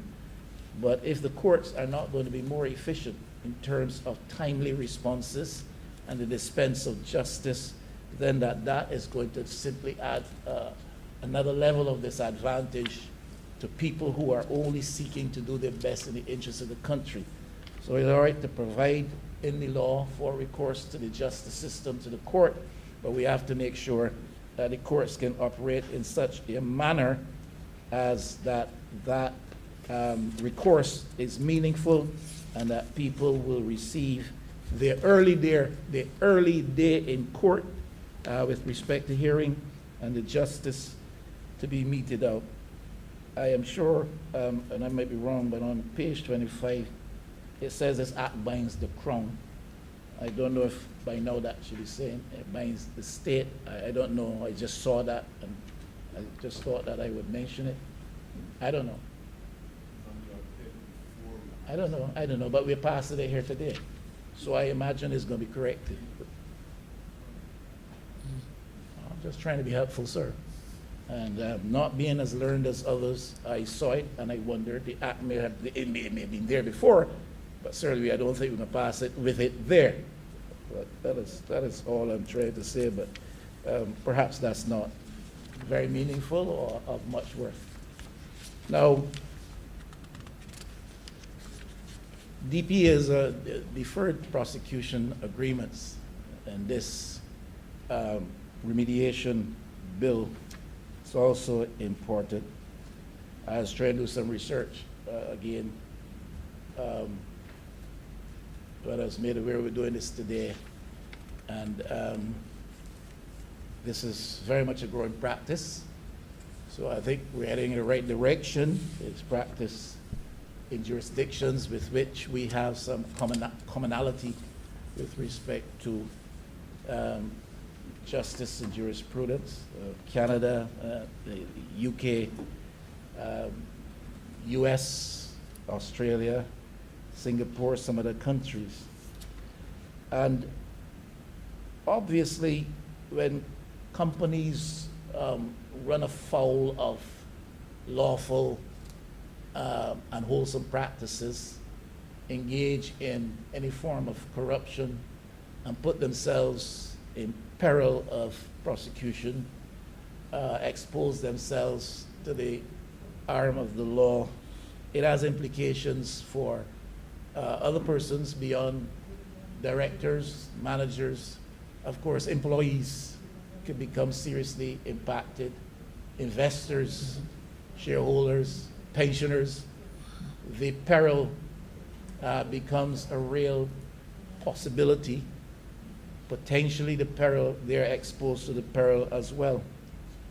So that this kind of remediation or deferred prosecutorial architecture that is being added to the mix of our responses to potential or possible or real practice of corruption.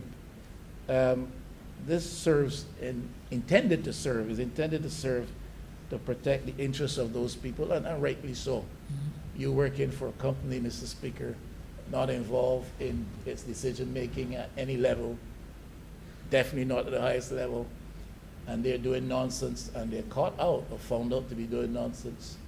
But then strictures taken against that company have potential repercussions for you and how they impact on you at the bottom level.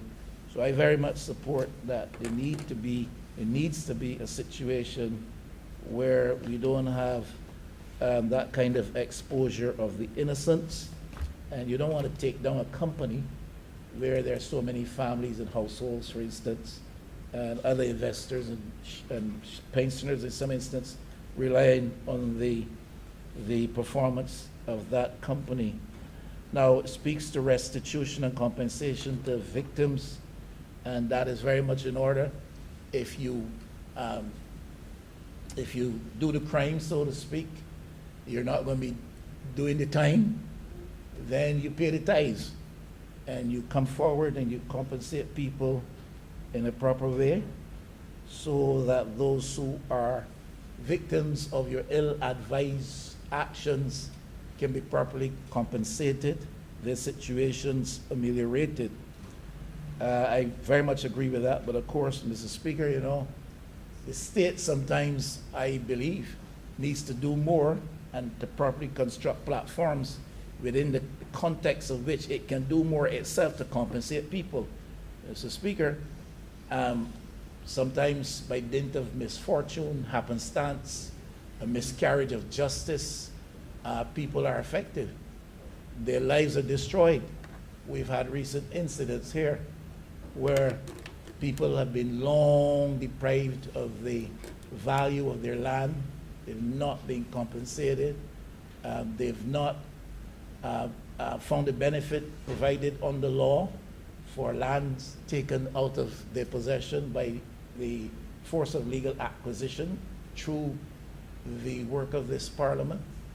Lands now owned by the states. We've had that. We've had people who have been in prison for long, Mrs. Speaker, long years, Mrs. Speaker. I don't know your client or clients. Long years, and then it is discovered this man really ought not to be here. So what do? Somebody made some goof somewhere, and this man is lost away in prison, and justice has been denied. Not can't say delayed here, just be totally denied. And you correct that simply by releasing the man, but his life has passed before him, and he comes out into a world that he does not know, to avail himself of opportunity that does not exist, and the state does nothing. Sometimes, if you're better blessed, you're not up St. Philip, or previously at Glendale and Station Hill. If you're better blessed, you're down Black Rock. But the same situation applies. People put you there and forget that you were there, and you yourself not sufficiently of the right mindedness to know why you were there so long. But we correct that. But what compensation is? There are lots of other instances in which state action or state inaction causes people to be seriously disadvantaged. And since we're talking about compensation of victims in this particular instance here, I believe we need, as a people, a government, a parliament, to look better to the business of compensating people when the criminal justice process or some other process within our governance structure fails to do its best and really seriously disadvantages, injures people in various ways. Now, if we can get to remediation and deferred prosecutions, then the state avoids the exercise of costly trials, the exercise of perhaps prolonged investigations. All of these things have a cost attaching to them. This bill, as far as I can see, is intended to assist the state in saving some costs by not having to engage or have the state machinery engage in prolonged investigations and in costly trials. But what I read in my research also is that many countries make recourse to this legislation, and many companies are happy for this legislation. And because it is on the books, we find that they are making better efforts to make sure that there are better built-in compliance mechanisms operating internally to avoid the peril of misstep, the peril of finding themselves on the wrong side. So improvement is attained. Also, barriers with reference to investigations are reduced, and they come down because the offer here is now we can avoid prosecution, or you can avoid prosecution. You make compensation, etc. You enter into an agreement, and therefore companies are more willing to reduce, dismantle some of those barriers that in the natural course of things, without this type of arrangement, they would have previously put in place to thwart investigative efforts.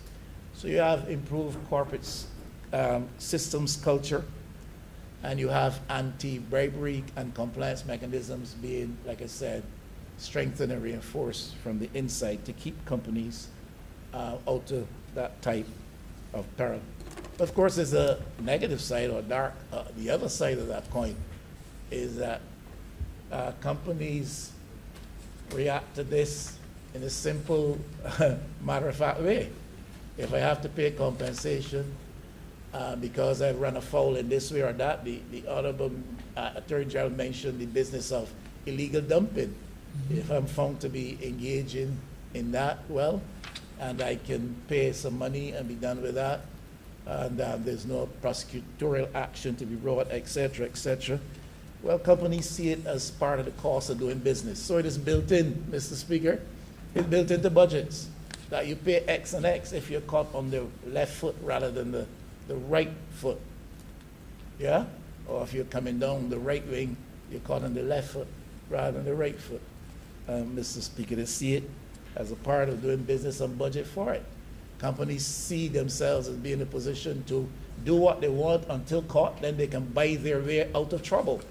So it is part of the culture, it is part of the posture, corporate posture, and they seek to buy themselves.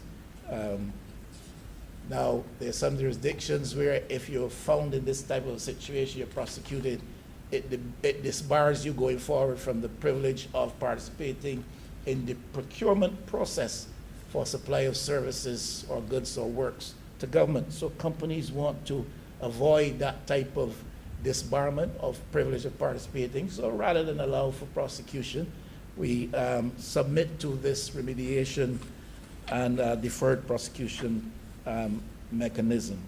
But Mr. Speaker, all this is fine and good, and in our legislation where we seek to incorporate these elements, I just want to say, you know, as I said earlier, Mr. Speaker, when people are intent on doing evil, they will always find a corner to come around. Corruption does not cease and settle easily.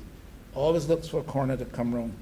And, you know, we should not have a situation where people feel that they can allow for voluntary disclosure of some of the misdoings or wrongdoings or misdeeds just when the law, the hand of the law or the feet of the law about to come through the door, and you seek to engage in voluntary disclosure and enter into a remediation and deferred prosecution, and not when the law is coming through the door. Mr. Speaker, that's an escape hatch, which I'm sure that's the overarching theme here is that whatever we do as represented in this bill is supposed to be done in the interests of justice, and I think that we will have to ensure that we understand clearly what constitutes the interest of justice. That is on page 7, clause 4. On page 21, again, in this bill as well, page 21 and clause 20 tells me that this act, when passed, will also apply to previous happenings. So here it comes back again, and we got to be careful that the hand of the state is not seen to be a hounding hand, because we are putting in place legislation today that allows us to grab people for actions they did yesterday. I'm not saying that that should never be the case. I'm saying that that should not be principally the case. Now, there are provisions for compensation to be paid, so monies will be received. And the question is, how would monies be received, which are received by the state? How are they to be handled and dealt with on this particular legislation? Do they go into the consolidated fund? I ask that because in light of the other piece of legislation, we heard about bank account for procurement chief. And the question is, how will monies received under this particular type of legislation be dealt with? All in all, Mr. Speaker, 2 additional pieces of the arsenal to counter corruption. Corruption is the enemy of all of us and of the state and of the people of Barbados. And what we can do to stamp it out, we must do with robustness and urgency. I thank you.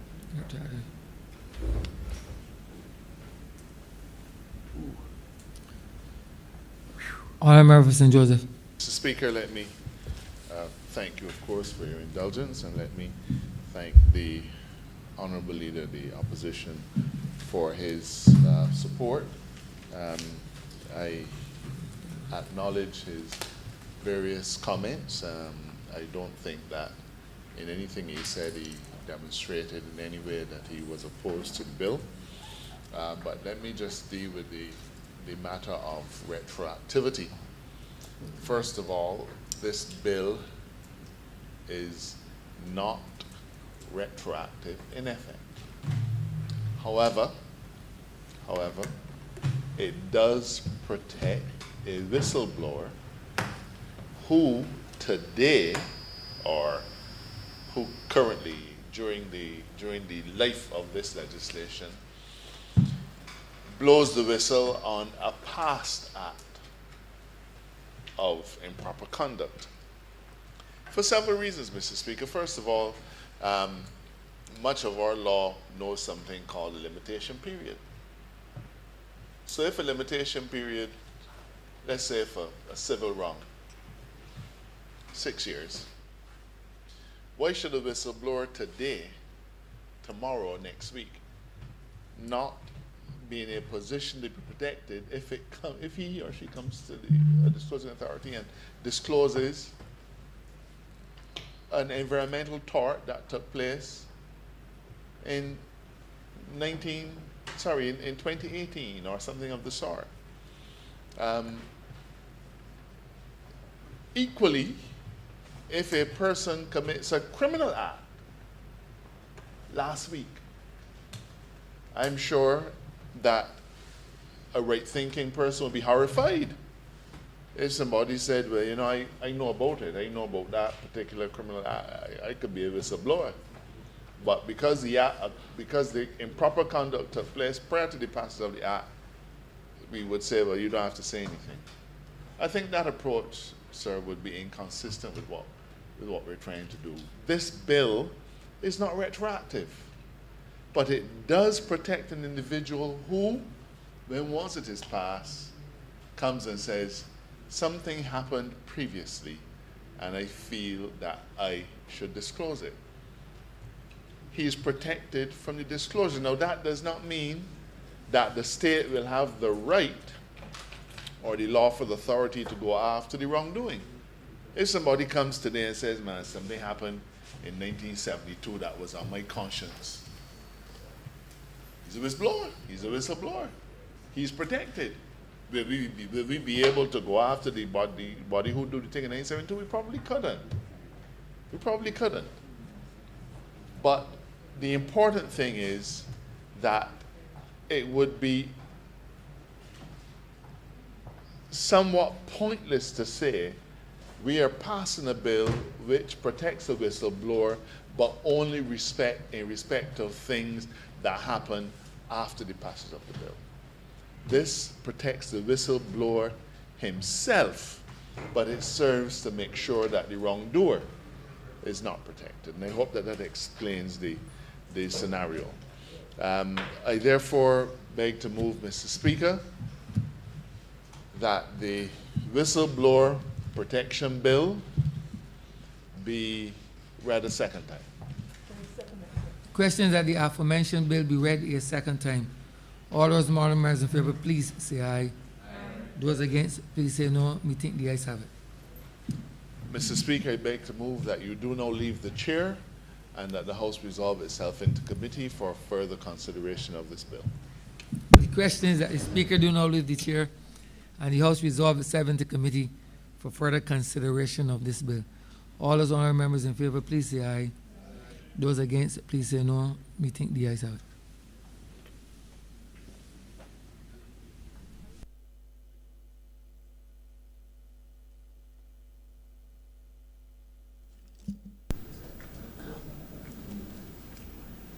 This House is now in committee.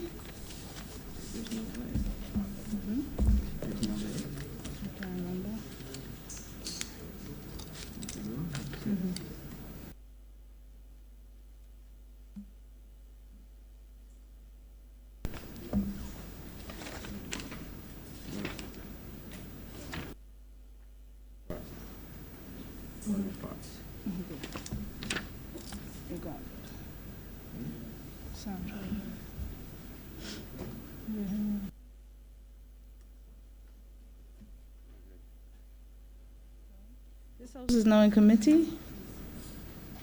Part 1, clauses 1 to 3. Beg to move that Part 1, clauses 1 to 3 stand part.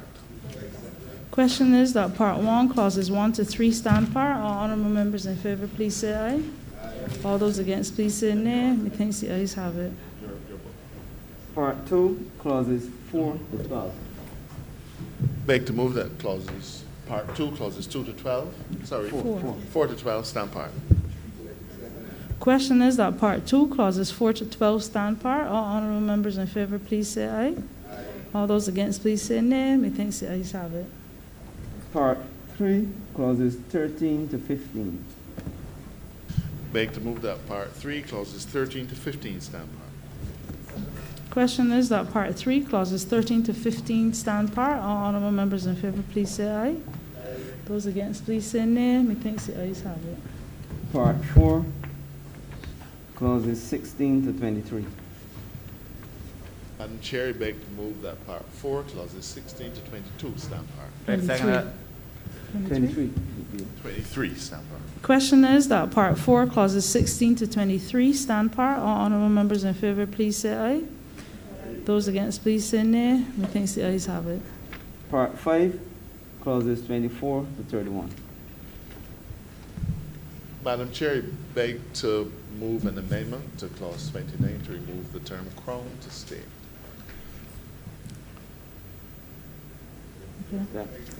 Question is that Part 5, clauses 24 to 31 stand part with amendment. All honourable members in favour, please say aye.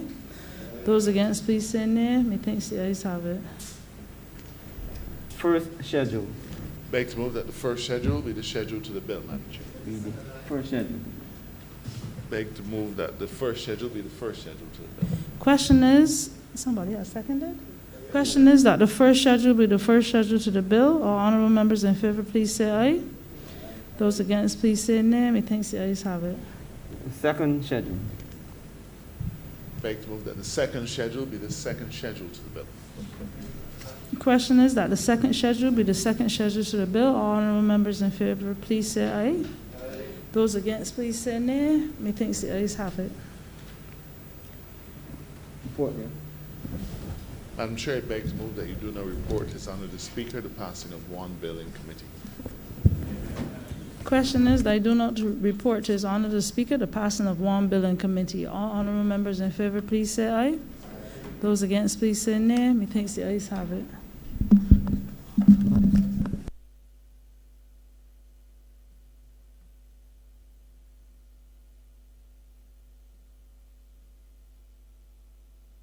The chairman of committees is reporting the passing of one bill in committee.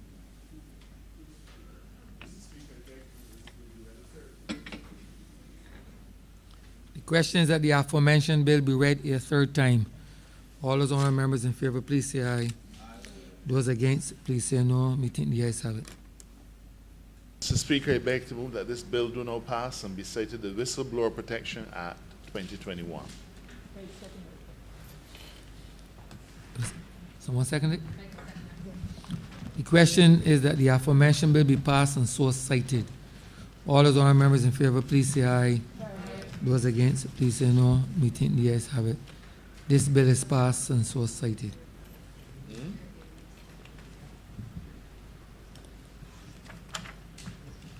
Order 3.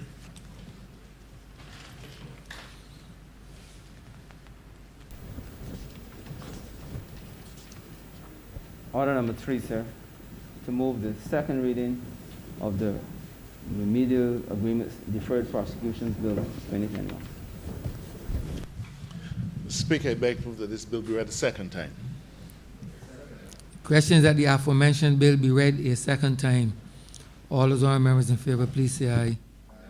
Those against, please say no. Meeting, the ayes have it. Mr. Speaker, I beg to move that you do not leave the chair and that the House resolve itself into committee for further consideration of this bill. The question is that the Speaker do not leave the chair and the House resolve itself into committee for further consideration of this bill. All those honourable members in favour, please say aye. Those against, please say no. Meeting, the ayes have it.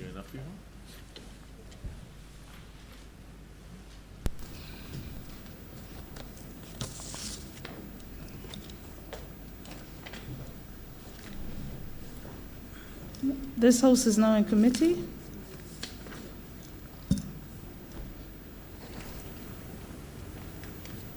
Clauses 1 to 10. Madam Chair, I beg to move that clauses 1 to 10 stand part. The question is that clauses 1 to 10 stand part. All honourable members in favour, please say aye. Those against, please say nay. Methinks the ayes have it. Clauses 11 to 24. Madam Chair, I beg to move that clauses 11 to 24 stand part. Question is that clauses 11 to 24 stand part. All honourable members in favour, please say aye. Those against, please say nay. Methinks the ayes have it. Schedule. Madam Chair, I beg to move that the schedule be the schedule to the bill. Question is that the schedule be the schedule to the bill. All honourable members in favour, please say aye. Those against, please say nay. Methinks the ayes have it. Madam Chair, I beg to move that you do not report to His Honour the Speaker the passing of one bill in committee. Question is that I do not report to His Honour the Speaker the passing of one bill in committee. All honourable members in favour, please say aye. Those against, please say nay. Methinks the ayes have it.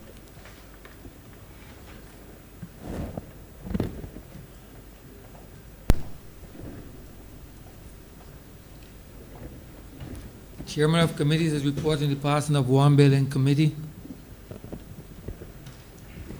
Mr. Speaker, I beg to move that this bill be read a third time.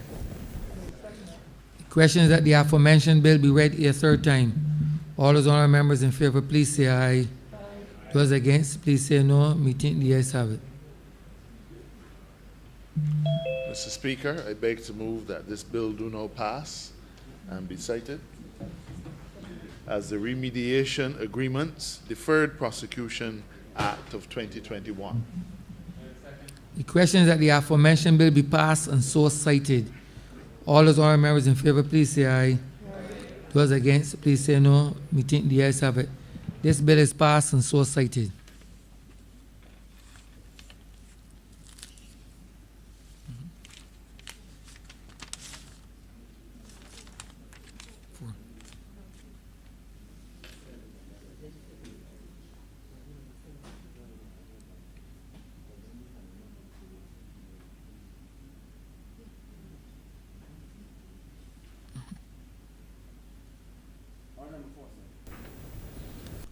To move the second reading of the Constitution Amendment Number 4 Bill 2020.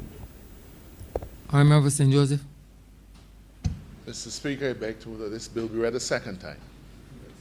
The question is that the aforementioned bill be read a second time. All those honourable members in favour, please say aye. Those against, please say no. Meeting, the ayes have it. Mr. Speaker, I beg to move that you do now leave the chair and that this House resolve itself into committee for further consideration of this bill.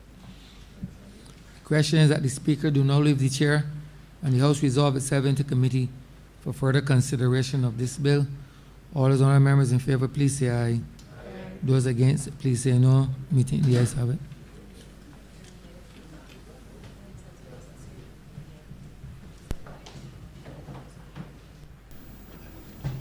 This House is now in committee. Clause 1. Beg to move that clause 1 stand part. Question is that clause 1 stand part. All honourable members in favour, please say aye. Those against, please say nay. Methinks the ayes have it. Clause 2. Beg to move that clause 2 stand part. Question is that clause 2 stand part. All honourable members in favour, please say aye. Those against, please say nay. Methinks the ayes have it. Beg to move that you do not report to His Honour the Speaker the passing of one bill in committee. Question is, I do not report to His Honor the Speaker the passing of one bill in committee. All honorable members in favor, please say aye. Those against, please say nay. Methinks the ayes have it.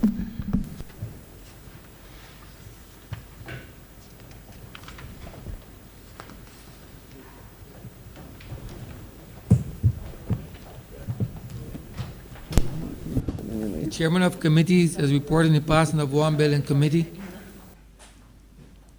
Mr. Speaker, I beg to move this bill be read a third time. Question is that this aforementioned bill be read a third time. All his honorable members in favor, please say aye. Those against, please say no. Meeting the ayes have it. Mr. Speaker, I beg to move that this bill be passed, do now pass, and be cited as the Constitutional Amendment Bill number 2, 2021. Number 3, 2021. Mr. Speaker, as you are aware, this bill is being enacted in accordance with Section 49 of the Constitution, and therefore requiring a 2/3 majority of the members present and voting. Marshal, we have everyone? We have two persons online, Mr. Speaker. We have the Most Honourable Lieutenant Colonel Bostic and Ms. Husbands.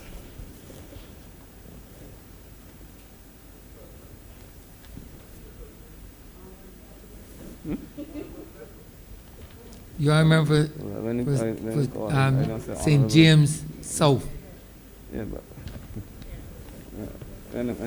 Aye, Mr. Speaker.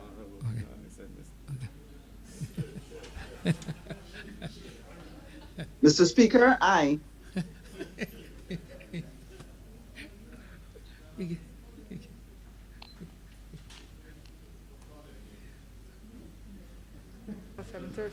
What do you want me to? Yes, please. You ready, sir? Ms. Husbands. Aye, Mr. Speaker. All right. Most Honourable Lieutenant Colonel Boss. Aye. Miss Bradshaw. Aye. Mr. Marshall. Aye. Miss Ford. Aye. Mr. Humphrey. Aye. Mr. Hinkson. Aye. Mr. Weir. Aye. Mr. Griffith. Aye. Your Honor, Mr. Rowe. Aye. Reverend Atherley. Here. Here. Okay. Mr. Prescott. Ms. Cabell. Aye. Mr. Phillips. Aye. Mr. Strawn. Aye. Mr. Jordan. Aye. Mr. King. Aye. Dr. Brown. Aye. Mr. Goodenedge. Mr. Sutherland. Dr. Duguid. Mr. Topping. Mr. Simmons. Mr. Speaker. Mr. Oh, Thorne. sorry. And Mr. Thorne. Mr. Thorne?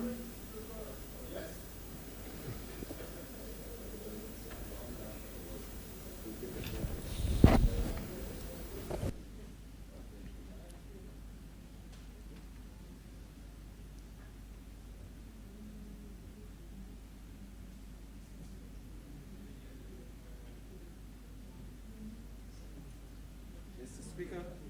24 honorable members voted in favor of the bill, therefore satisfying the 2/3 threshold required by the Constitution. This bill is passed having satisfied the constitutional requirements.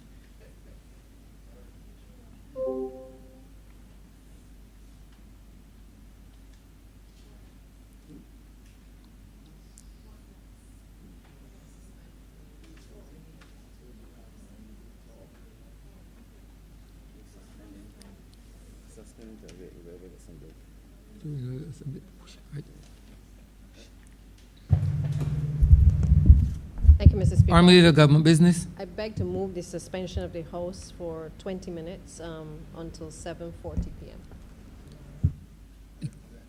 The question is that this Honourable Chamber be suspended until 7:40 p.m. All those honourable members in favour, please say aye. Those against, please say no. Meeting the ayes have it.